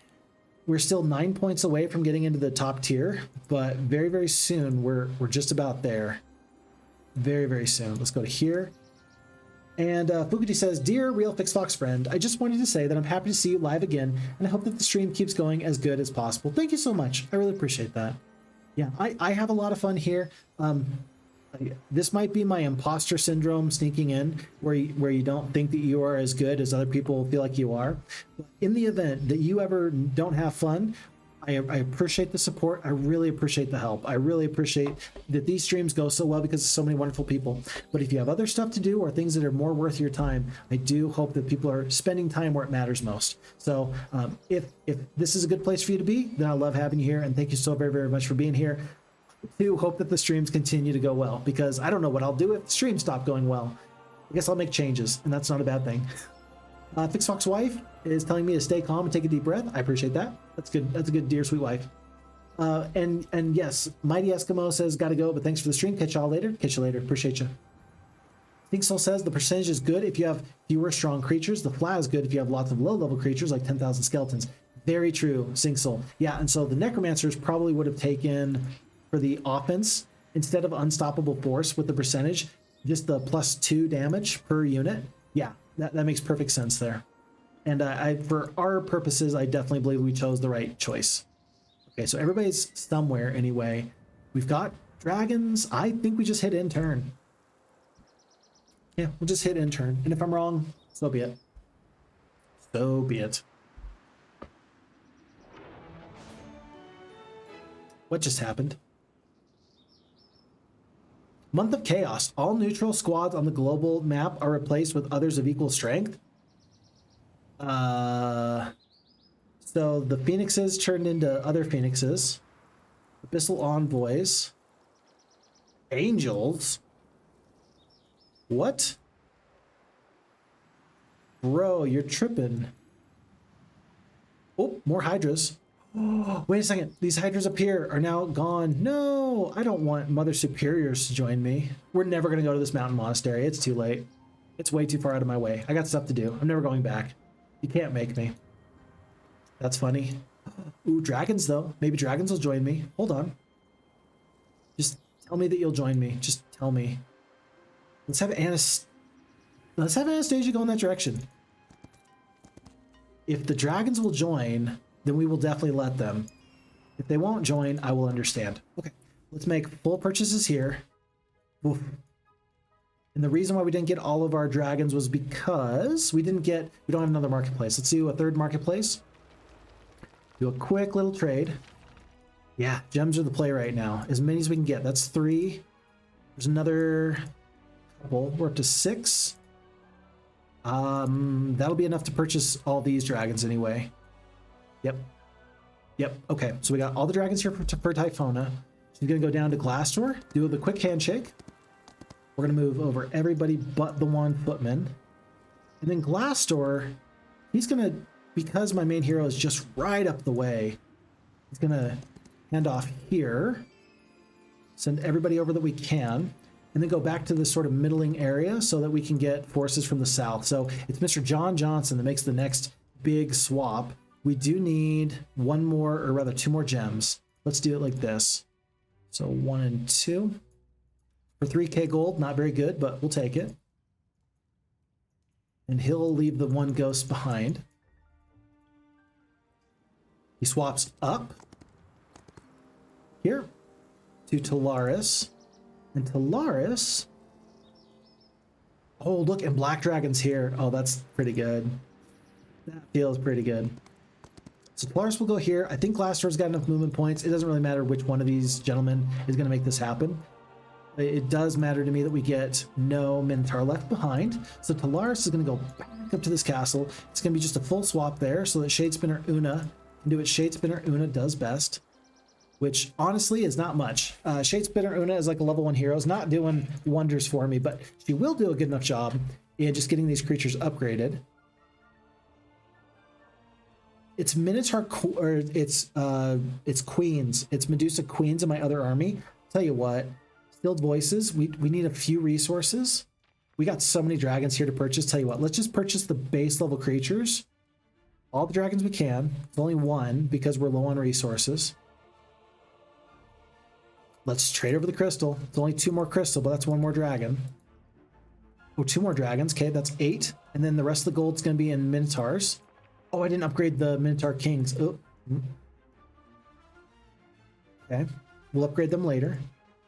And then we'll send these back up to Devir. Full send. And Troglodytes are kind of a nothing burger. And everybody's gone. Everybody's kind of positioned themselves well. Folks, we're going to fight this Dragon Utopia, and then we're going to look at this research laboratory. This is a much easier fight than this research laboratory is. Let's go fight. Let's do some cool stuff, and let's have fun with our now 22 attack skill. Oh boy, this should be great. Okay. Are we good to go? We're good to go. It says that this is an easy fight even. That's crazy. I can't believe that this is going to be an easy fight. I don't know if my positioning is correct, and I don't know the best way of checking. I think we just got to attack and then just suck it up and lose some forces here. Thinksoul says, I tried to run where I selected the hero with the skeleton speciality and then took out all creatures from my army, except skeletons and liches, grabbed that +1 and then a +2 with Nightshade, and then stacked the artifacts. 10,000 skeletons did almost 200,000 damage. That's pretty good. Oh my gosh. Yeah, that is a strategy that I love. Yeah, so you get the skeleton specialist. Wow. And you get, I mean, if you can get even just a couple of +1s and then just raise all your skeleton armies, I mean, because then the +1, I don't know how it works with base level defenses. like 1 single skeleton, does that mean if you got the +1 and then the +2, does that mean that they're going to do +3 damage to a creature with 40 defense? Is that what that means? Because if so, it's basically adding half again as much damage as skeletons usually have, and it's not something you can defend against with armor, which is actually pretty crazy and pretty good. So I don't know how the math works on that, but I'm interested to find out. Skir is in the chat. What's up, Skir? Hey, Real Phixfox, did you see the new castle was added in Horn of the Abyss? Yes, I did. And I don't know. Does everybody else like the new castle in Horn of the Abyss? Does everybody like Bulwark? They had teased it for a full year, I believe. I think it was December of 2024 that they teased that it was coming, and they were going to have the new castle, right? And it's finally here. I really like it. I think it's a really, really cool faction. I think I like it just as much, or maybe even better, than I like the Fortress faction, because it's a defensive faction, so it doesn't have access to a level 5 mage guild, which is not weird, not bad for me anyway. It does have a really cool top tier unit with the Jotun warlords and their ability to teleport unlimited amounts of time, and I've seen some really cool plays that people can make with that, where you just like kind of, I don't know, you have one single Jotun warlord teleport somebody all the way into a castle and then kill them, and then you teleport them out away back to safety. Like, there's some really cool stuff you can do with the Bulwark faction. And I don't really understand the runes mechanic very, very much, or the best way of getting some value out of that. But I see the possibilities, and I'm very excited to kind of get to play around with that. I think it looks like it's a great addition. I think that Horn of the Abyss has done great. I think that Cove has been a fantastic faction. I think that the Factory faction has been exceptional, and I think that this new Bulwark faction is really, really good. So all in all, Horn of the Abyss, they're doing some mighty fine stuff. And I don't know. It's nice to be a Heroes Might and Magic fan here in 2026, because there's a lot of good hero stuff going on. The F Heroes 2 team does great stuff. The Heroes 5.5 team, the Heroes 4 Ultimate team, Horn of the Abyss, Wake of the Gods. Man, there's a lot of good hero stuff going on, and I'm here for it. Let's go for Underground Passages, 10% and 10%. No, let's go Opportunist, +1 initiative. I feel like that's going to matter. Native terrain's not really going to matter a lot for me. 15k gold, Quiet Eye of the Dragon, Endless Bag, Legion's Legs. That's a good kind of start for us. I'm going to hand off just some of the artifacts I know I'm not going to really want or need. So +1 turns. I'm not going to need that. Fine Wand. I've got 2 Fine Wands now. Okay. Might as well hand that over. Legion's Leg, 50% all creature growth in your cities. Plus 50% growth to all creatures in my cities? What? You are kidding me. Yeah, you better believe that that's legendary. Oh my goodness. That's insane. I mean, you compare that to like recruitment, and you can get that effect if you stand in a city with your hero, but man, that's some good stuff. I'm going to move the Endless Bag over because I don't think it's really going to... I want to leave this slot open for something else in the future. Man, that's crazy. That's some good stuff there. Holy cow. Huh, okay. Huh. That was a good haul from the Dragon Utopia. I'm here for it.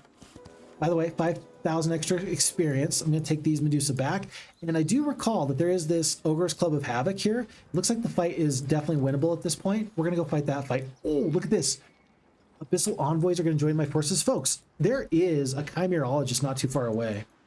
Now, I don't really have the gold to make these creatures join me, but I think I ought to start considering the possibilities. We'll go back. We'll pick up these Minotaurs. We're going to make sure that they're going to be fully supplied, fully stocked and ready to go. Huh. There's some good stuff going on in this map. Adon is just kind of sitting there. I guess you can go grab Windmill. Crystal. I think that there's some other stuff up here. Yeah. Yeah, up there. Okay. Final Heroes Class Store. And Claster needs to go pick up 4 Learning Stones. Very soon we are going to be looking at getting the Cave Palace. Just remember that. Alchemist Code. You might as well pick up Alchemist Code 2 for the 100 Alchemical Dust instead of the 50. We're going to get upgraded dragons very, very quickly, I think. Black dragons. Are these black dragons and cave dragons? I think so. I don't think they're going to join anytime soon, but we'll leave that possibility open. We're not going to tell them that we're not going to plan on them joining us. Okay, we're going to stop in. I do want to pick up the Stilled Voices. We need some gems. Let's make those trades now. 1. That'll do it. Okay, Stilled Voices 2. That's going to open up some slots for our forces. It's going to be Medusa Queens. We pull on in. We're upgrading into Minotaur Lords. Keeping Hydras just where they're at the moment. Yeah, 25 gems. We're still way too far away from that. At this point, it almost feels worth it, though.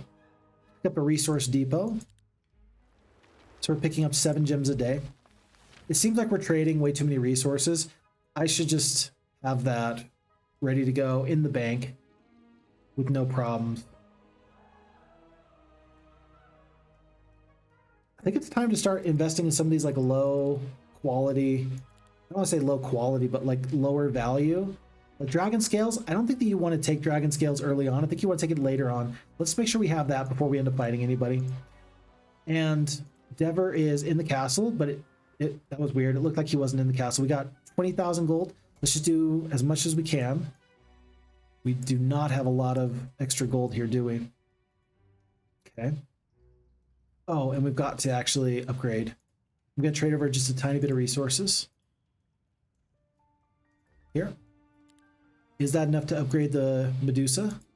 No, it's not. Okay, so we're going to leave them behind. We're going to leave a little bit of a slot open. No, it's not necessary. We'll just take them along. No, we will not. We'll attack. Glorious victory. How are the losses? 6 dragons are going to go down. You're kidding me. Let's not do that. Jeez. Let's not do that at all. Stinksoul says, as far as I understand it, skeletons or whatever creature has their damage range, and this increases that before armor calculations are applied. Okay, so 2 to 4 damage becomes 4 to 6 before you start scaling attacks, skills, and countering with defense skill. Okay, and that is the most fair and best way of doing it. So I'm actually happy to hear that. You would think that I'd be like, oh no, it's so sad. No, it's actually perfect. That is what I would like to see, if I'm being honest. We're not going to be able to reach, even with like a haste or something. I have to hope for good morale here, I think. Alternatively, I could do a Twilight. There's 37, 27, and 75. Let's Twilight the big stack of 75. So that way, whatever damage they do is not going to be nearly as much as it could have been. Oh, that's perfect. So we get the good morale. We're going to take out 1 full stack that could have otherwise done some damage. And we parry. Oh my goodness. If I could guarantee good morale for the Minotaur Lords every single fight, I would. It's so good. Okay. And yeah, we'll just do full damage here. 51 of these arbitrators are still gonna do some damage. Are they gonna go here or there? They attack down. Yeah, they killed 12 of the Minotaurs. Like, they do damage. Even in melee, they do damage, but still, this fight and the losses are way better than they could have been. We went from losing like, what, 8 dragons? 10 dragons down to losing nothing. That's pretty good. I'm okay with that.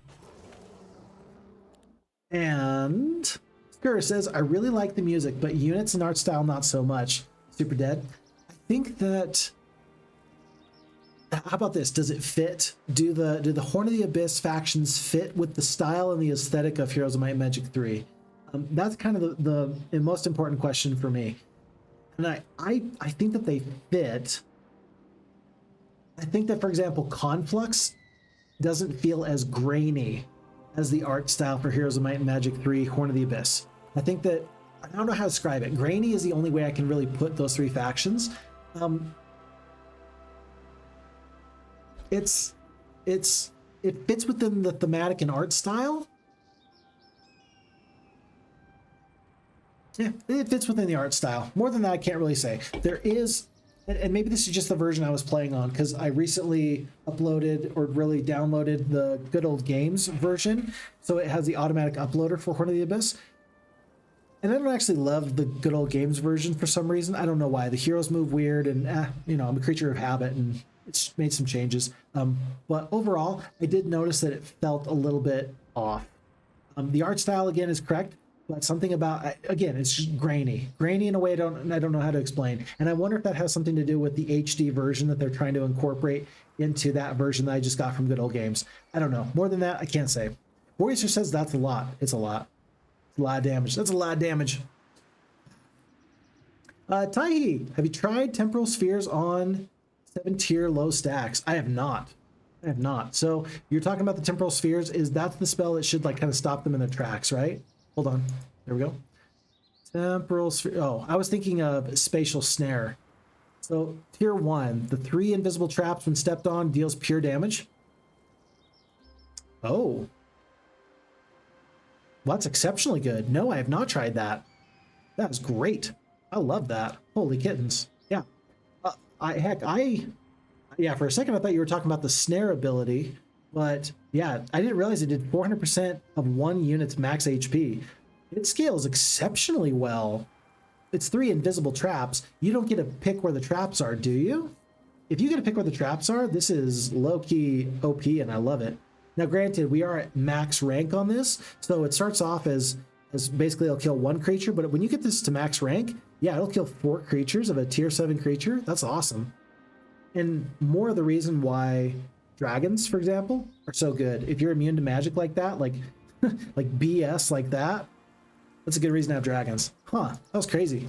No, I have not tried that. I think that there's a lot of synergies and spells and just like a lot of use cases that I just got to get the experience with. I think that I'm glad you pointed that out, because if you don't, how else am I going to learn that, right?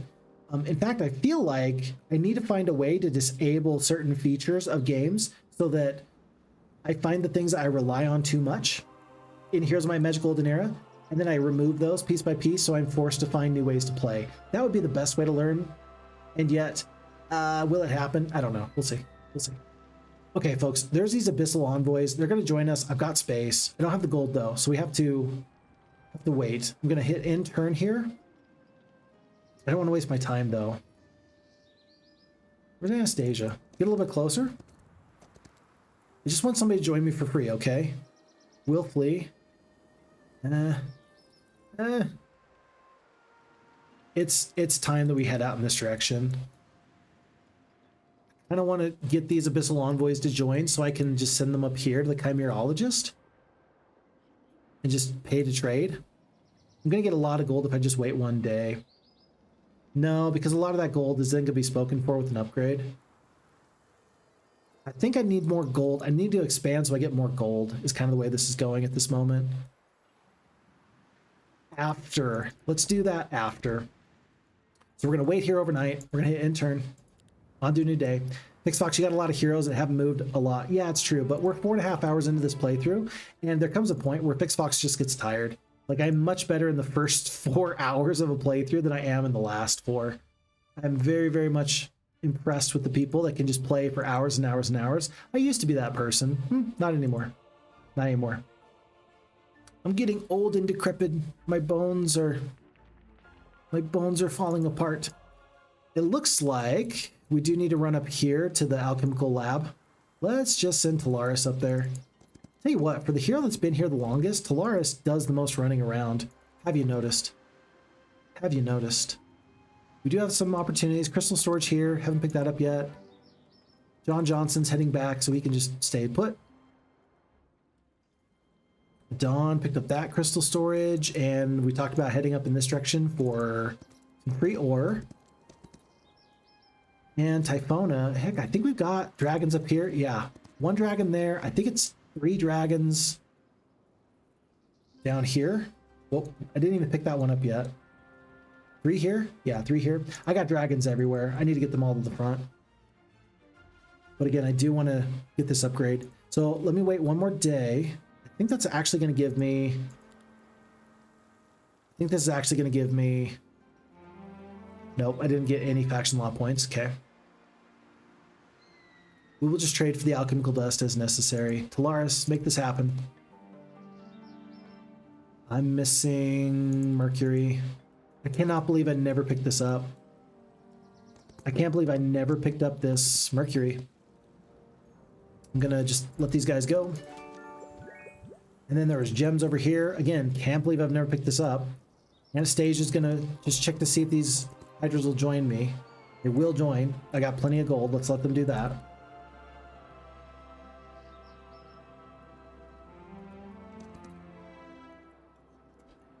We'll do it. I guess that means that I'm going to be going for Infernal Hydras in just a little bit. It's not too bad. I'll take that.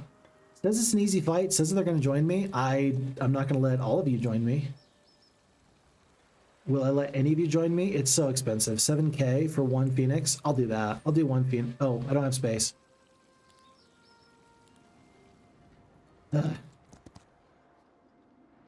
I've officially hit the point where I need to take a break, but I also want to finish this playthrough. Like, I want to finish this playthrough in the next 30 minutes. I think I can. I'm betting the enemy's been out here in the middle for probably the last 3 weeks, so I shouldn't take too long to find them. And I think that as long as I got 40 freaking attack skill, I think I've got the scenario won. I just have to, like, finish the scenario.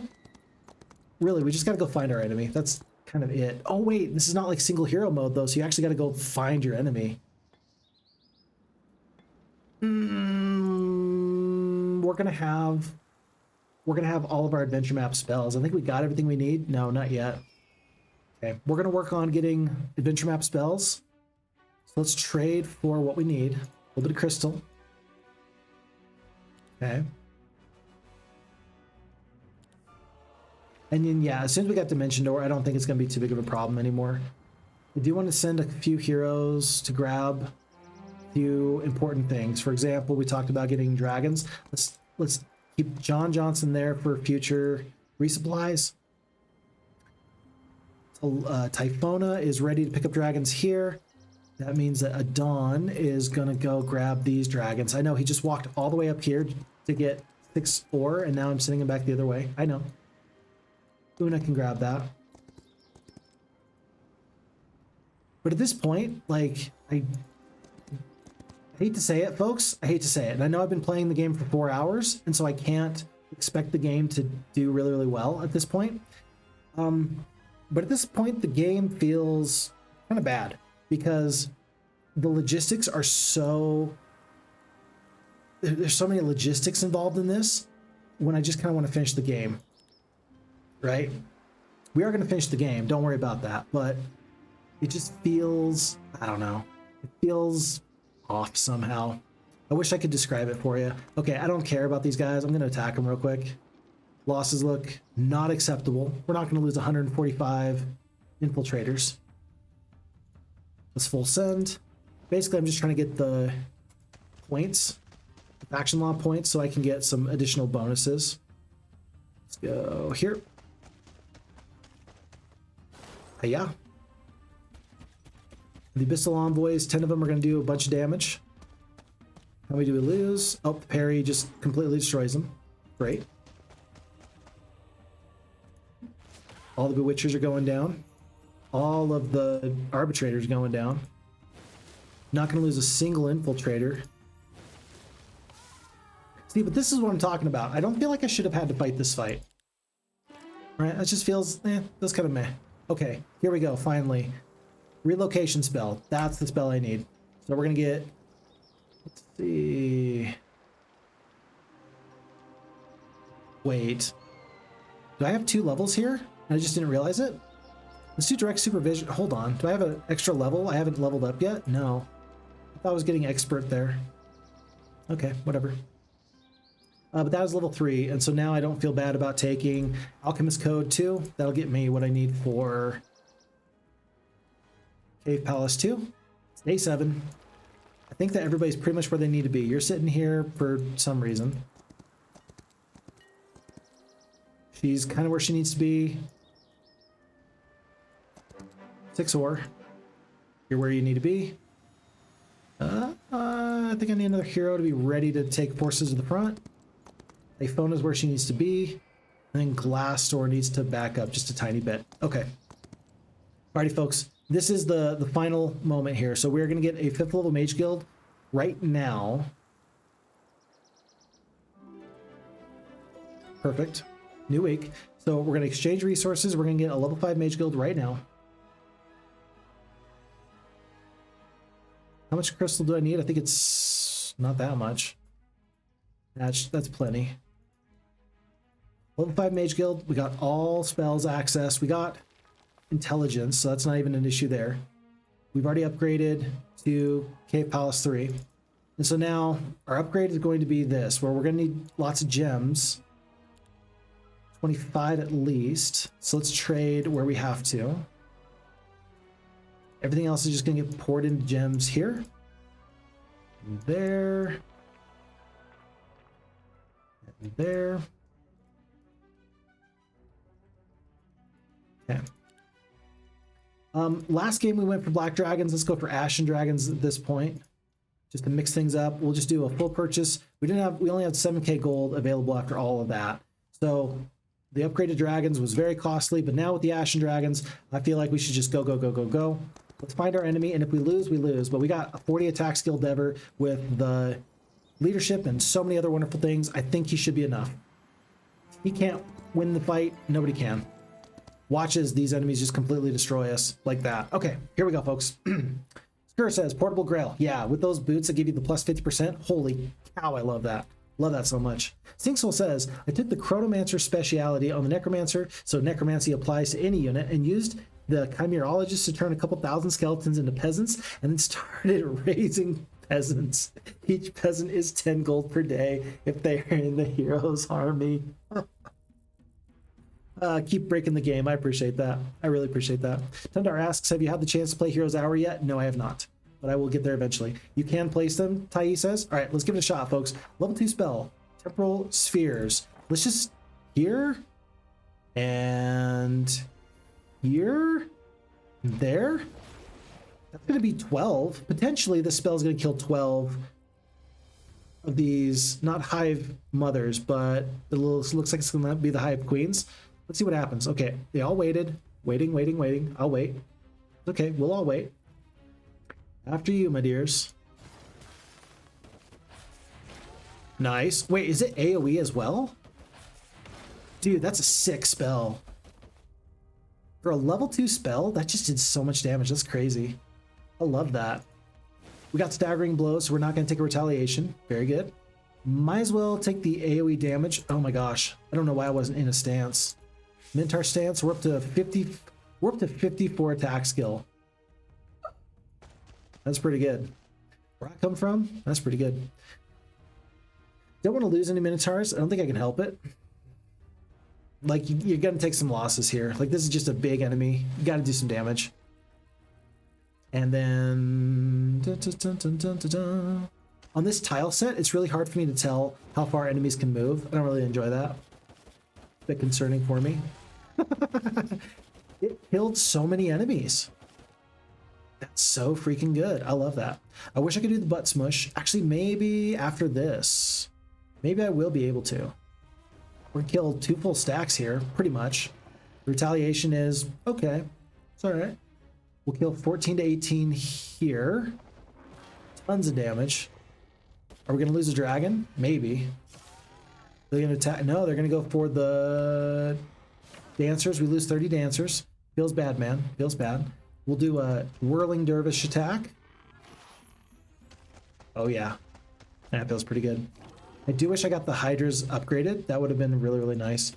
But yeah, these losses look exceptionally much better. Lots of double attacks did really, really good for us. That's going to give us a free level. Yeah, losses are super fine. I will take that any day of the week. Simultaneous turns have stopped. That means that both enemies are in the very center. We're going to go for Expert Triumvirate Strength so we can pick up Flow. Yeah. I want Flow so that way I can do a butt smush with my Ashen Dragons whenever I want to. It's the Dragon Flight ability. It's nice because there's no retaliation. That is really the part that makes me the happiest. Okay, so we've picked up a new castle. Let's just go find this guy. Where are you? I'm going to stay on the roads. Unless I have... Oh, look. They have captured this castle. So that gives me actually a lot of good information. If I was the enemy, I would stay far, far away from Phixfox. I would stay so far away from Phixfox right now.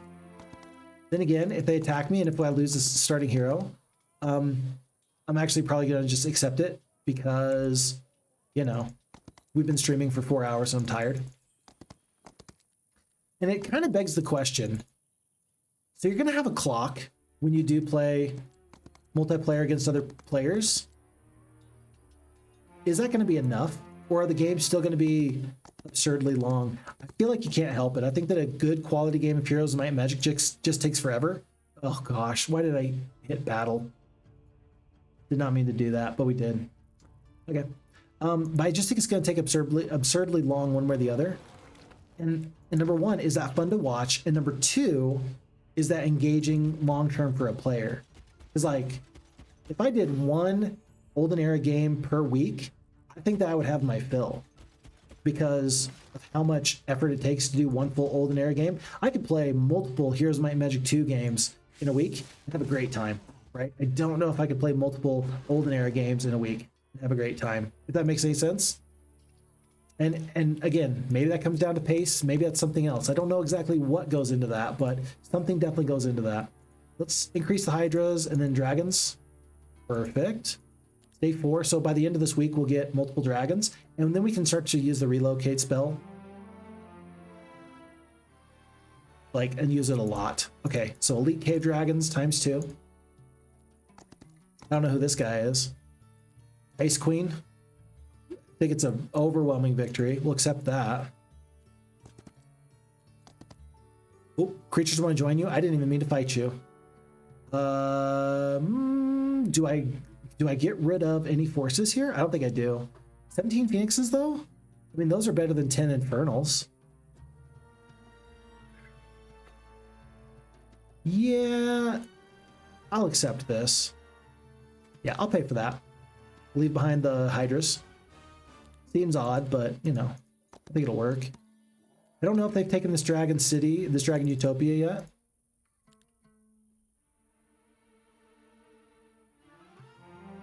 Okay. There's a free castle. I wandered right into... I'm clicking too fast, and I just wandered into somebody. This looks like Sentinels of Glory? Who is this? Apotheosis. So this is the upgraded angels. These are ranged? No, duelists. They're exceptionally fast and flying. So they're going to get down the battlefield in one full turn. And since they are flying, then I can't use the trap on them. Let's do something else. Dorth's Tide would actually be pretty good here. We'll do Dorth's Tide. 19 spell points. They all get slower and lose some initiative, and I get faster and gain some initiative, which is really pretty good. We'll take out a big chunk of these enemies. We're going to go full attack, no defense. No breaks. No breaks. Half of a dragon goes down. That's fine. Still hoping for good morale at every chance I can get. Phoenixes kind of got this sweeping attack. Yeah, best way of doing this is probably right here. 6 to 9. I'll just kill 2 stacks. No. I'll get as much damage off as I can. Okay, Phoenixes kill a bunch. We lose 2 in retaliation. That's okay. Hydras are up. The Queens are going to get a nice double hex attack off here. Fighting style. Down they go. Might as well use the heroic strike, like, I guess. Kill 1. I'm going to hold back here. Looks like Minotaurs are going to actually take a bunch of the damage, which is not great. Don't love that. Oh, okay. Infiltrators are gone. There was a big stack of 17 that hadn't been dealt with. And then they dealt with me. That's not great. Oh, all right. Well, the dragons are going to go back, and they're going to kill as many of these as we can. No retaliation, or the retaliation isn't enough to kill 1. Phoenixes are going to do what Phoenixes do best. And Minotaurs kill a full stack here, and Hydras are going to finish this fight off. So again, the fight still went much better. That does feel pretty good. These are some really tough combatants. We're getting a lot of XP here. Expert recruitment, relocation. There we go. That's the spell I was looking for. This actually gives me some good information. The treasure chest being right here just means that I don't want to go in this direction. I don't know where my enemies are, but I'm going to go back into this area. Maybe south. See if I can find them. Wait. I heard an enemy, but I didn't see them. Heard horse footsteps. I don't know where they're at. Okay. And this is going to be a new end of the week. There's 1 blue enemy. Thank goodness I got the expert logistics, because then I can track down anybody and I don't feel bad about doing it. Losses are fine. All heroes mana is fully restored in this new week. I'm good for it. I'm going to head up this road since this is kind of where I've seen enemies sort of come from. And let's actually do this. So let's pick up all the dragons we can and start to send them all back home. 3 dragons there. Anastasia's doing fine. You're fine.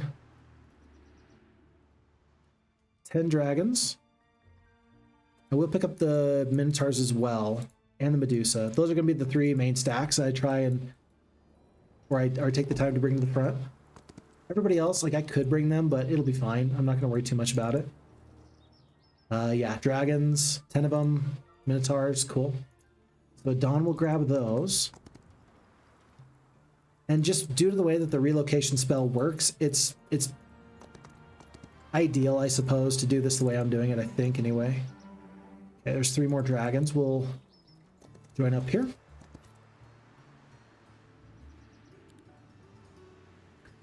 And Glaster will be ready to bring these all sort of to the front first next turn. So then Devir continues on the way. Nope. Nope. Okay, up, we found you. Grandmaster Clastor, a couple of extra heroes just kind of wandering around. Are they trapped? They might be trapped. Okay. This looks like a tough enough hero that I'm going to spend the time to bring all my forces to the front. So dragons are in. We're going to back off. And forces are up. Adon's got all the forces that go to Clastor. Or rather Glassdoor, excuse me. And then Glassdoor goes up, and it's going to be, I mean, he's bringing 23 dragons to the front, not to mention everything else that's up here. So let's upgrade these first, just so that way we don't miss out. Let's upgrade these second. Okay, upgrade here. Alrighty, we still got plenty of gold. I say plenty of gold, but it's enough basically to get 6 more dragons. So this is what we got. Just kind of sitting here in this castle. We're going to go back to Devir. He is going to spend the time with the relocation spell. Outcast Capital. And we're going to bring in all these forces. We're up to 57 dragons. We're up to 72 Medusa Queens. We're up to 107 of the Minotaurs. That's pretty good. That's pretty good. And we should just roll over all these forces. There's 1. There's 2. There's 3. And I think that, yeah, I think we're going to go back onto the road and continue to head in. Because I think we're getting very, very close to their starting area. There's 1 loose end to the top. Let's send somebody up there. Who's got any amount of forces left? Yeah. Let's have probably, unfortunately, Talaris, just because they've been pretty good. No, let's have John Johnson. Let's have Blaster bring whatever they can from the capital city. Oh, crap. It's 7 dragons. That's awesome. Yeah, let's send 7 dragons up with forces here. And it's going to be John Johnson that heads up the road. I don't know if these other heroes are going to get there in time. No. No, I don't care about Shadespin or Una. King of Kings. King of Kings is actually a really, really tough hero, but I do want to go give him a little bit of a... I do want to go try and stop him a little bit. I think that this is their starting area, though. Like, I think that that's just kind of where we're getting into. So even if we just take all of their starting area, I'll still consider this a bit of a win. What in the world? No, this is not their starting area. So their starting area has got to be up this road then. I'm confused. Okay, Phixfox is confused. It's okay. People get confused all the time.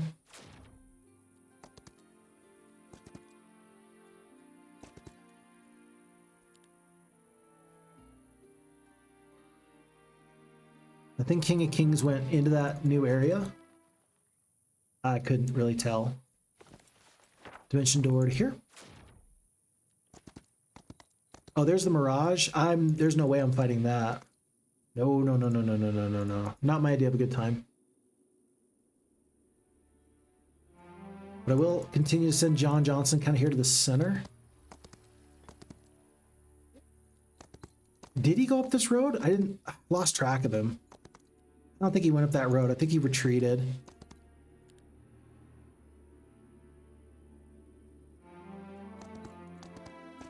I feel like I've got such an overwhelming force that I'm not even really taking the game seriously at this moment, which feels bad. But what else? I mean, what else can I do? Unfortunately, the AI is not strong enough to really cause me too much grief. There he is. For one dragon. All right, we took him out. And I wish it wasn't so, but I think that's just kind of where we're at. Okay, I think he's closer to this area, so I think we're trending in the right direction. I don't know why enemies would be over here if this wasn't the right area. That hero had a lot of artifacts on them. Try to go down here. Where are these guys?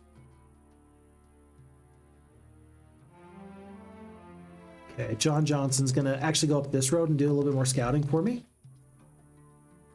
Because I'm sure that if I fight the enemy hero, then we're gonna completely destroy them. Two-faced mask, if you defeat an enemy with heroic strike, you can use it again. That's pretty good. 20% range damage with the living arrows. That's pretty good.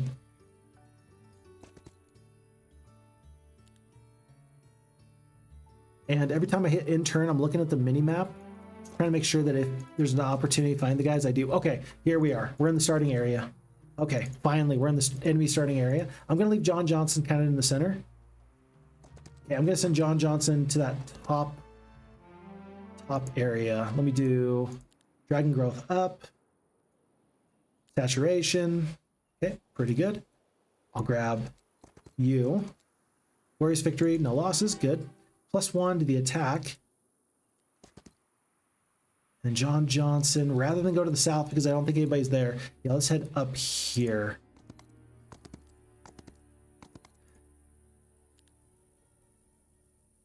Blue hero walks right by me. Blue hero is clearing out some stuff there.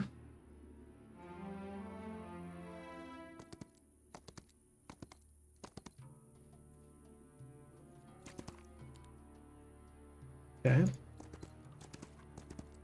Okay, and we did hit a starting castle, which is great. Forces lost are totally acceptable. I'm guessing that those forces lost were totally just due to a siege, which is okay.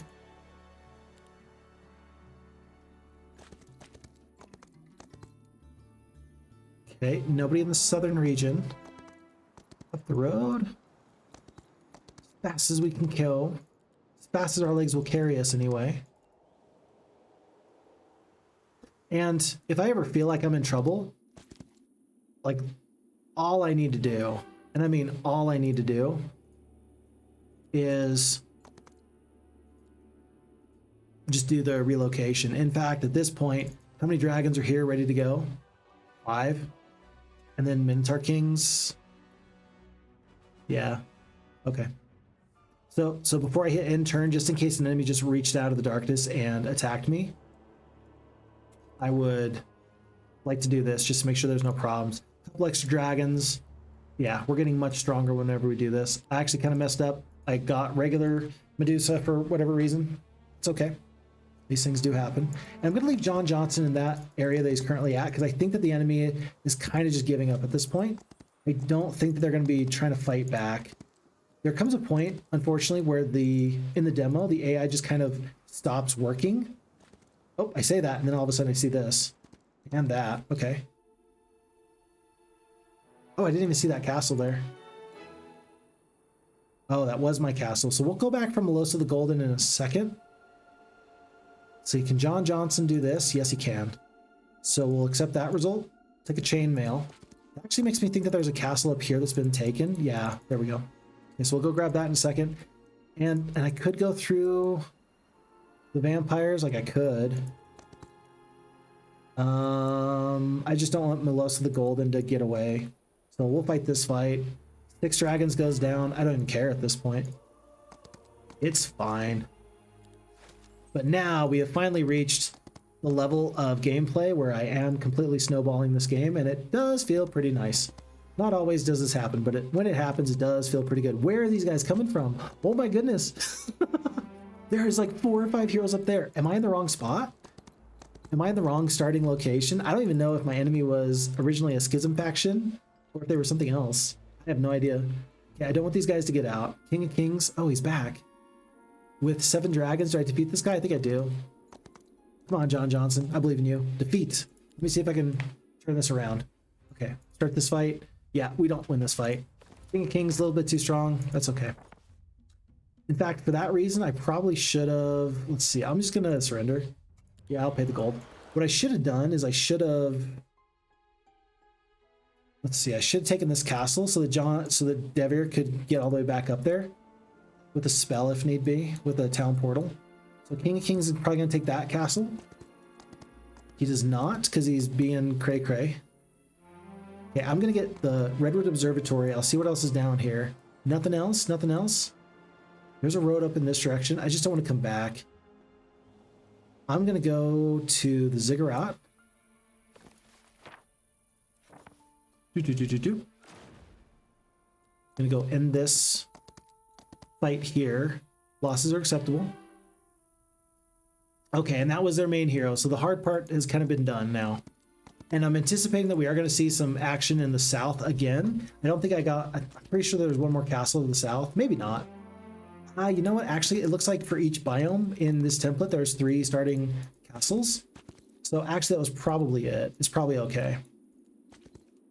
But because those have been taken and now we're up to this point, it makes me think that blue actually started off as a necromancer, especially since King of Kings was the starting hero. I guess I completely misread the tea leaves, and it doesn't feel great, but at least we know that we're now in the right spot. And I guess I just should be very, very grateful that the enemy didn't get to the bottom left. But I guess that this just shows you how inconsequential the AI ends up being at some point, which doesn't feel great. Like, we want the AI to be good. I understand why it's not just yet. I'm sure that they'll get there. Just give it a little bit of time. But at some point, we're going to hope that the AI gets even better. Okay. One hero escaping. 2, 3. Do they take the castle? Not quite. Something up there. What is it, boy? What do you see? Okay, easy fight. Easy fight. Take the castle back, and we'll head back south in this direction. And I do know that there's this hero that's to the south, but I will let Uncos go. One hero ran up to the north. We'll take this final blue castle. So there's one more blue castle in this general area somewhere. More than that, I can't say. Okay.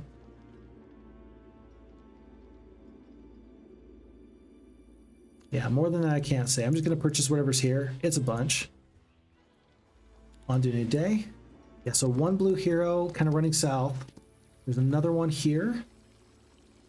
No, I don't think that this was their starting area. I think that if this was their starting area, I don't know. I think that if this was their starting area, that they wouldn't still have stuff they were trying to get. Because this area has not been picked clean at all. I don't know what's going on here. I have no idea. This would be the perfect time for somebody to say, clearly, Phixfox, you have no idea what's going on here. Yeah, I really don't. Raise edge. Okay. I just don't want this guy to get too far away. And then might as well take a dimension door back up, get as far up as we can.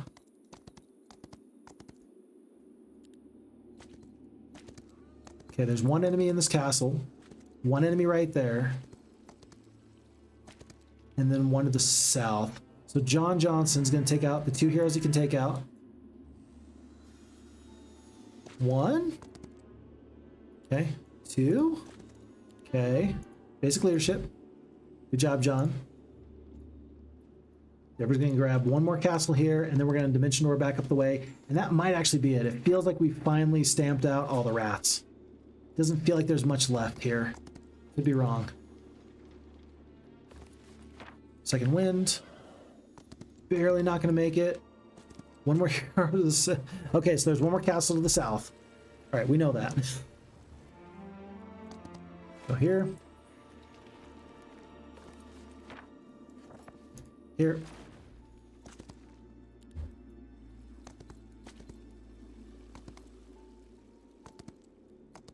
Whew. Alrighty, and folks, I think that I can safely say that after Lord Rufus goes down, that the scenario will be finally won.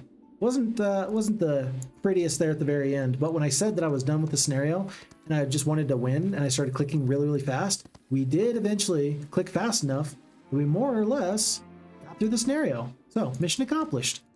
I see that as a complete and total win. Complete and total win. So Devir's going to take this castle. We are going to go back to this area where the enemy wants to steal our stuff. Can we reach? Yes, we can. Very good. We'll figure out where to go from there. John Johnson's continuing to chase. I will hire whatever forces are in this very center castle, and I'm hoping, fingers crossed, that finally, there's only one more blue hero on the map. And I think that this might be it. They are just cockroaches. Oh my gosh.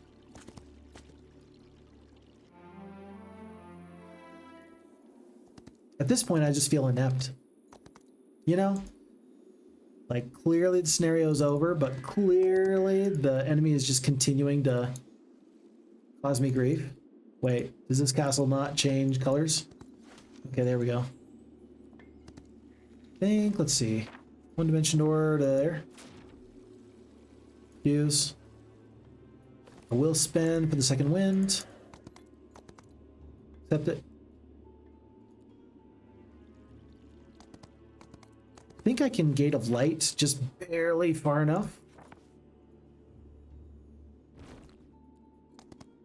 Yeah, looks like it. And will I be able to finish this off? I will. There's one more enemy kind of over here. We've taken both castles. There's one enemy in the darkness over there. I'm going to hire one final hero, because I can. I'm going to hire Funerella because, you know, heroes stick together. And she's going to go chase this final enemy down. Right there. Lord Rufus. Oh, one more there. We accept the results. And victory? No. Where are you? I feel like if I just wait long enough that the enemy is going to show their face. There they are. Okay. Couple dimension doors. A little bit of luck. We're going to make it there. So folks, thank you for the time. This was a fun playthrough until the last half an hour when I just got like unreasonably upset at the AI. Like, how dare you make me work harder for this than I feel like I have to, right? Now, to be clear, the AI owes me nothing. To be clear, like if you're gonna play and if you're gonna win, you gotta play and win by the own sweat of your brow. But I think that we've been able to see the writing on the wall for basically the last 40 minutes. Basically, when we got up to Ashen Dragons and there was 40 or 50 of them in a stack, I think we all kind of knew where things were going. But then we've gotten to the point where it's like, well, is there more to do? Like, can we make sure that we finish the scenario off in like a very, very reasonable way? Unless the enemy has a castle squirreled away that I haven't found yet here in this bottom left corner, they will have thrown whatever tricks they could to just kind of lengthen the game. And ultimately, we're still going to find a way to win. I'm going to go to the ziggurat here. Because now I have to check, unfortunately. Gotta check to see. Devir, why can't you cast Town Portal? I don't know why you can't cast Town Portal. I'm figuring that there's either one single hero somewhere on this map somewhere, or there's an enemy in the bottom left. That's the only thing that makes any sense to me. There we go. Town Portal, ziggurat. Okay. Which is actually amazing because that just means that the enemy is still finding a way to cling on to hope, despite my best efforts. And this is actually one of the benefits or bonuses, I think, to single hero mode, is that when the time comes, you just have one final fight, and that's okay. And that really does end up being okay. There's got to be a single hero just sitting somewhere. I mean, there's no more castles, right? 1, 2, 3. There could be a castle in there, I suppose. I think it's possible, but just really not likely.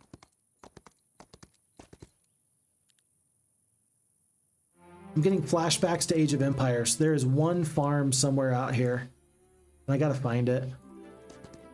It's been a full week since we destroyed our enemy. right? It's been a full week.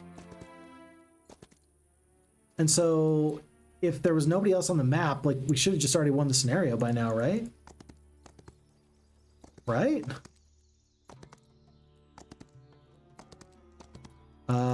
Still confused. Okay, so 3 castles in the starting biome, 1 castle at the mouth of every other area. Oh my gosh, there's totally a castle down here somewhere. There's 1, 2, 3, but it's not 1, 2, 3. Okay. Alrighty. I'll bet you it's down this way. Thought I had it. But there hasn't been any activity over here at all for the last forever. And so if there's a castle, there is a castle, but I think that was neutral. I think that was neutral? No, that was it. Okay, fine.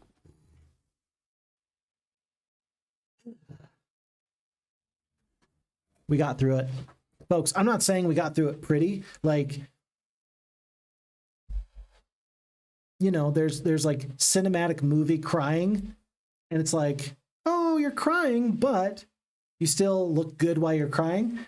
There's that kind of crying, and then there is ugly crying, right? There is winning, and it's like pretty winning, and it looks nice, and it feels good. And then there's ugly winning. That felt like ugly winning, didn't it? I can't be the only one that thinks that was just ugly winning. In fact, I'm going to read the chat, and we're going to see just how ugly that was. Because at this point, if people are booing me in the comment section, I think that you have every reason to boo me. Like, sure, it was a win, but geez. Ugh. And really, truly, the number one thing that would have made that 10 times better would have just been investing in a second or a third hero to help clear the adventure map. Like John Johnson did a really, really good job. Could you imagine how much longer that would have taken with multiple heroes, like without John Johnson? Anyway, Windowella got their tacos. Way to go, Windowella. You go. And yeah, how did it take an hour to get tacos? I don't know. Were they good tacos? That's the question. If they were good tacos, then it's worth it. Tiehye says, focus on one thing in advance, like try to upgrade those hydras and go. We did eventually go, but, you know. And by the way, I want to point out that we did end with 60 attack skill with Devir because we got the subclass. That feels pretty okay. Ha! Boyster says, I spy with my eagle eye an Aaron on a string. An Aaron on the string? I don't know what that means. I don't know what that means. Tiehye says, you have Bird's Eye spell level 3. It shows enemy heroes. Oh, I should have done that. I guarantee you I have that. Oh my gosh, I should have done that. Is it easier to track them through the Fog of War? Because, like, does it persist through the end of your turn? If so, then that makes it very, very easy to track them. At this point, it wouldn't have helped me as I was trying to find that one final castle because they didn't hire any more heroes, but still, I wish I'd done that a while ago. Good point. Wolvie D2G, big oof. Them angels look like they hurt. At the end, nothing really hurt me, thankfully. By the way, Wolvie, great to see you there. And thanks again for your YouTube comment on the most recent Heroes Might Magic 2 video. I really, really appreciated the work you did there. Thank you so very, very much for that. But ultimately, at the very, very end, nobody could hurt me too bad, which feels okay. Tiehye says, use Town Portal to navigate to the other side of the map. Yep, we eventually got there. And Windowella says the AI spread self-tooth in this game. It did, but even their main hero, like even King of Kings, wasn't that tough. Like, I just don't think that the AI is good on this template. I don't think it's good enough. I think that the AI is pretty darn good at Foursquare, or no, Fair and Square. I think it's good at Fair and Square, but I don't think it's good on JebusCross. And maybe that just has to do with the way that the AI is programmed to go into starting areas and go into the middle of the map. I think that by the time that the AI gets to the very center of the map where the treasure is, it doesn't feel confident in the fights that it could take in the center of the map. So then it doesn't get strong enough by taking those artifacts and the experience that you get from defeating big enemies and then posing a threat to you in the late game. That's my theory. That's my hypothesis I'm working off of right now. But time will tell. And then, yeah, I should have used Bird's Eye. Oh, Tiehye, you enjoyed. Oh, good. I'm glad you enjoyed. Eventually, you get to the point where you click very, very fast. And even if it's not high-level gameplay, at least it's fast. It's okay if it's not high level, if it's fast and fun. Yeah, fun is what we aim for. Fun is what we aim for. And Boreaser clarified for me, strings are pieces of text on the computer code. There was a wrong text in the user interface. Oh, okay. And so when we're talking about, I spy with my eagle eye an error on the string. Oh, okay.